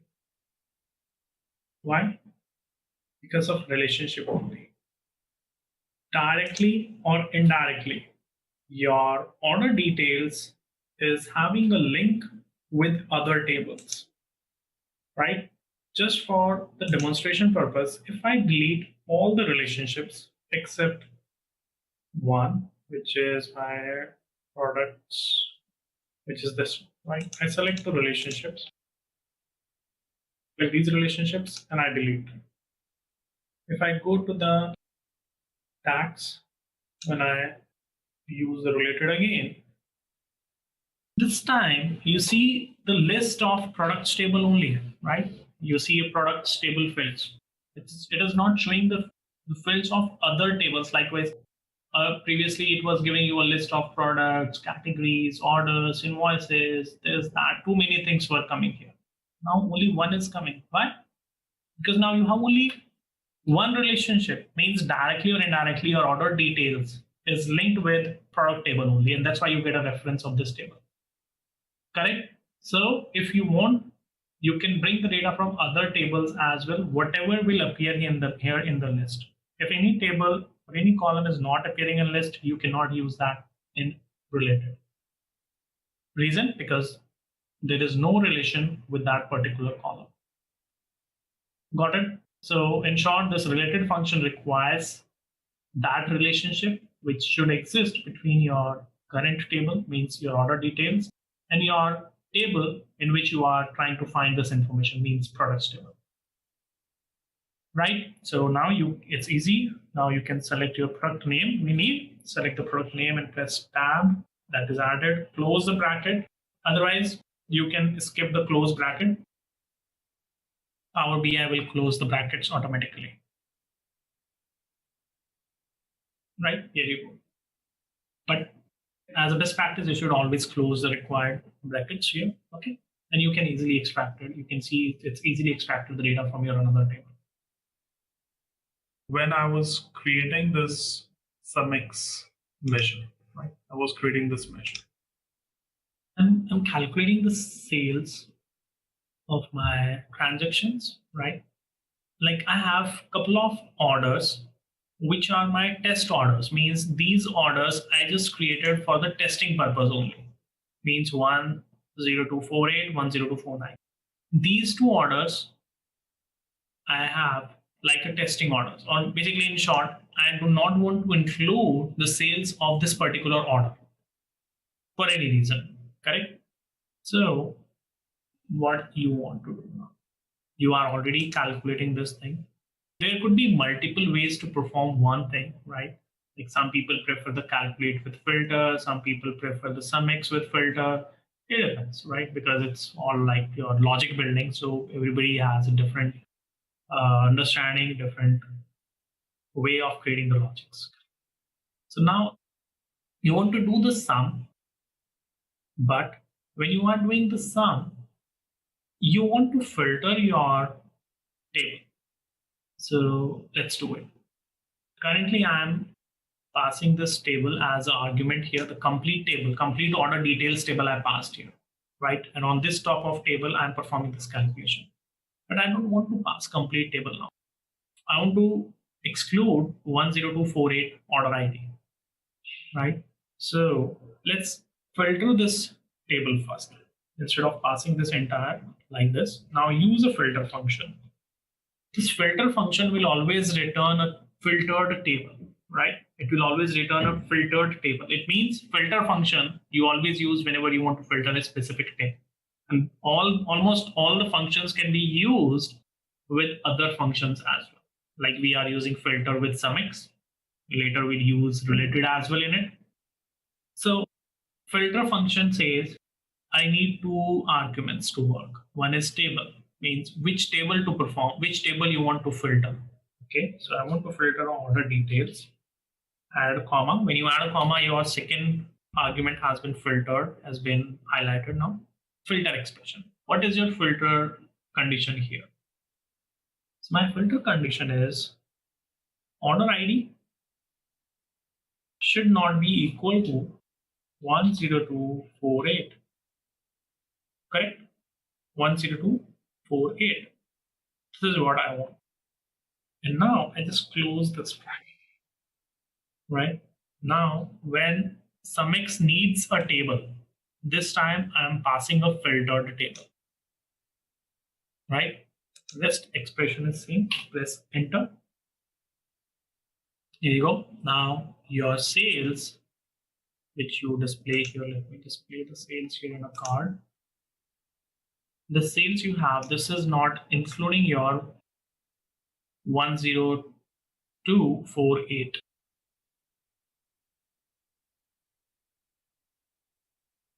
Correct. So it is not including now the sales of this particular order. And if you say I want to include the sales of it, means you want to just calculate the sales only of this product. Let's do the equal.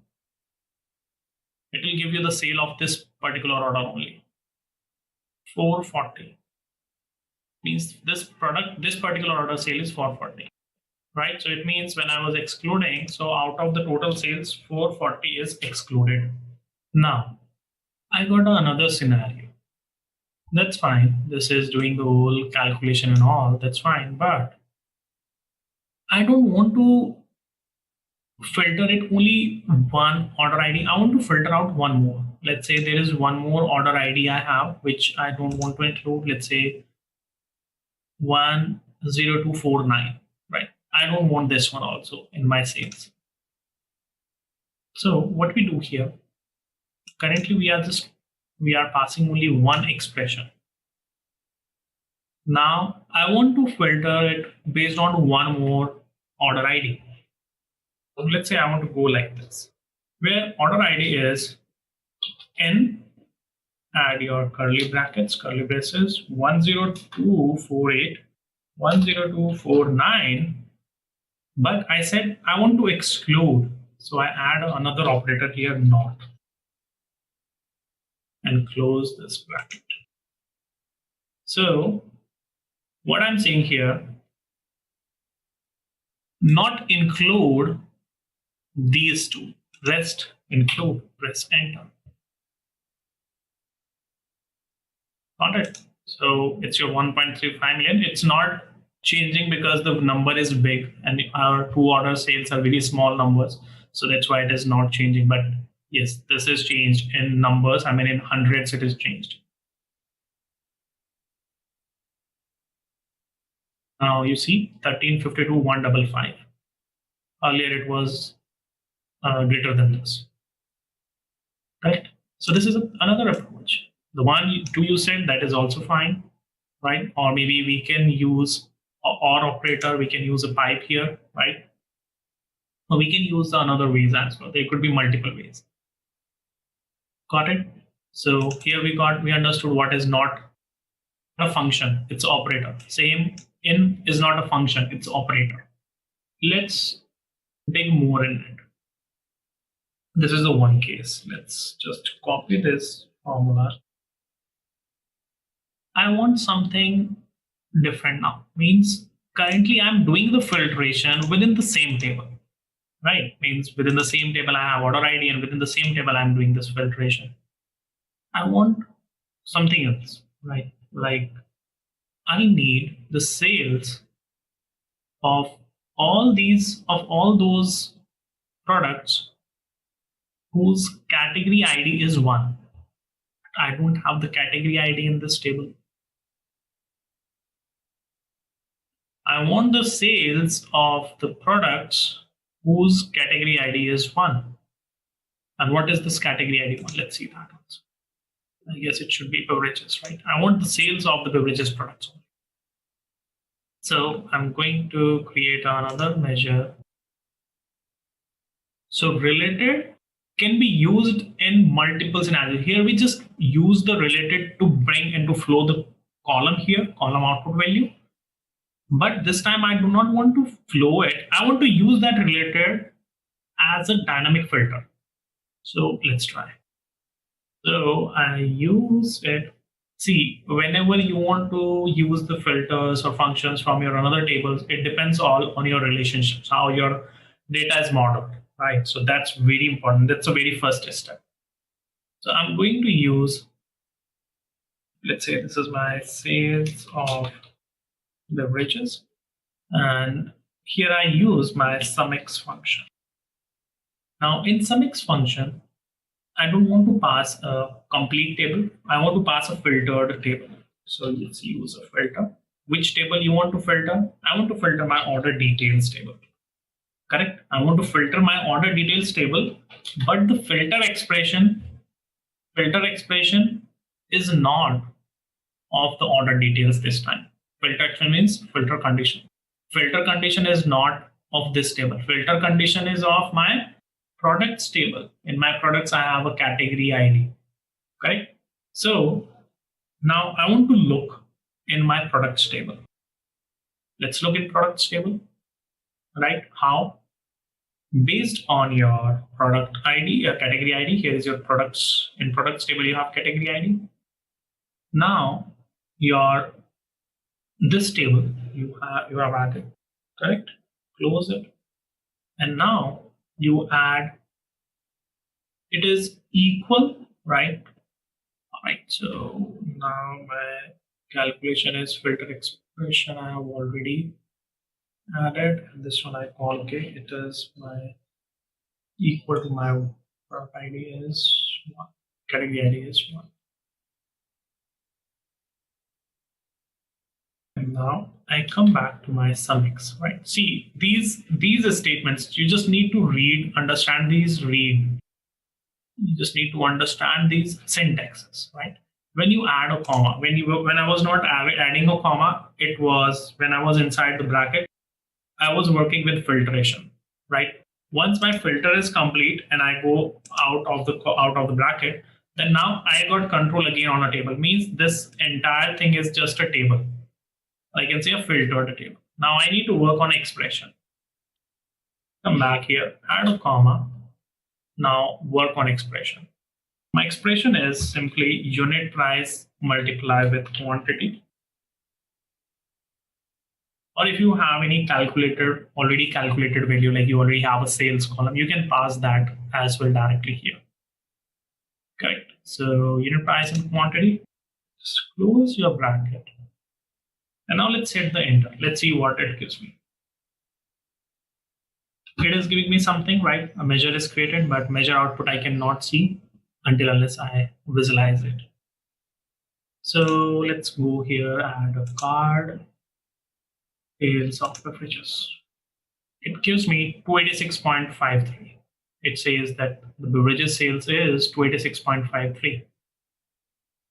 How can I trust on it? Let's validate this data. Let's validate it. So how to validate it? We have many approaches, many ways to do it. I can just add a slicer. In slicer, I can add my beverages names, my category names. Right? And here I can display my sales of my column or maybe measure, right? The total sales is 1.35 million. If I select beverages only, because of relationship, we don't have the relationship. Let me build other relationships. I deleted it just to show you that functionality of related. It's processing. Now you see your beverages sale is 286.53K. Same thing. Your measure, your calculation is also returning you the same thing.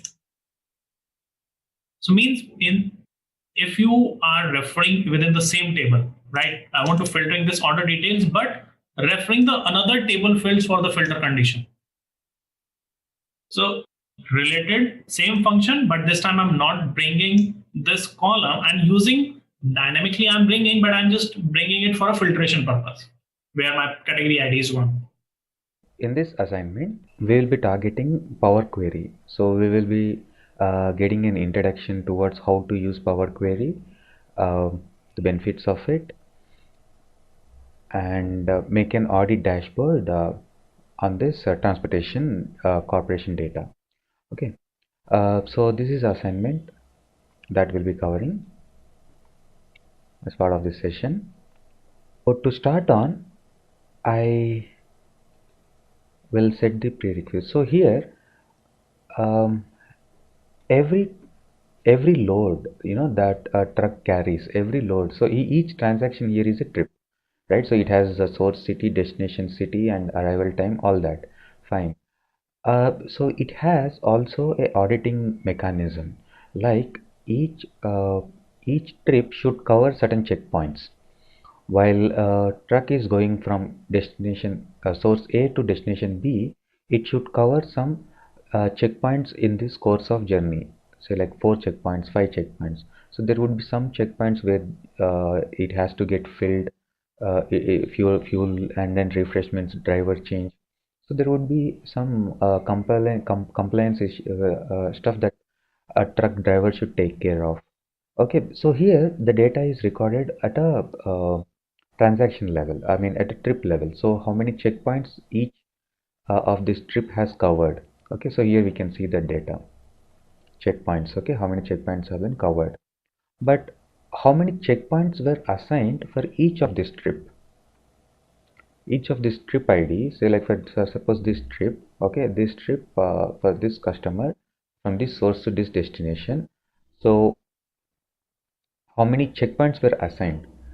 Okay, now it says that we are 10 checkpoints were covered, but were there 10 checkpoints? Did it cover all the checkpoints assigned to that or not? For that, we have to get data from a online system. So now we will connect to a RDBMS data source. This is the time we will now connect to an RDBMS data source. So for that, I'll be getting data from SQL Server hosted on cloud, which is Azure. Okay, so I'll pull data from Azure service. So because that recording happens online, so to their centralized system. So when a truck passes through a checkpoint, that information will be sent to that centralized system. So that is being recorded in Azure. So Azure is nothing but SQL Server on cloud. Okay. So I will quickly first log into my, I have set up that thing. So this is as good as connecting to a SQL Server database or an Oracle database. So I'll do a quick login just to get the server credentials where the database is hosted. One can easily set up Azure portal access. It's no big deal. So it's free. They'll give some credit for some time. Okay, so you can try out. You can set up a database. See, that is a free credit that I have, which is showing here. Okay, so I'm utilizing that. I'm on free trial now on this. So this is a database that has been set up. Okay, so that the one you saw earlier was a dashboard. See, this is a server name.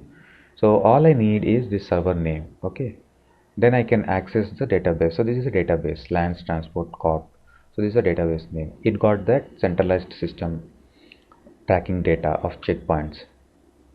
Okay, so I'll select Azure, click on Azure SQL database, connect. So I have to give server name here. The one just I copy it. Okay, so this is a server name which is on Azure. Okay, so here now when you get data from Azure service, you have two options. Either you can directly import the data into your system, or you can run it as direct query. So these options will be there only for non-files data. So for files, always it is import. If you are getting data from a non-file, then yeah, so you have that option of directly linking it. So nothing will be stored in the analysis file. So it will have only reference points, as in then the analysis gets loaded or refreshed, so data will be brought from the live system. So that is direct query. Import is data is directly embedded into this analytics file. Okay, so when we are connecting to RDBMS data points, data sources, we also have an option to write SQL statements here. So this is a panel where we write SQL statements, set command timeout. There are some of the advanced properties that we got here. Okay, so right now I will import the data, okay, into the system, and so I'll click OK. So you might be getting doubt. I said all files will be directly imported. There is no direct query option. What if the data changes in the file? All you have to do is make sure that file is in the right place where supposed to be, and click refresh here. The latest data in the file will get loaded automatically into the Power BI analysis. But unless you click refresh, latest data will not reflect if it is file. Okay, so this is the database, this is a server, this is a database. In database I have these two tables, checkpoints and checkpoint points. I'll pull these two tables into Power BI analysis. Okay, this is a different way of getting data in the system. This is real-time data. Once I get that here, I'll tell you the model. It's loading the data into the analysis.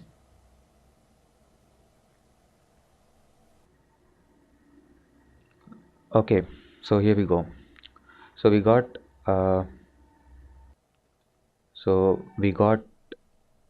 checkpoints. So checkpoints are, you know, the actual designated halts. Suppose vehicle supposed to stop there. So these checkpoints have, there's some names and then the IDs, then the flags like information like they have fuel station, they have refreshments, it's an interchange point, they have warehouse, the service center, and it's active, the checkpoint is active at the moment or not. So this is checkpoint information. Then we have a many to many mapping relation table, checkpoint trips. So these are two tables that we got from Azure database. So this will map trip ID to checkpoint ID. This is many to many. A trip will have multiple checkpoints. Multiple trips can pass through a checkpoint. Okay, so this is a relation how it is created this table. So it will do the mapping. It will see the trip ID and it will check whether if the trip has crossed the checkpoint, it will make an entry into this table. Okay. So now we'll go to relations. We'll understand the relations here. We'll spend some time in understanding these relations. If the key namings are correct, if they have correct key names, then the relations are automatically created. Okay. So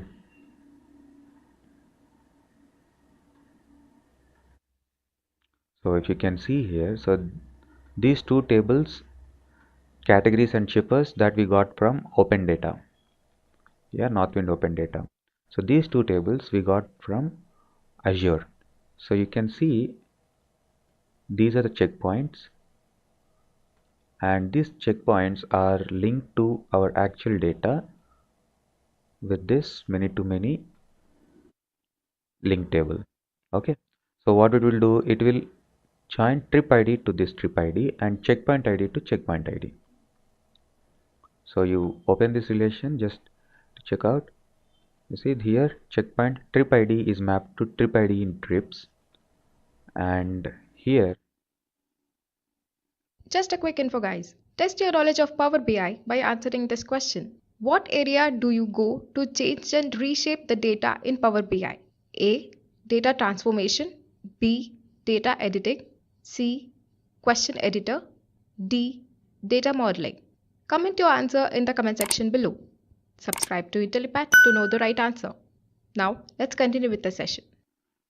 checkpoint ID in checkpoint table is mapped to checkpoint ID in trips. So this is a, and you see here this is many to one. So this is many to one, and this is here many to many. So the actual many to many relation is established here.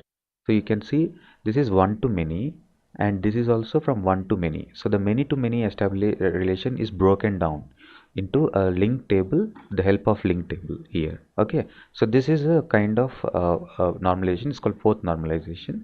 Okay, so that's how a data model is created. Remember this is a reference table that we created just on the fly to create buckets. Yeah, so we don't need to link this table to any existing tables here. Okay, so now we have this. So another important thing that I want to mention here is, so when you mark a table as cross filter direction as both, when you set this feature that cross filter direction can apply to both. Okay, it means that if you filter by checkpoints, if you want to see per checkpoint how many trips have been covered, yes, you can see per checkpoint how many trips were covered, you can see.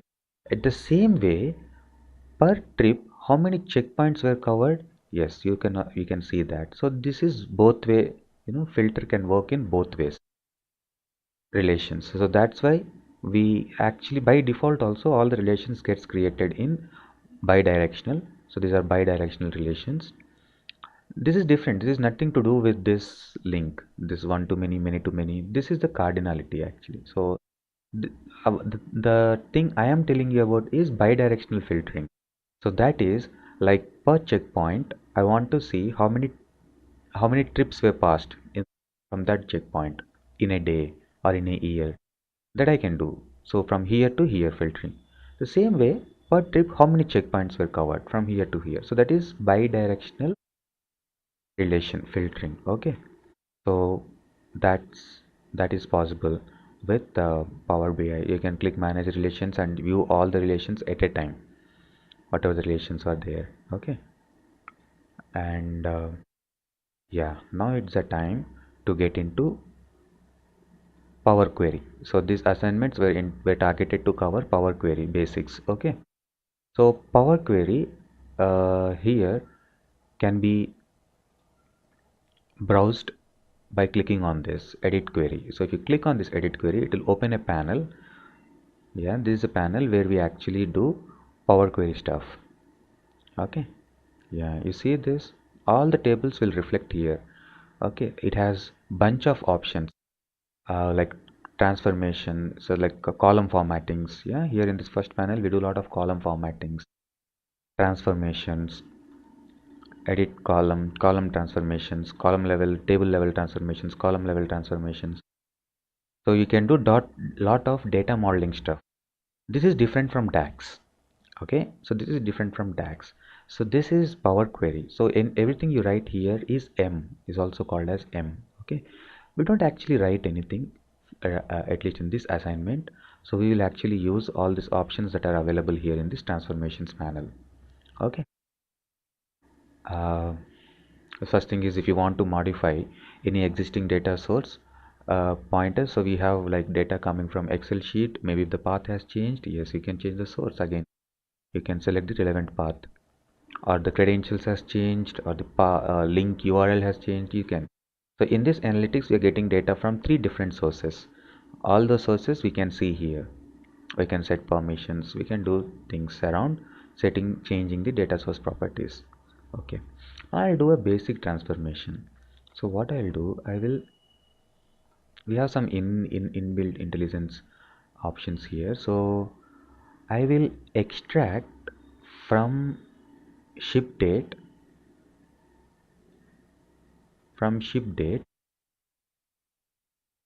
I'll go to transformations, and in date transformations I'll take a week of the year. What is a week of the year? So I just click on that, so you check out what happens. So ship date now is created as week of the year.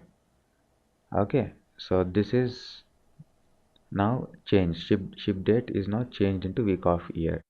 Okay, so maybe this is not how I want to do the transformation. So the good thing here is, so any transformation that you apply on a table, any transformation that gets applied on a table can be viewed here. All steps will be listed here. Okay, so if you don't want that calculation to take place, you can simply uncheck that, and take that transformation out. Okay, so we have that options here. We can set the data type here on the fly. We have all data type options. We can filter the data that we don't want. Okay, so extract, we can do extraction.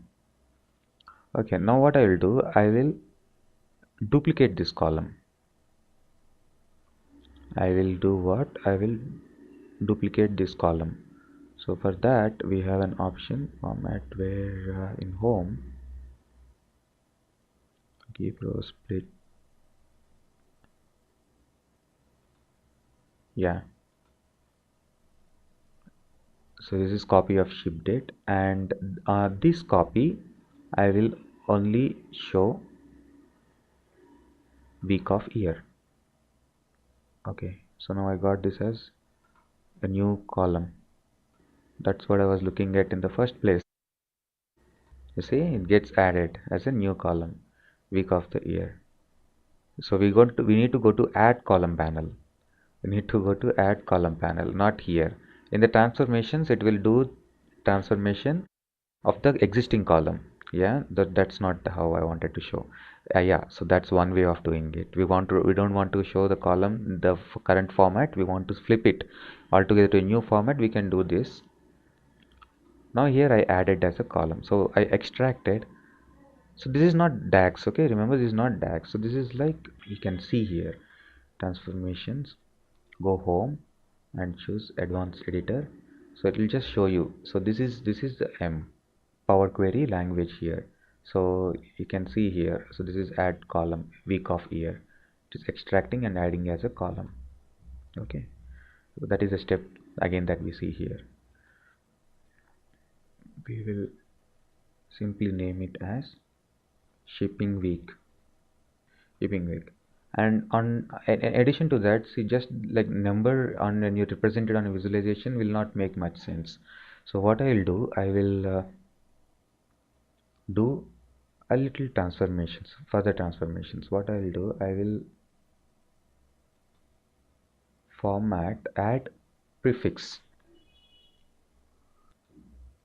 Prefix would be week. Okay, yeah, this looks neat. Now save this. So we will cover more these transformations more. For now, I just wanted to show the overall view how it looks. We got transformations. We can directly apply on the tables. We can add columns with functions. So all the steps that we do will be listed here. At any point in time, we don't want certain steps, we can remove them. And once we are done with this Power Query thing, we need to click this close and apply, or apply. So then that will reflect into our actual development environment. Okay, so where we have reports, tables, and relations. We just came out of query window now, Power Query window. Now you go to tables, check out trips. On trips, we should find this. So if you click on this column, you don't actually see any formula here. You click on this, you will see a formula here, because this column is created by DAX. So this is a DAX formula. But if you click on this, it's nothing you see here, because this is created by Power Query. Okay, we can do much advanced things with Power Query. We'll discuss that. Okay, now let's build a new dashboard. Call it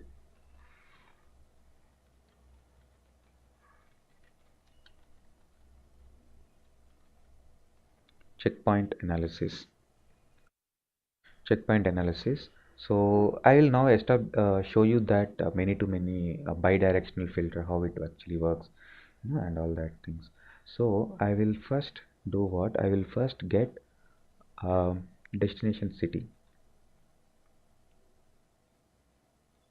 Okay, there I have destination city.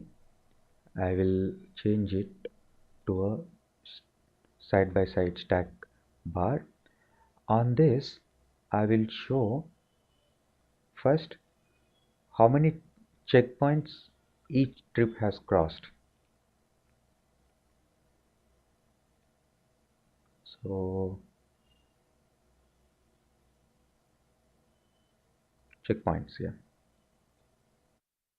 So yeah. Just a quick info, guys.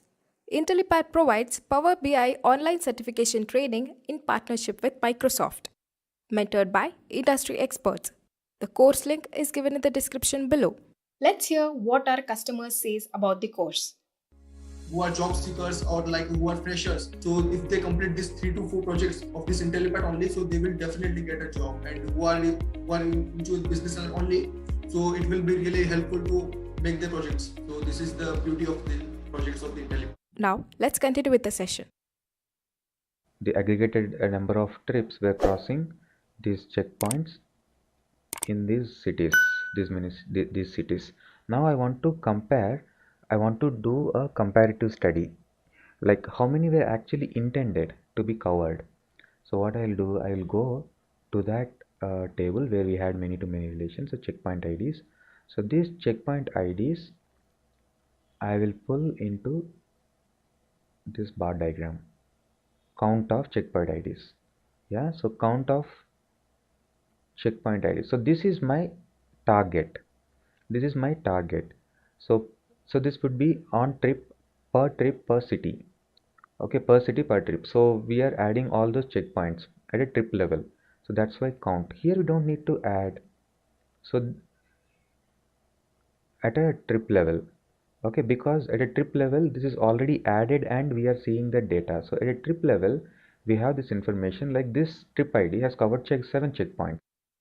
But if you actually go to that table, then we see that trip ID, if you map that trip ID, and we will see how many checkpoints were covered. So that count is what we are getting here, count of checkpoint ID. So this is a target.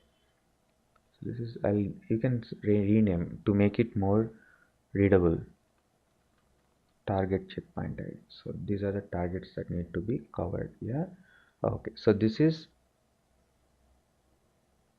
actual checkpoints that are covered and count of targeted checkpoints. So this is the variation. So you can see here, mostly most of the states that is meeting. Okay. So but here if you see, in some states, target checkpoints are more than the actual covered, and in some states more checkpoints were covered than they assigned, so more delay in the delivery. So these are the states where trucks are heavily getting broken or halted or stopped. That's why they are covering more checkpoints than the intended actual. Here this is a perfect. In this destination city, all the vehicles going towards this destination city are perfectly adhering to the compliance of the checkpoints. Okay, so that like that we can do comparative study of this is a kind of auditing dashboard. Okay, now we will do a actual view. Here we will see the transactional view. So for that I will pull a table visualization, and in the table visualization I will select fields like the trip ID, actual trip ID. Just click select on that trip ID. Okay, then we have customer, origin city, destination city, targeted ship days, trip type, and some more fields from other tables like shipper, category, and finally the auditing information. So how many checkpoints this trip has covered and how many were intended to be covered. So this target should be shown as count. Okay, there you go. So we have this detailed visualization. See, it has an intelligence to put up total line for numeric columns. Here it doesn't make much sense. So what I'll do, I can take that out. General, we can take out totals bar. Okay, now we can see in detail this data. We click on particular destination city, the data related to all the destination city will be visible here. A single click, ascending, descending, sorting, you can do sorting also on this data. Okay, so this is a detailed view. We can put details views like this with table visualization, but the thing is right now at the moment table visualizations doesn't support row level selection. You can't select a row in this table visualization. That's not possible. You can select that only on bar charts or any other visualizations. Selection within a table visualization is not possible. Only overall filters will work. Okay, I'll put one more filter. So this time I will do aggregated study, not like a transactional study. So for that I have to go for matrix. So get matrix here, matrix, and in this matrix what all I'll pull. First I'll get the trip type. Per trip type we have domestic, intercom, and international, and players in this each category. In each category we have, okay, all three players are uh, doing business in every category. Okay, and then we will put categories also. Yeah, so these are the categories within each. Now on this I will put checkpoint adherence, like, so actual checkpoints, values would be checkpoints, and then go to this and get targeted checkpoints. See, so we have totals, subtotals for each level. Automatically they have come up here, and we have data like this. what we can do, we can actually put this trip type in columns and can view data like this also. Per within domestic, how is the variance? Let's, before doing that, do some formal arrangement of columns. Yeah, then get this into column. So this is a normal mat. Generally in Excel also we compose, right? We have some options. We have some nice formatting options that are available here. Like you can go and change the style of this matrix. For example, this I like, and we have also like this black header or just flashy rows. Yeah, this is good. Okay, okay, fine. We can add one more column onto this. We can put by origin state. It's okay. Yeah, this visualization is good. So now we do what? Now we remember we have extracted week numbers. We'll see this trend by week. This compilance, how they are adhering to the compliance by week wise. So instead of destination city, I will use the column that I created, the new column. Where is it? Shipping week. This is week wise adherence. We will split this into line chart. Okay, so the adherence is good. So we see always the number of checkpoints covered are never going down below. So here in some weeks we see lot of variance. For some weeks the difference is more, so the compliance is less. Okay, and some weeks they are uh, aligning to each other, so where the compliance is good. So like that we can understand. See, one more thing I want to show in this modeling is, we don't, in this general modeling is, see here week numbers are not properly sorted. Yeah, so we want to do that sorting. So what we can do, we can select that column. See 1, 10, 11, that's not the way, because it's a text column, right? So that's why it is doing on text based sorting. So we can do custom sorting. Select week number. Where is week number? Yeah, shipping week. And we also have week of the year, right? Do we have it, or we lost it? If we don't, we will compose it. We have shipping week. Okay, I have directly appended that. Yeah, I have directly appended that. So what I'll do, I'll create a new column. So just to pull week number. So for this I will write, uh, I will go to Power Query. I'll not do, I can write a DAX, but that's not what I will do. I'll go to Power Query. I'll add a new column, and from ship date I will extract week number. So I did this already, but what I did, I got week of the year, but then I selected that and I went to transformation and I prefixed some text. Like in formatting, I prefixed some text. So that's how I got this. Now I'll not do this. I'll keep this column as is, this new column, and I'll use that column for doing custom sorting. See, I could have created that column using DAX also, but this assignment is more often Power Query usage. Okay, so now we have this column. Now this column should get sorted based on this column. How do I do that? Select the column that we are supposed to sort, shipping week. Select that column, go to modeling. In modeling, we already saw how to change data types, categorize them, do a dollar symbol or percentage, these options, right? Formatting and properties. We also have sort option here.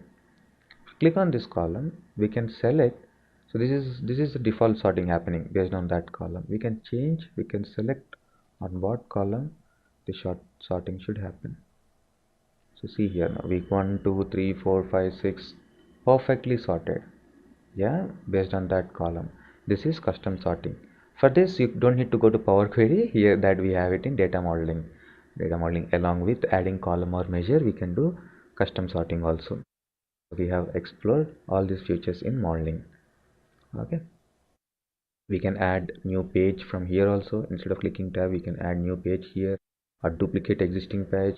Instead of clicking on visualization, we can click here and add a new visualization and later select what kind of visualization it should be.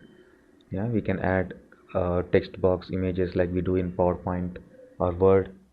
Yeah, we can do things like that. You can go and manage relations from here, or we can click here and see all the relations that are there on the table on one go here on this manage relationships window. Okay, so now I completed a proper dashboard analysis. Now in this for this corporation, from the data they have given us, we have constructed a dashboard, overall overview kind of a dashboard, which gives you a brief peek into the data. And then we have built one analysis file for delivery analysis to do the delivery analysis, then also a checkpoint analysis. Now we'll save this and we'll publish this. Remember, when you're publishing, don't select any data because it will get saved and published in the same manner. And always be on page 1 while publishing. So now click publish. So it will ask us to sign in. Yeah, I have to do the sign in. Yeah, so I did the authentication. I signed into the application. So now it is asking whether to replace the data set. Yes. And now it is publishing this to the Power BI cloud service. So see, the desktop client is free. Anyone can download this and start building applications and share the file. So when I save this, it actually gets saved as like this, a file. Now when I publish this, this will go and sit on cloud service. So for cloud service, you need to take subscriptions. So those subscriptions are chargeable. So $10 per month right now, but we can set up free trial. We can set up free trial which is for 60 days. So I am actually using a free trial now. Just we'll get rid of this. So it's going for second authentication. So we just finished authentication here process. So now that DXP, the local DXP, will be published onto this cloud service. Okay, so now we can see all those three panels here, all those three dashboards here. From here I can specifically pin visualizations onto the dashboard. So remember, we already created dashboard in our first assignment, Lance Corp dashboard. Yeah, we already pinned some visualizations there from our first dashboard. Now we're pinning from our second and third dashboards. Okay, and this trend line, pin this trend line also. Okay, now you go and check out that dashboard. You see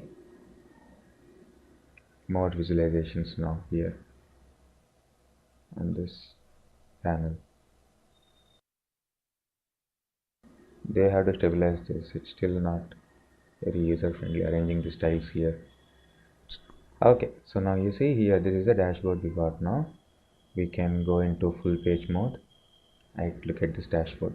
So now this page is coming from delivery analysis. Now I click this, it will take me to delivery analysis tab here.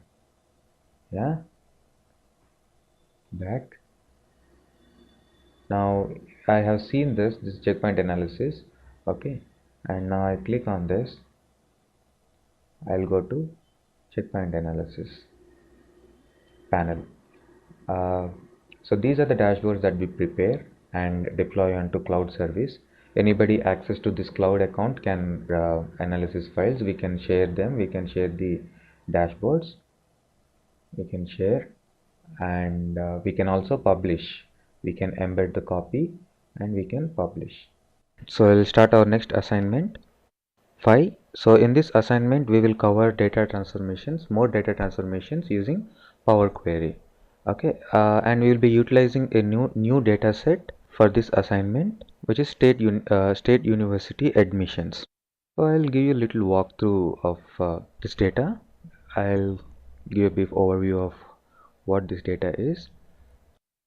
So this is the number of applications received by various universities located in USA.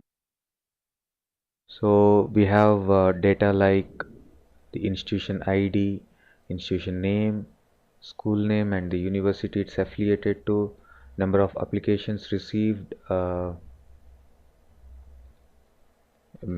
total number of applications received, and then the split by foreign applications, Hispanic, Indian applications, Asian, Black, specific. So race wise, number of applications received in each university in each state. Okay, so this is a main data set, university applications, and then we have a data set which will give us the information like how many universities are there in each state universities, and how much fund they are receiving, state fund, and how much trust, so the accumulated fund they have with them. Just a quick info, guys. Test your knowledge of Power BI by answering this question. The principal arrival of Power BI depends on which of the following: A. Microsoft Excel, B. Microsoft Word, C. Microsoft PowerPoint, D. Microsoft Outlook. Comment down your answers in the comment section below. Subscribe to Intellipaat to know the right answer. Now, let's continue with the session. Okay, per state, and these are the targets. So these are the targets. Number of applications should be received by each state for various years. Okay, so now we are in 2010, so the data is from 2010 to 2016. Okay, so this is a data set that we have. So this data set now I'll take into Power BI. Okay, so this will create another instance of Power BI desktop. So we'll be performing all these transformations using Power Query. I'll close this. So let's get data from the university admissions. Oh, there is a problem here. Okay, so actually what happens when you're trying to access files which are prior to 2007 release, so which has XLS extension, yeah, so we need to have special drivers for that. Yeah, there I go. So now I got 32-bit access drivers, so I'll install them. So actually Power BI also comes in two versions, 64-bit and 32-bit. Based on the operating system, we will install the 32-bit or 62-bit. So here, see, this is Power BI desktop 64-bit and this is 32-bit. Okay, I'm putting the access drivers. This will help in reading Excel files prior to 2007 release. So I got these drivers from this website, so you can download from here, access drivers. Just when you click on download, it will ask which version you want. This is 32-bit. If there is no extension mentioned, it's 32-bit. Generally it would be mentioned as 84 or 86, not very sure, but for 64-bit it would be clearly written as 64-bit. Okay, so the installation is over. Let's get back to the file. So you can actually clearly see here the problem, that why it is unable to read that Excel file. Now retry. I will get the data. So let's get all three sheets into Power BI desktop. Set tick load. No need to set preview now because we know already what data we are pulling in. Okay, so what is happening is now the data from all the sheets is getting embedded into the system, and table, schema, data model, everything is getting created, detecting relationships. Yeah, so see, now we got all three tables here, and then if there are any relations that will be created. I don't think now we have any relations here. Okay, yeah, let's get back to the data. So we have state-wise target, state-wise universities, and then university applications. Fine, so let's rename them, give proper names to these tables. State targets, So these are funds, and then applications, simple name. Okay, so we got applications, we then got targets state wise, and then we got funds universities wise. I think even this data is at university level, state level, state targets and state funds state wise. Okay, so now after loading this data, so this is the university data, right? Okay, after loading the data, I realized that there are some more applications in a different data sheet. Okay, now I want to get that data as well. Okay, uh, like so here we have university admissions data, right? So actually if you see, there's another file which got charter as in these are state universities but ran by private organizations. They are under private management, but they get funds from the state. Okay, so here, so they are more accountable. The accountability will be high in such institutions. Fine. So now I have data here. So these are the applications received by charter universities. So I want to take this data into Power BI. So go Excel, take charter applications. So this version is different. XLSX. Earlier was XLS. Yeah, open. Once data is loaded into Power BI, you don't need to bother about which version of Excel we are getting that data from. Okay, now this is a table we got here, charter applications, right? Yeah, so now I don't want to have two data sets separately because both contain same data, same number of columns. Sorry, not same data, same metadata, same number of columns, column formats, everything. Just that we have different data sets. Now I want to append this data set to this. I want to make this as part of this. So what I have to do is get into Power Query Editor. So we'll start with appending data and then we'll explore all possible data transformations that we can do on data using this Power Query Editor. Okay, so we have applications. This is a table. Now on this table, I want to append charter applications data. So now I select this table. Okay, and go here. So here we have options. So you want to merge queries or append queries. So in our case it will be append queries. Append works as union in SQL, union all. Okay, so here we have options, append query or append query as new. So it will append that new query and create a new table. Now I don't want to create a new table, I want to append to the existing table, so this table itself. So it's like two tables or more than two, it's just two table. What is the table that you want to append? So this is the current table. Now we are in, for this table we will be appending charter applications. Okay, yes, the appending is completed. Close and apply. We'll just verify that. Open this actual admissions file. So how many rows we got here? We have approximately 4K. Yeah, we have approximately 4K records. Now you see here we have 4K. Data didn't get reflect. Okay, actually we have to do refresh from the model. Yeah, so the refresh has finished. So now you can see now the total has increased. It's now reflecting 5000. So earlier it was 4K. Now we have 5K records. So 5K applications. So that additional applications, charter applications, have been appended to this original set. Yeah. Now that we have appended data here, can we delete this? No, we don't need this, right? We can delete this. Can we do that? Try.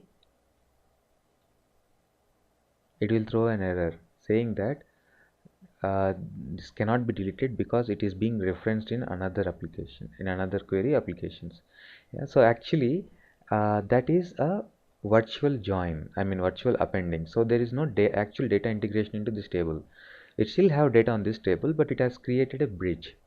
So we need to have this table, but any expression that we write, any function that we write on applications will reflect on both the sets. We'll treat as one single set in applications. Okay, the main table. So we have the entire set of records here in this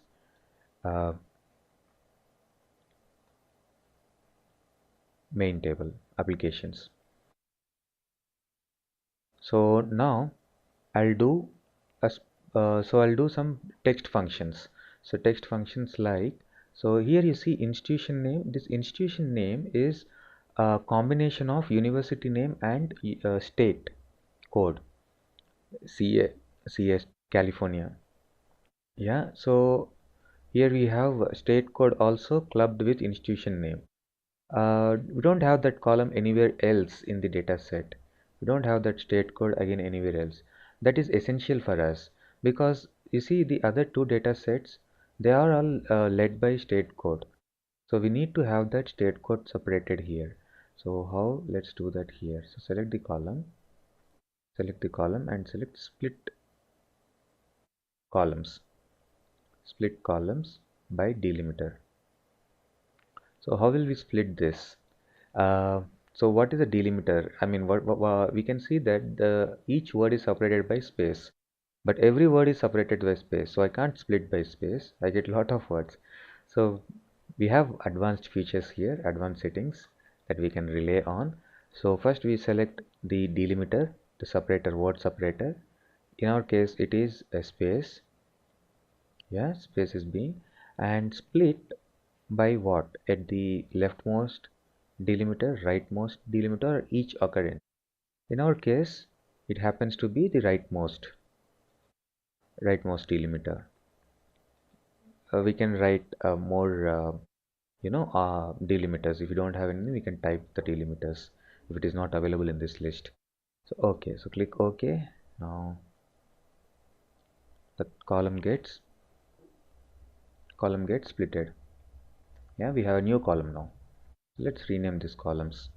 Leave this as institution name, and this one state code. And so this is one of the basic text operations that I have done. So we can do more text operations, like we go and you see the school name. Yeah, school name, it's all in small letters, right? Let's increase the readability of this column. Select this. There are more transformations. In transformations, format, capitalize each word. I like this option. So capitalize each word. See, now it will get camel notation.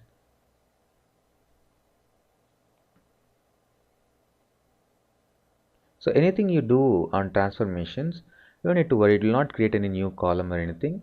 It will replace the data in the existing column. And you can see for every action that we are doing, a new step is getting created. At any point in time, you can move back and check what the data was at this point in time. What was the data at this point? Yeah, you can actually check. If you don't want a particular step, you can get rid of that here. Just click here, it will be cancelled. Okay, we'll come back here. We have more options here, like column level options. We can format text, we can set the type, we can set the data type, we can strong type, we can rename, fill empty values. You have empty cells you want to fill with the preceder or the successor, filling down or filling up, replace, pivot. Yeah, we'll come here, we'll come and we'll explore all these options in detail. First we'll go to other data sets. So here I have state targets, right? Yeah, let's start with state funds. So this table is good, but actually if you see, the column names are not properly aligned here. So I have an option here.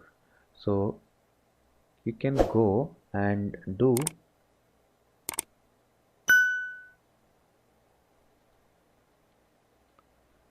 use first row as header. Use first row as header, or use headers as first row.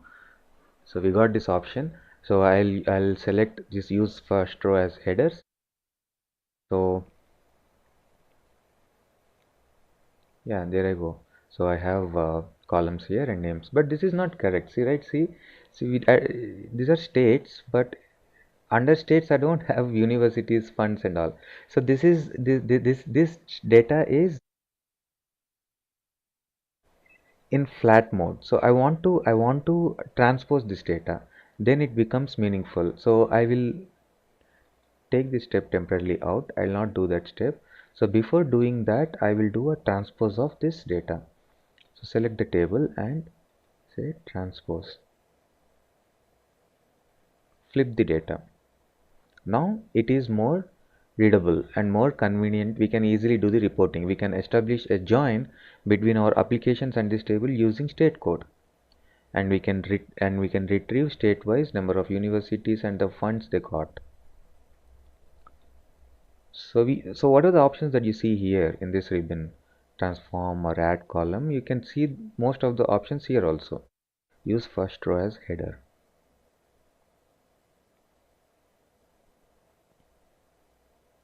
Okay, so this is a valid, proper data table. Best suits for reporting.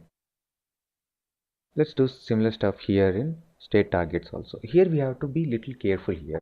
You see here we have state codes and then state-wise target. So what I have to do is here two operations. See, the first thing is I have to do a pivot of this data. But before doing that, I have to transpose this data because I want to do pivot year wise. Yeah, you'll understand that. We will see. First we will do the transpose of this data. So I have state names, state codes, and then years and year wise targets.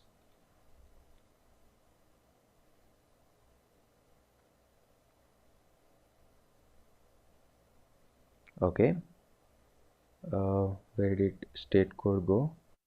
Okay, so state code will disappear when you do transpose on this kind of data. So before doing transpose, we actually have to take this out.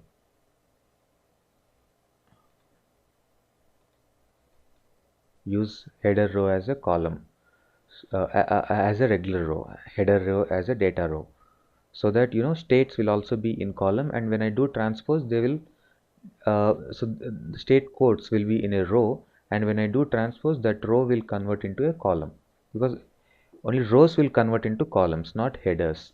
Okay, when I do transpose, that's when I earlier did transpose, all state codes disappeared.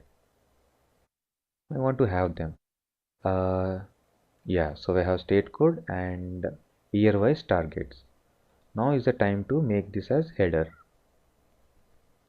See why I did transpose? I did transpose because I wanted years here, not state codes. I wanted years.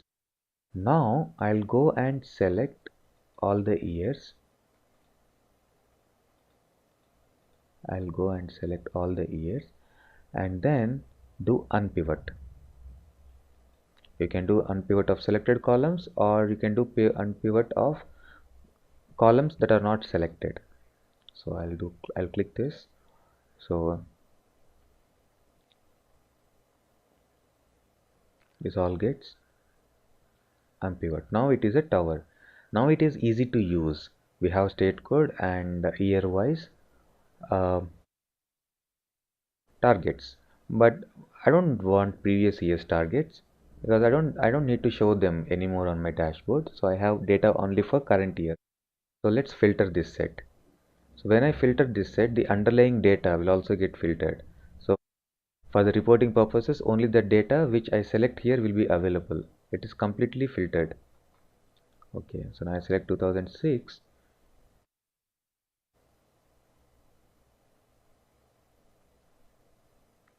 Now I have data only for 2016. Now that I have latest data only for latest year, I don't need this column anymore. I can remove this column. Yeah, it is possible. So now I have state codes and then targets for that state codes, because my entire data is for current year. The two files that I got, they are for current year. So There's no need of maintaining that unnecessary data.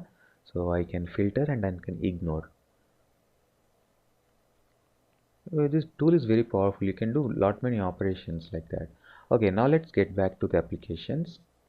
And now here I don't want to have this as a separate table. The state funds, yeah, let's leave it as a separate table because we have more columns here.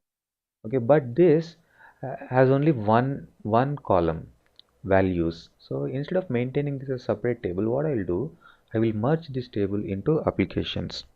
I will merge that into applications. So how will I do? So you'll go to home tab, and here we have an option to merge queries. Merge the existing, which is applications, the master set. So to this I will merge state targets.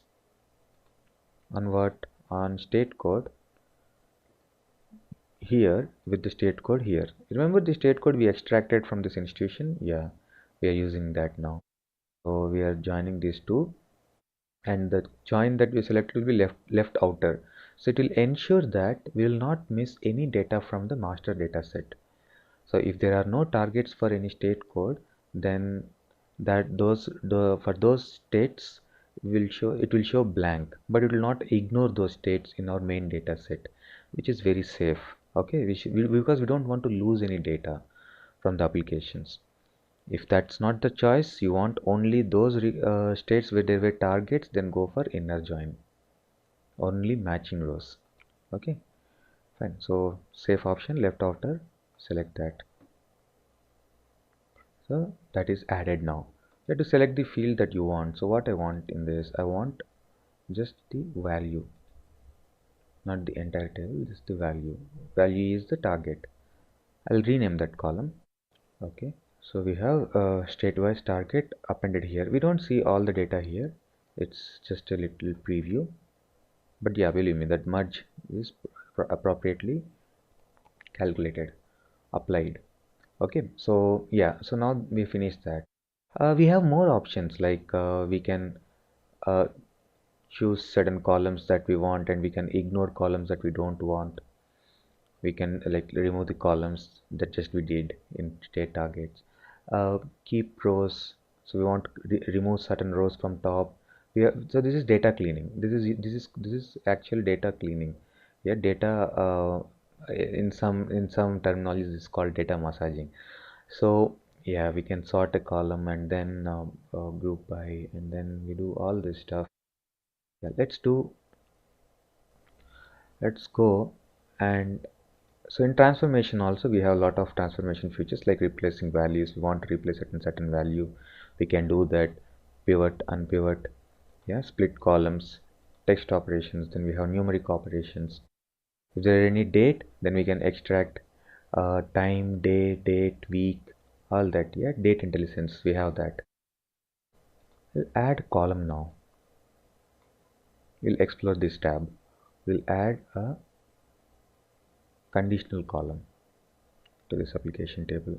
So in this conditional column, so this is a UI for creating a conditional column. I'll name this as applications status. So what I'll do, I'll create 3 categories, like high, normal and low. High is for more number of applications, low and medium. Okay, so before that, let's check out. So in this I want to just check out applications, total applications that are received here. So this field will give us total number of applications. Okay, total number of applications received from all states. So this I will split by institution ID, and I will see this as a table. So institution ID, actually this is not the correct, so this is institution name. Yeah, so institution name. And let's check out the maximum number and minimum number. Okay,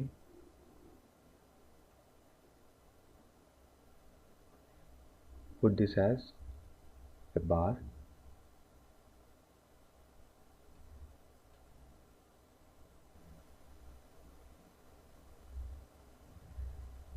or I can do better than this. So what I'll do, I will select by institution name, not by institution name.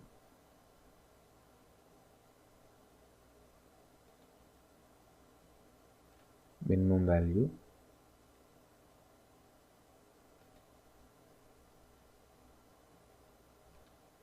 institution wise minimum value. Okay,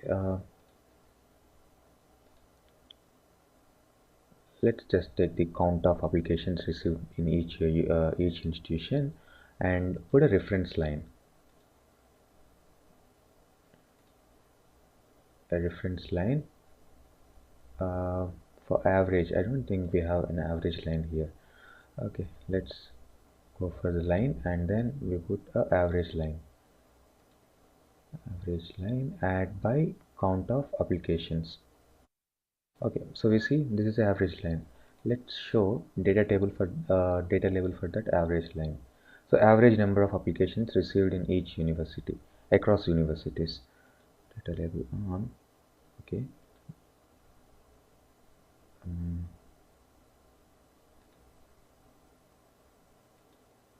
Yeah, so that's somewhere around 16.22.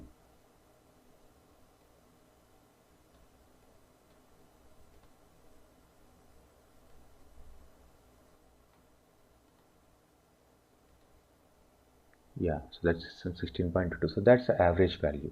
Okay, why I wanted that I will shortly tell you. Okay, let's take this out from here, get back to the query editor.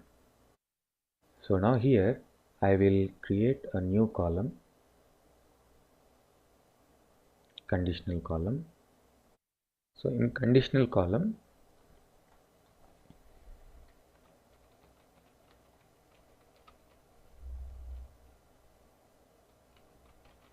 status, column name would be total number of applications. So the order of this conditions, is very important, because that's how this gets evaluated. This expression gets evaluated. Okay, so if it is less than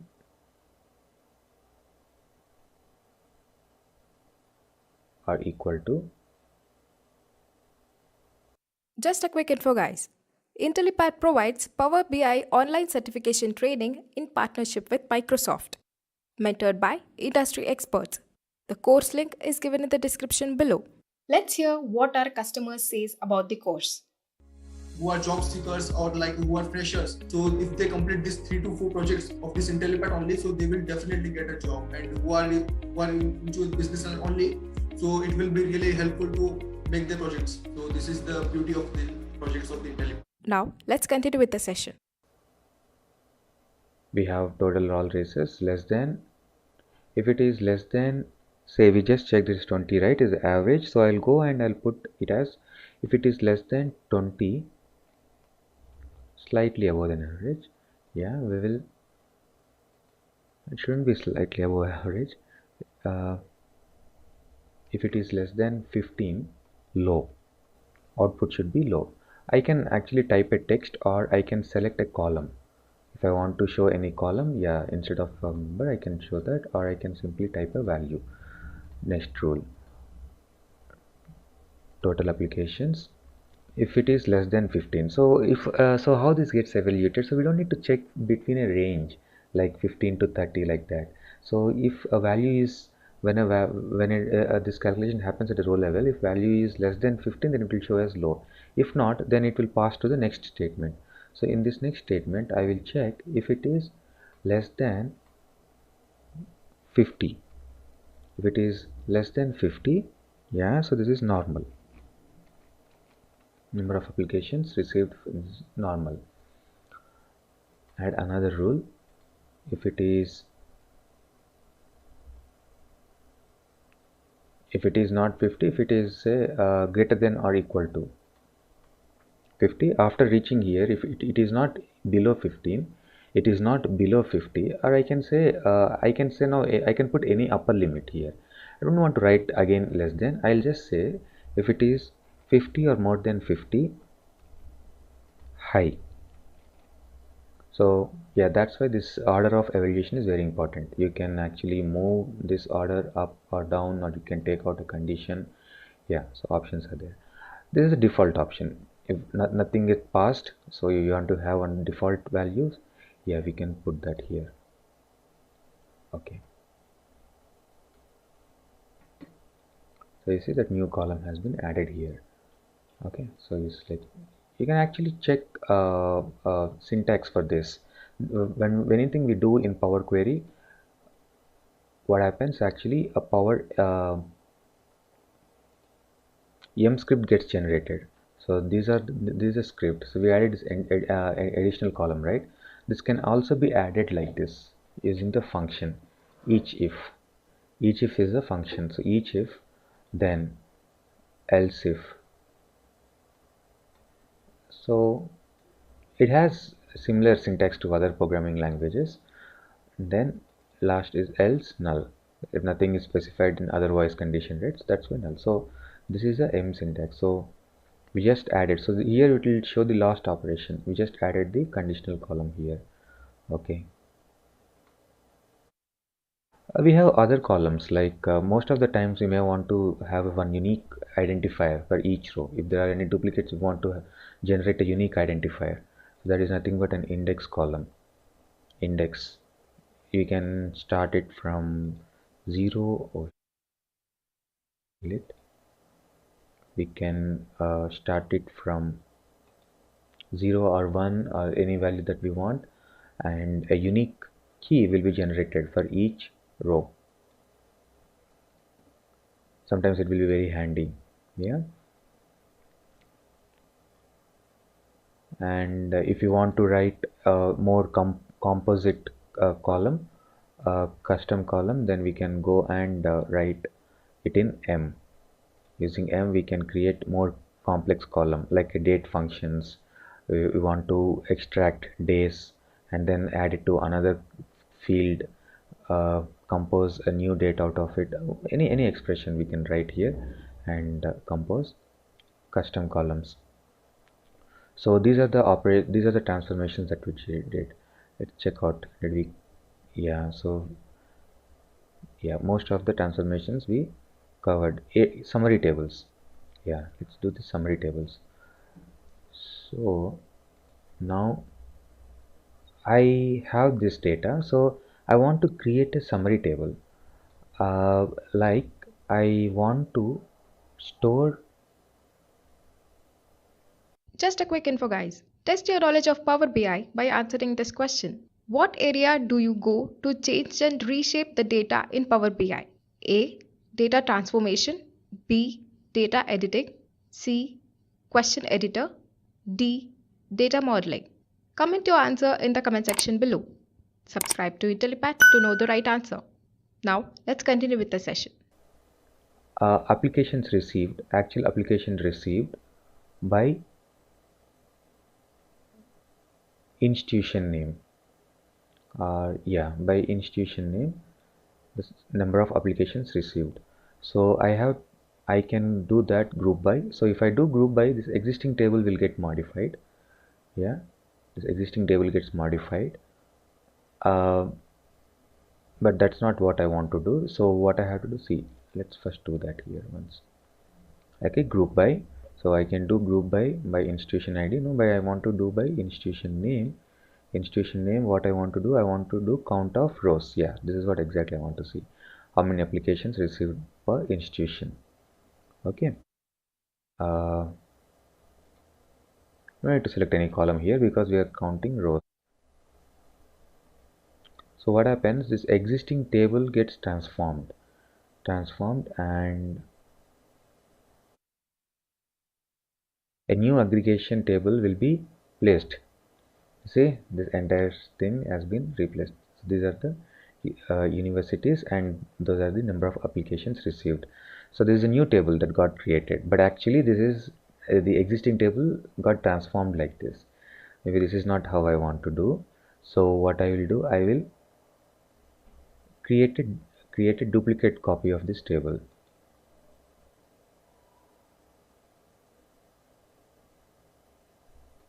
Applications, right click.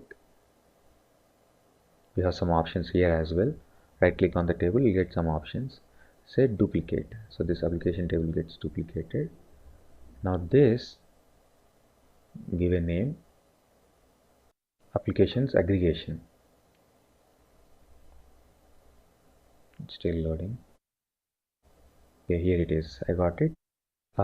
So on this table, I will do aggregation. So before doing that, I don't want to have all these operations. So like adding that conditional column, capitalizing, renaming columns. Yeah, change split columns. Yes, leave it till there. Actually, I don't need split columns also. Split by delay. Append query. Yes, keep data up to here. On top of this, now go and compose aggregation. Yeah, so this is still referring to this data set. Now on this I'll do group by institution ID, no, not institution ID, institution name. Okay, so this is an aggregation table which is part of our data model. Now we can make aggregation tables like this. So we have covered most of the transformations that are available in query editor. So I got back to Power BI desktop. Now, coming on to the first question on this list of top Power BI interview questions, let's begin by checking out this.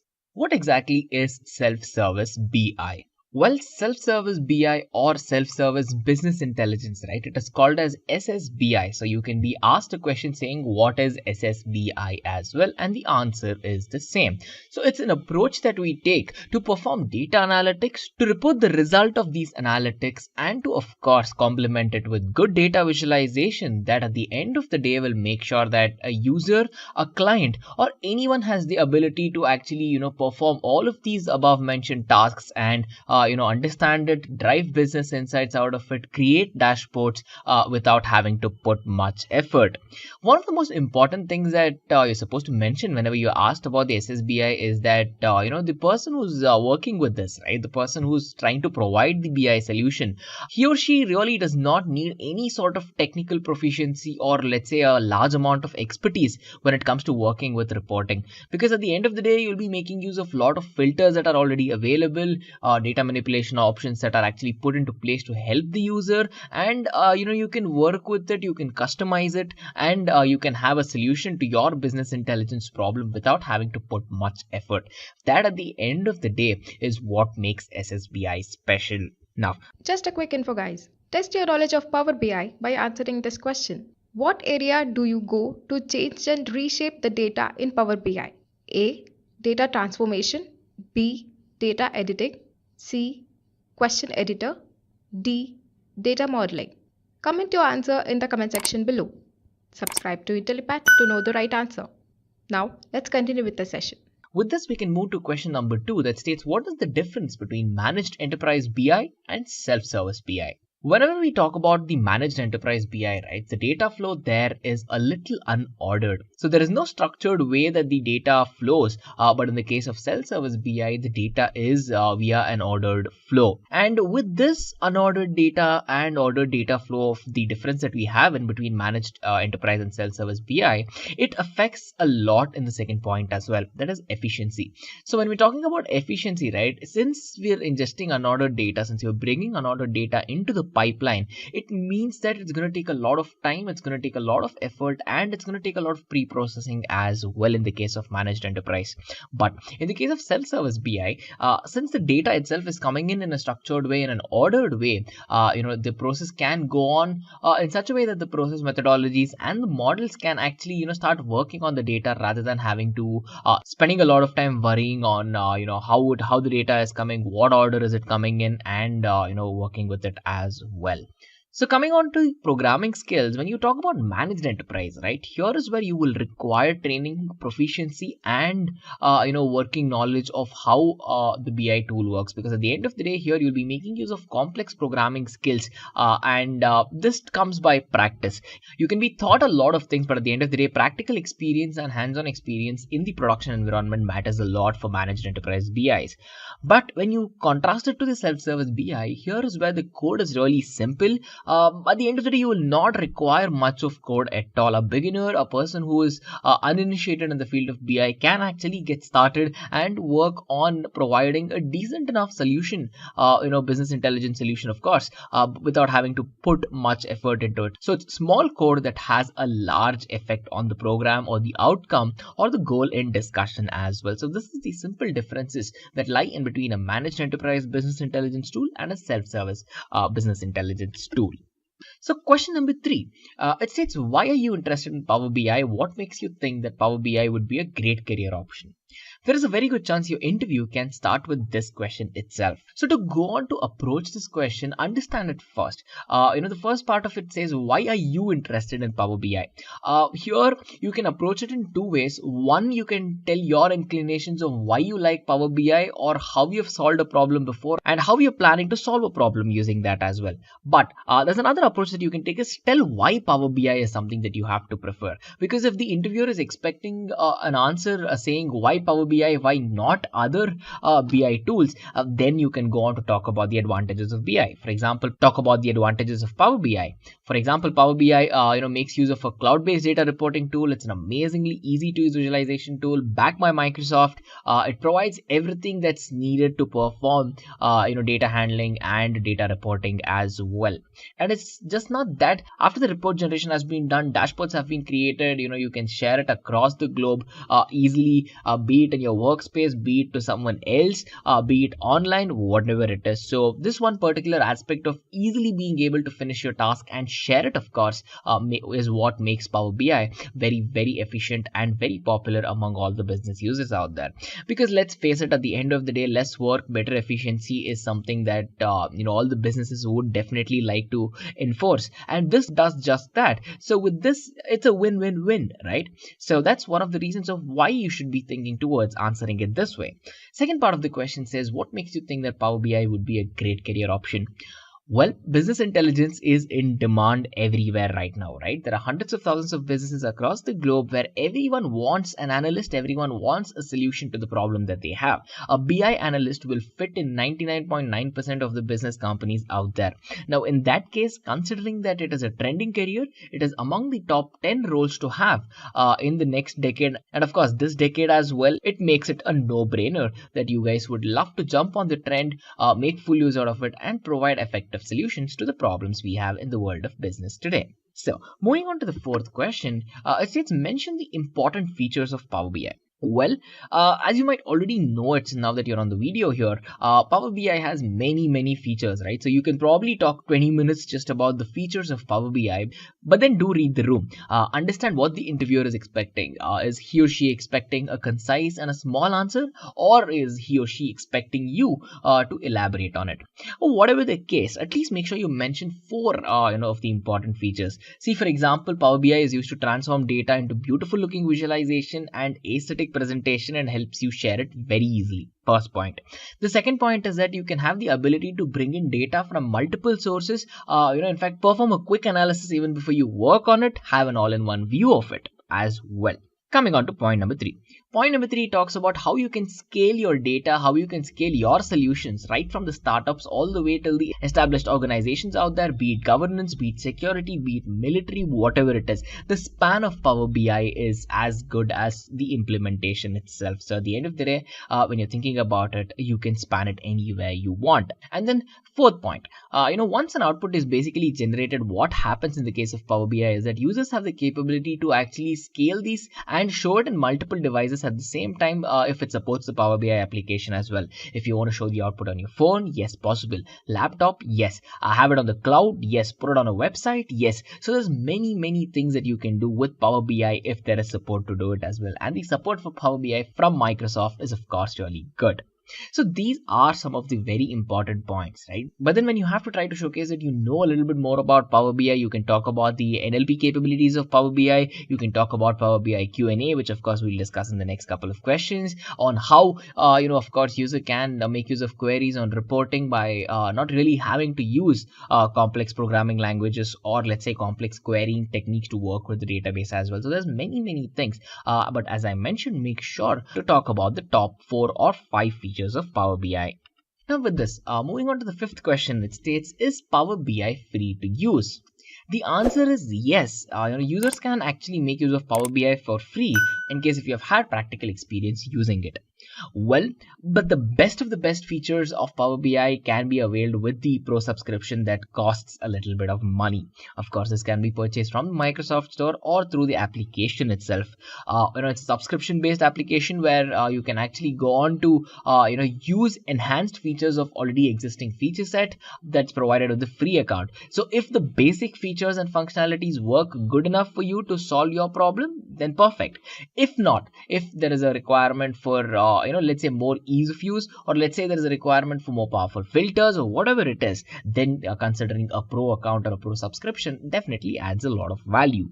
Because what most business users do is they have a subscribed account where it provides a lot more features. See, for example, instant data refreshes by the day, and many other powerful solutions which are missed in the free version. It is totally understandable, but do know that Power BI Pro subscription makes Power BI pack a huge punch. It's a very powerful tool, even in its free form, but once you go paid, once you go all in, it's a beautiful app to work with as well.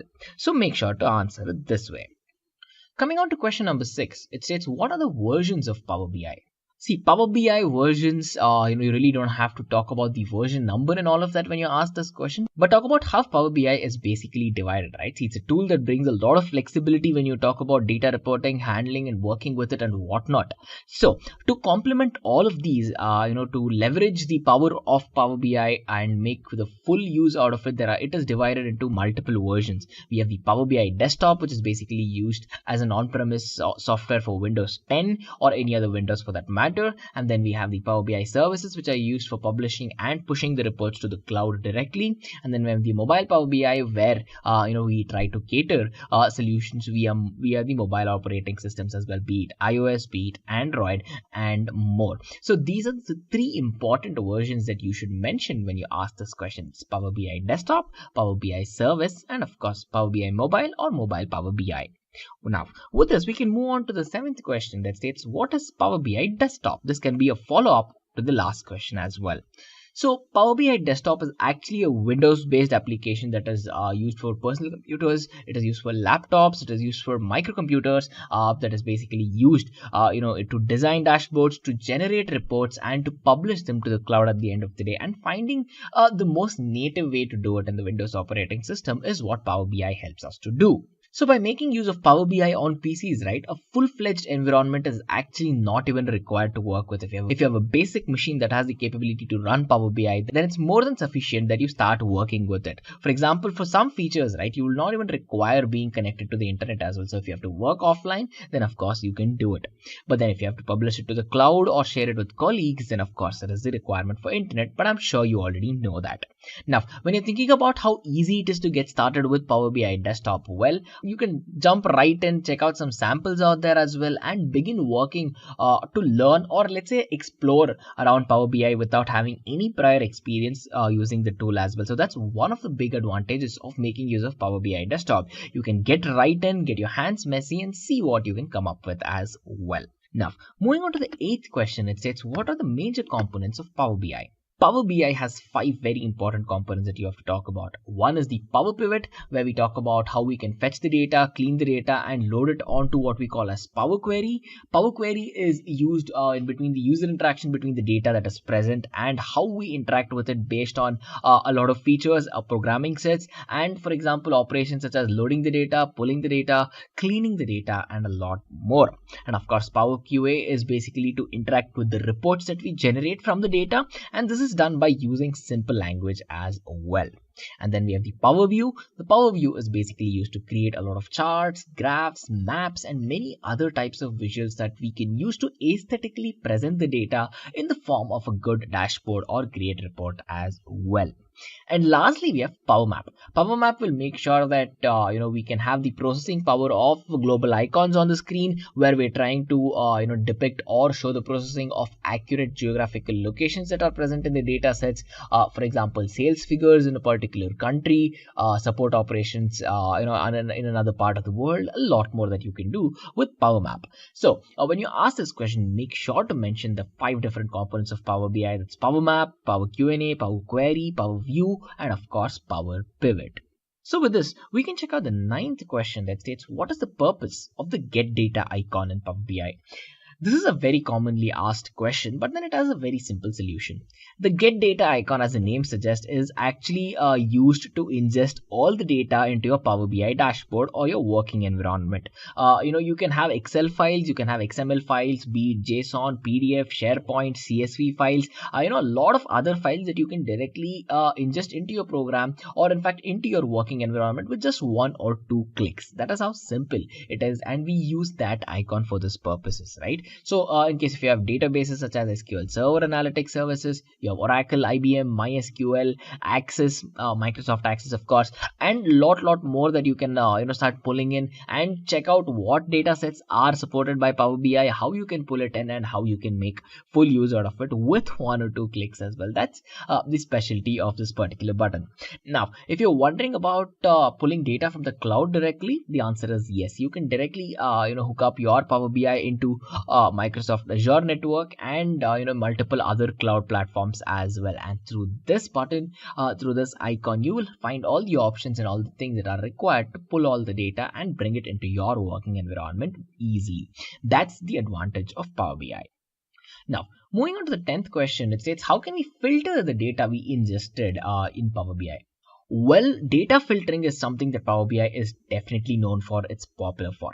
What happens here is that data can be filtered by making use of a lot of filters that are already present, in fact, implicitly. So you really don't have to explicitly start working on it. If you program your Power BI to do it automatically for you, it has the capability to do it.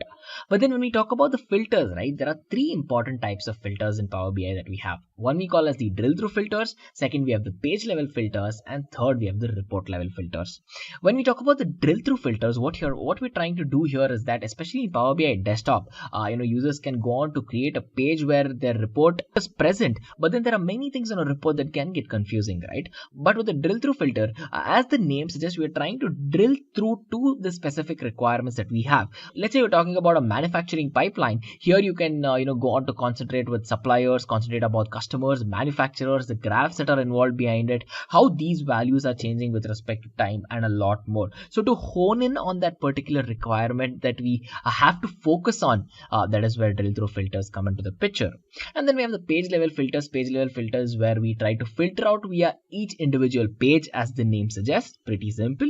And then we have the report level filters. Again, here we try to simultaneously filter all of the charts that are present in all of the pages of a single report. So one report can have multiple pages. If a page has to be filtered, we can use page level filters. If the reports have to be filtered, we have report level filters. But at the end of the day, if you have to get into a particular report, a particular page of that report, then perform some focus analysis on it, then you have the drill through filters. So make sure to answer this in a clear and a concise way. Now, coming on to question number 11. Question number 11 states, where is data stored in Power BI? When data gets ingested into the Power BI environment, it gets stored into 2 types of tables. One is we have the fact table, and the other we have the dimension tables. So what happens in the case of fact tables is that we have a central table in the schema, what we call as the star schema. You might know it if you have worked on data warehousing. So a fact table will consider and store all of the quantitative information that is required for us to perform analytics. But one very important thing that you have to mention about fact tables is that the data is not normalized in the case of fact tables. So make sure to mention that. Now, when we talk about the dimension tables, right? Dimension tables on the other hand also make use of a star schema, but here what we're trying to do is we're trying to store the metadata of the data as well. So think about storing attributes, think about storing dimensions, think about storing things that actually describe the data or describe the objects that are present in our previous fact table where the data is actually stored. Fact table is where we have the data, dimension table is where we express and talk more about the data. Think of it that way. So when you ask this question about where the data is stored, make sure you talk about fact tables and make sure you talk about dimensional tables, and of course state how each of these work as well. So moving on to the 12th question, it says what are content packs? Well, content packs are again one of the most important things in the world of Power BI, because this is where we can package reports, dashboards, data set, share it with other people very easily. Because one thing about a content pack is that whenever you head to a website, right, your portal, the Power BI portal, here you can merge your workspace list. Here you can check out all your reports, check out all your dashboards without having to put much effort into it. But then when you have to stress a little bit about content packs, right? So what it mainly does is it provides limited access or complete access to certain charts, certain lists, certain pages, and certain reports based on your organization structure. So if you want to deny access or authorize access to some people, you can do that. The second thing is that you can customize it with a title, give it a little description, and make sure that the user or the person who's seeing the reports or the dashboard has the ability to pick what's required and leave what's not required. So with content packs, that can be done. And of course, we have the next point, which talks about how users can have access and create new dashboard from the content pack itself, rather than having to open up the tool again and working with it hands on. So these three features form to be one of the most notable features of content packs. And at the end of the day, whenever you talk about content packs, know one thing, this is a topic where you can definitely stress on and talk about for 5 to 10 minutes straight, but then there is a very good chance that the interviewer is expecting a clear and a concise answer. So make sure you keep it that way. Just a quick info, guys. Intellipaat provides Power BI online certification training in partnership with Microsoft, mentored by industry experts. The course link is given in the description below. Now, let's continue with the session. Now with this, we can check out the 13th question that states what are the different views in Power BI desktop. Well, there are 3 different views in Power BI that you're supposed to know about, and each of these view has its own unique purpose. For example, we have the report view. In the report view, what we're trying to do is we're trying to add visualizations, add multiple report pages, add multiple reports, and see how we can publish it right then and there from the Power BI desktop. So this is the report view, where we can actually have a full scale view of what's going on. Then we have the data view. Data view is where we perform operations such as data pre-processing, data shaping, and all of these by making use of the query editor tools. So this is data view. And then we have the third different view in Power BI. This is basically the relationship view. The relationship view is used to actually show and manage the relationships that are present in the data sets that we are working with currently as well. So each of these view, as you can see, a relationship view gives the ability for us to manage relationships. Data view gives us a header through which we can work with the query editor tools, and we have the report view where we can add visualizations and work with the report directly as well. So you can see these are 3 different views that do 3 different things as well. So it is very important that you answer it this way. Now with this, we can check out the 14th question that states what is row level security. This is a very important question, so make sure to concentrate. So a low level security, basically what it does, it means that it is trying to restrict the data that a user can actually access, the user can view and work with it by making use of certain set of filters that come built in Power BI. So to configure this and to begin working with row level security, all you have to do is you have to configure and put into place certain rows, and of course certain roles, and of course certain rules as well, because in Power BI this is very easy to do, and these rules and roles that you provide is applicable as soon as you push it to the Power BI service as well. Let's say if you have to put it to the cloud, put it to a website, Power BI mobile, whatever it is. So there is a function here what we call as the username function. This is used along with the table relationships to see which user has access to what kind of data in the data set as well. So if you're the current user working on it, this function can actually show what restrictions are applicable to the current data. Now, when you're thinking about enabling row-level security, right, one important thing that you have to know about is to do this, you require the Power BI Pro subscription. So this cannot be done in the free subscription, but then Excel sheets can of course be used wherever it's being converted to the PBIX file format, which is the Power BI index format as well. So make sure you talk about how the Power BI Pro subscription is needed, how it works, how you can configure, and how you can use the username function to actually showcase the relationship between the data access and the current user who's using it as well. Now, moving on to the 15th question, it says, what is DAX and what are the benefits of making use of variables in DAX? DAX is an acronym for data analysis expressions, and this is one of the most important things in Power BI because this is what we use to query and return all of the data by making use of table expressions in Power BI. So it's actually a language. Think of it like SQL, where we're actually trying to use formulas, where we're trying to perform basic calculations, where we're trying to perform data analysis on all the data that's present in Power Pivot. But then we're not trying to talk about the data directly, but then we're trying to see how we can work with the data. Hence, this is where it differs from your query language. It's used to compute your columns, calculated fields, your measures. You can do a lot with DAX. At the end of the day, what you cannot do is you cannot insert or modify the data. But then apart from that, since your data is already ingested from multiple sources, working with it, performing analytics on it, and then driving results out of it is very easy, and that's the primary purpose of DAX. So what are some of the benefits of making use of DAX, right?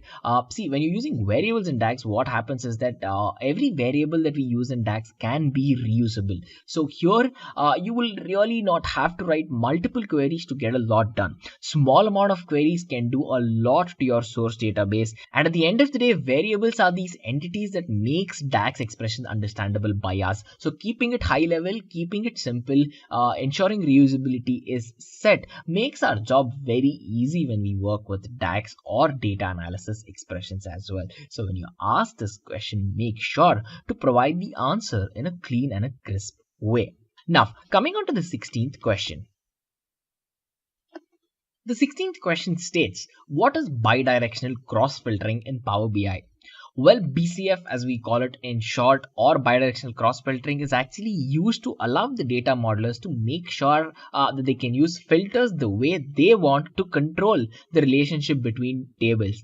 As the name suggests, it's bidirectional, right? So we'll have a secondary table here, on the other side of the actual primary table relationship, where we propagate the data on the filter context from the first one to the second one. This is done to make sure that you really don't have to use any sort of complex DAX formulas or any, complex data modeling entities that will help you solve the relationship. What happens whenever we discuss about many-to-many problems, and to avoid, the ability of actually going to mix up the data or messing up the relationship in the table as well. So with this cross filtering, we are trying to use multiple tables again to make sure we determine the relationship and then work with it. So what this does is it simplifies the job for data modelers whenever they have to work with the many-to-many problem, and simplify on how data can be used, pre-processed, analyzed, and of course at the end of the day documented and published in the required formats as per the client's requirement or as per the goal as well. So this is what bidirectional cross filtering is. Coming on to the 17th question, it is, how are relationships defined in Power BI Desktop? Well, one thing you should know about Power BI Desktop is that there is no null values, there is no duplicate rows, and there are relationships in between tables that can be defined in more than one way. So what are these ways? We have two things. One is we can do it manually. The second thing is we can make use of the auto detect feature for this. If we have to do it manually, if you have to define the relationships manually, then the user can go on to use the key structure, where you can use primary keys, where you can use foreign keys, map the data, and then work with it. But then if you have to make use of the auto detect feature, right? With the auto detect feature, if we have this enabled, Power BI has the capability to actually understand the relationships in between tables and then map the relationships for us automatically. Sometimes it does it right, but then sometimes, it's a minor case where one or two relationships can get a little twitchy and messed up. In that case, of course, you can manually go in and fix it, but do understand that it's very powerful. It knows what it does, and 95% of the time it has the capability to detect it automatically and split out and create the relationships that we want in the case of Power BI as well. So with that, Power BI is something that offers a lot for a lot less effort that we put into it actually. Now, moving on to the 18th question, it says, what is advanced editor in Power BI? Well, advanced editor, as the name suggests, is where we try to see the query that Power BI uses whenever we go on to, import the data. The query is actually written in a language what we call as the Power Query formula language, or in short, it's called as the M code. So to view our particular query code, right, especially when we're making use of Power BI desktop, just go to edit queries from the home tab. This is where you can directly access it, and you can work with the advanced editor to see what query is being used. It will display the query for you. What is the current query that's running, what query have you selected, and what transformations you can apply on it as well. So of course, to apply the actual transformations, we're going to have to go into the query editor and select each individual step, type in the query, and then work with it. But then one thing you really have to know is that all of the things that we can do, right, to the particular code that we're talking about, it's easily done in the case of advanced editor because it provides all the basic functionality and a lot more as well. So in that particular case, you have the basic functioning bare bones of it, and you have a lot more features that you may or may not use as well. So to check out all of these, make sure you're talking about the M code, make sure you're talking about how you can go on to actually use the advanced editor and what the advanced editor does as well. Now, moving on to the 19th question, it states, why should general formatting be applied to data in the case of Power BI? Well, this is a very generic question, even though it might seem a little specific, because at the end of the day, general formatting needs to be applied to a lot of data that we have, right? See, in Power BI, what we're trying to do is we're trying to categorize the data, we're trying to identify data, and we're trying to see what's the easiest way we can work with it. So to do this, you will require relationships. To do this, you'll require custom formulas and a lot more, right?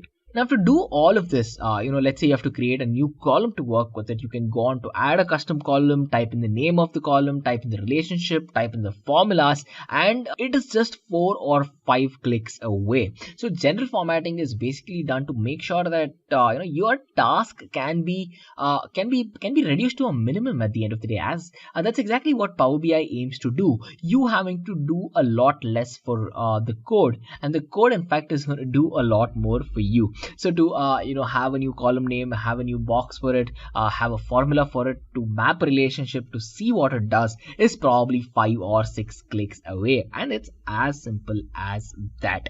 So to kind of leverage this, we make use of general formatting. Now, coming on to the 20th question, it states, what are the most common data shaping techniques that are present in Power BI? It's not just Power BI. There are many other business intelligence tools that use this as well. Some of the most common things are, manually removing columns and rows based on the requirement. We can add indexes to keep the data a little more structured. We can apply a sorting order to see how we can work with the data and how we can actually, work with it in a structured way. And of course, there are many other things too. But what are some of the most widely used data shaping techniques? If it is asked, the answer is this: either manual removal of column and rows, or addition of indices, or of course sorting the data based on an order as well. So moving on to the 21st question, it says, which in-memory analytics engine is used in the case of Power Pivot? So one important talk about Power Pivot is of course its in-memory analytics engine, right? And there is no other engine unlike Xvelocity in my opinion, because this engine has the capability to handle large amount of data, store it in columnar databases, and present it to you like it's absolutely nothing. Like it doesn't break a sweat to do it. That is how efficient it is, and that is how intelligent it can get as well. So this is done very quickly in a very rapid manner because the data actually gets stored onto the RAM, and since it is on the RAM and not on the hard disk, your processing speed, your data read speed, your data write speed has gone exponentially up. And what this does, it makes sure that your processing speed is very high and that you can use it rapidly as well. And this is exactly what makes the Xvelocity engine very powerful as well. So with this, we can come to the 22nd question that states, what is Power BI Designer?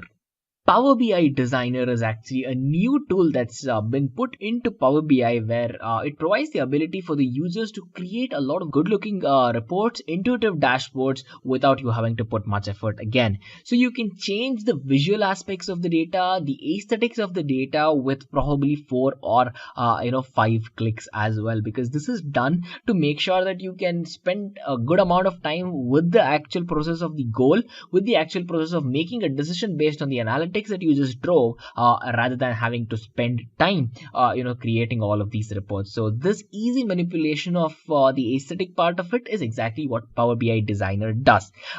One thing about the Power BI Designer that Microsoft is doing right is that they have put in a lot of drag and drop capabilities. What it means is that you can start dragging in and dropping in data. Let's say where you want to create a canvas report, or let's say if you have a layout where you want to start dragging in widgets, dragging in charts, dragging in maps, whatever it is, right? It's only a mouse click or a pull away. That's how simplified things have become in today's world of Power BI with the help of Power BI Designer. So when you ask this question, make sure to answer it in a clear and a concise way.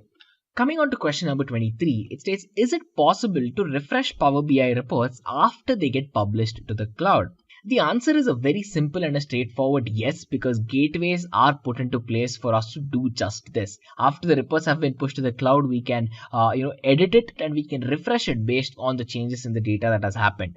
So how can we do this? There are two ways. So if you've shared it using SharePoint, then we have the DMG gateway or the data management gateway that we make use of it. And then if you've shared it on powerbi.com, then we have the Power BI personal gateway that we can make use for this purpose. So depending on how the data gets published to the cloud, either by using SharePoint or either by using the powerbi.com website, we have two gateways that help us refresh the data. Now, after understanding this, Just a quick info, guys. Test your knowledge of Power BI by answering this question. The principal arrival of Power BI depends on which of the following: A. Microsoft Excel, B. Microsoft Word, C. Microsoft PowerPoint, D. Microsoft Outlook. Comment on your answers in the comment section below. Subscribe to Intellipaat to know the right answer. Now, let's continue with the session. There could be a follow-up question which states, what are the gateways that are available in Power BI and why do we use them, right? See, a gateway is, as you just saw in the previous question, a bridge that is used to gap the differences. And a gateway, as you previously saw, is basically a bridge that is used to gap the on-premise data with the Azure cloud services that are present. So to do this, right, to make use of gateways, there are two types of gateways that are present in Power BI. One, we have the personal gateway and we have the on-premise gateway. A personal gateway is one where we can have the data imported and make sure we use it, but only by making use of Power BI service and on their website. So by making use of personal gateway, check out the name, it says personal. This means that it can only be used, accessed and worked on by one authority or one person. Now, we have the on-premise gateway. On-premise gateway is, let's say, an expanded version or an addition to personal gateway with a lot more features. Here you can work with direct query, you can have multiple users work with this, you can have many users refresh the data to see the progress as well, to see when the refreshes happened at what time. You can basically get analytics about refreshing as well. So that is how powerful gateways are. So when you ask this question, make sure to talk about the personal gateway, make sure to mention the on-premise gateway, about how personal gateway only works for Power BI service, while the on-premise gateway allows multiple users to work with as well. Moving on to the 25th question, it states, how can geographical data be mapped into Power BI reports? Geographical data can be mapped into the Power BI reports in a very simple fashion. It's by making use of map charts and filled map charts, right? So I'm sure if you're at this point of time in your interview preparation, you will already know this, or you would have used this as well. So by making use of map charts and filled map charts, we find the easiest way where we can visualize geographical data, be it your local locality, be it your local regional data, or global data as well. Power BI has one important integration is with Bing Maps, where we can pick up the default coordinates for locations. You can use geocoding, and you can make use of mapping places without having to know its latitude and longitude coordinates directly as well. So with this integration with Bing Maps, it makes it very intuitive for the user and the developer to actually go on to work with the tool, rather than working on understanding, knowing, noting, and using longitudes and latitudes as well. But then, of course, if you have to use it, you can. But there, do you have to compulsorily use it? The answer is no. Now, moving on to the 26th question, it says, what happens when you click on a single data point in one of the multiple visuals in a report? See, it's very simple. What happens when you click on a single data point is that the data gets selected and copied into your clipboard.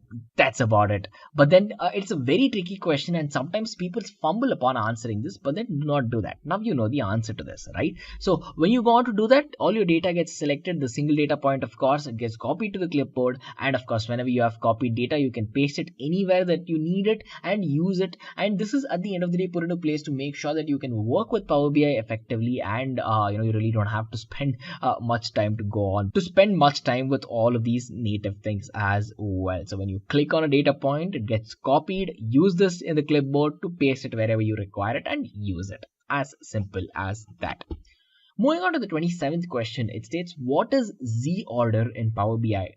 Z order is actually a design strategy that is put into place where we try to arrange the visuals by making use of certain shapes. So what the Z order does is that, we can define it, we can have an implementation where we're trying to show the report which consists of multiple elements, where we're trying to refresh the display, of how the order of elements gets changed in case the reports itself are changed. See, you will have data in the reports, and this will be constant and working fine. But then if your data changes in the report, there's a very good chance your report can change too, right? So let's say your order of item changes, your item entity itself changes, or there's a change in the relationship. In this particular case, we make use of this strategical approach where we are trying to arrange our visuals by considering the shapes. So with this, what happens is that, when anything changes, right, it really doesn't mess up the dashboard or mess up the workstation, but it works really well and it holds the aesthetic ability for the display as well. So in that particular reference, Z order is a very important thing in Power BI.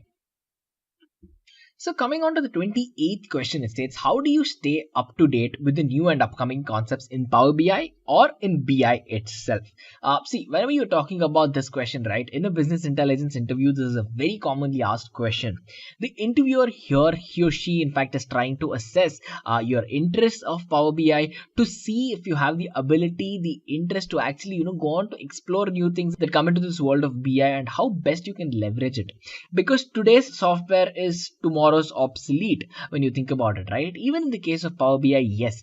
Just check out the initial releases of Power BI and Power BI now.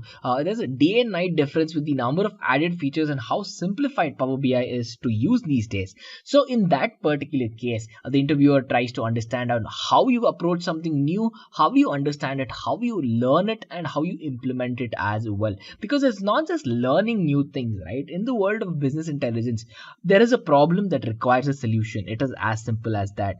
If you know the latest bells and whistles, the latest tools and techniques that you can go on to use it, then of course it makes your job very easy. It saves you time and money. It saves the employer time and money. Now at the end of it, the interviewer wants to understand how well you are prepared to scale yourself up in a production environment as well. So if you're a fresher or a person out of college, you might not have a lot of production experience, right, in a production environment. Now, with this, the interviewer can get a solid idea of you having the capability to learn new things and effectively build on it too. So answer it in a clear way, state your interest. So state how you find your own ways to learn new things. There is no one answer here that will fit for all of you guys. So I suggest you sit, have a notepad, make note of how you learn new things and state it that way. Now, moving on to the 29th question, it says, do you have any experience working in the same industry as ours before? This is definitely a commonly asked question in a Power BI interview because, as I told you, business intelligence is required for every industry, every field that you can think of in one way or another. So let's say if you're applying, for the military, let's say if you're applying to perform business intelligence for a social media, for a hospital, or let's say a medical firm, in that particular case, they will want to know in case if you have worked in the same domain. It's just data familiarity. It's just knowing that you will be a better fit to that team there. So if you're a fresher, of course, you can just say no, that you really don't have any experiences or you can take a little intelligent approach where you try to probably talk about the projects that you have done either in a certification program or in your college or something that has helped you understand this industry that you're trying to apply to. So make sure to talk about the experience in case if you have the experience, but then if you do not, if you're a fresher right out of college, then do talk about the tools, the techniques that you have used and how you think that will be a best fit for the industry that you're applying for now. Moving on to the 30th question, it states, have you earned any sort of certification to improve your learning and your implementation process? This is a very, very, very important question because interviewers, especially in the world of business intelligence, they understand the weightage, they understand the leverage that a certified BI, comes into the picture. Because at the end of the day, they know that if you have put in time and effort into a certification program, that you've learned something new, it provides them a confidence that you have the ability to work on your career and that this is what you want to do in the long term. That you have the strong aspiration to actually learn on new things, pick up new things, and eventually solve problems by making complete use of your knowledge as well. And of course, you being an effective learner is something that they'll definitely look forward to if they're hiring you, right? These are some of the aspects that they expect for. And with a certification program, you already know that you will have comprehensive knowledge taught by experts. A good certification program will give you industry level projects. It will give you access to a lot of things where you can learn Power BI or any other IT concept for that matter. Learn it, understand what the problem is that you're trying to solve, find out ways on how you can approach experts, learn from them, and at the end of the day work with a community, or you can solo it out to solve a problem. Because any IT concept, right, think about big data, think about AI, think about business intelligence, whatever it is, everything here is put into place because we want to make use of the computational power around us to simplify a problem or simplify a task to the fullest. That is your advantage. And as first I mentioned, the first 3 points we discussed was the advantage that the interviewer wants to see in you. So when you're talking about a certification program, right, it always adds value that you talk about what you learned and how you implemented your learning there. You might have 3 or 4 certifications, or let's say even more as well. In that particular case, quickly list all the certifications you have, and if you feel like the interviewer wants more details about what you learned, which he or she definitely will do in that particular case, start elaborating about what you learned and what you got out of it, because the outcome of a certification program is very important, not what the certification program is. So talk about what you learned, talk about how you plan to implement it, talk about how you have already implemented it in the past, and you should be good. Well guys, I take this opportunity to wish you guys all the very best for all of your interviews. With this set, you have a clear idea of how you can approach these top Power BI interview questions in a clear and a concise way, and how you can answer them to the best of your abilities as well. So with this, I'm sure you guys can be one step closer to acing all of your Power BI interviews. Just a quick info, guys. Intellipaat provides Power BI online certification training in partnership with Microsoft, mentored by industry experts. The course link is given in the description below. Just a quick info, guys. Intellipaat provides Power BI online certification training in partnership with Microsoft, mentored by industry experts. The course link is given in the description below.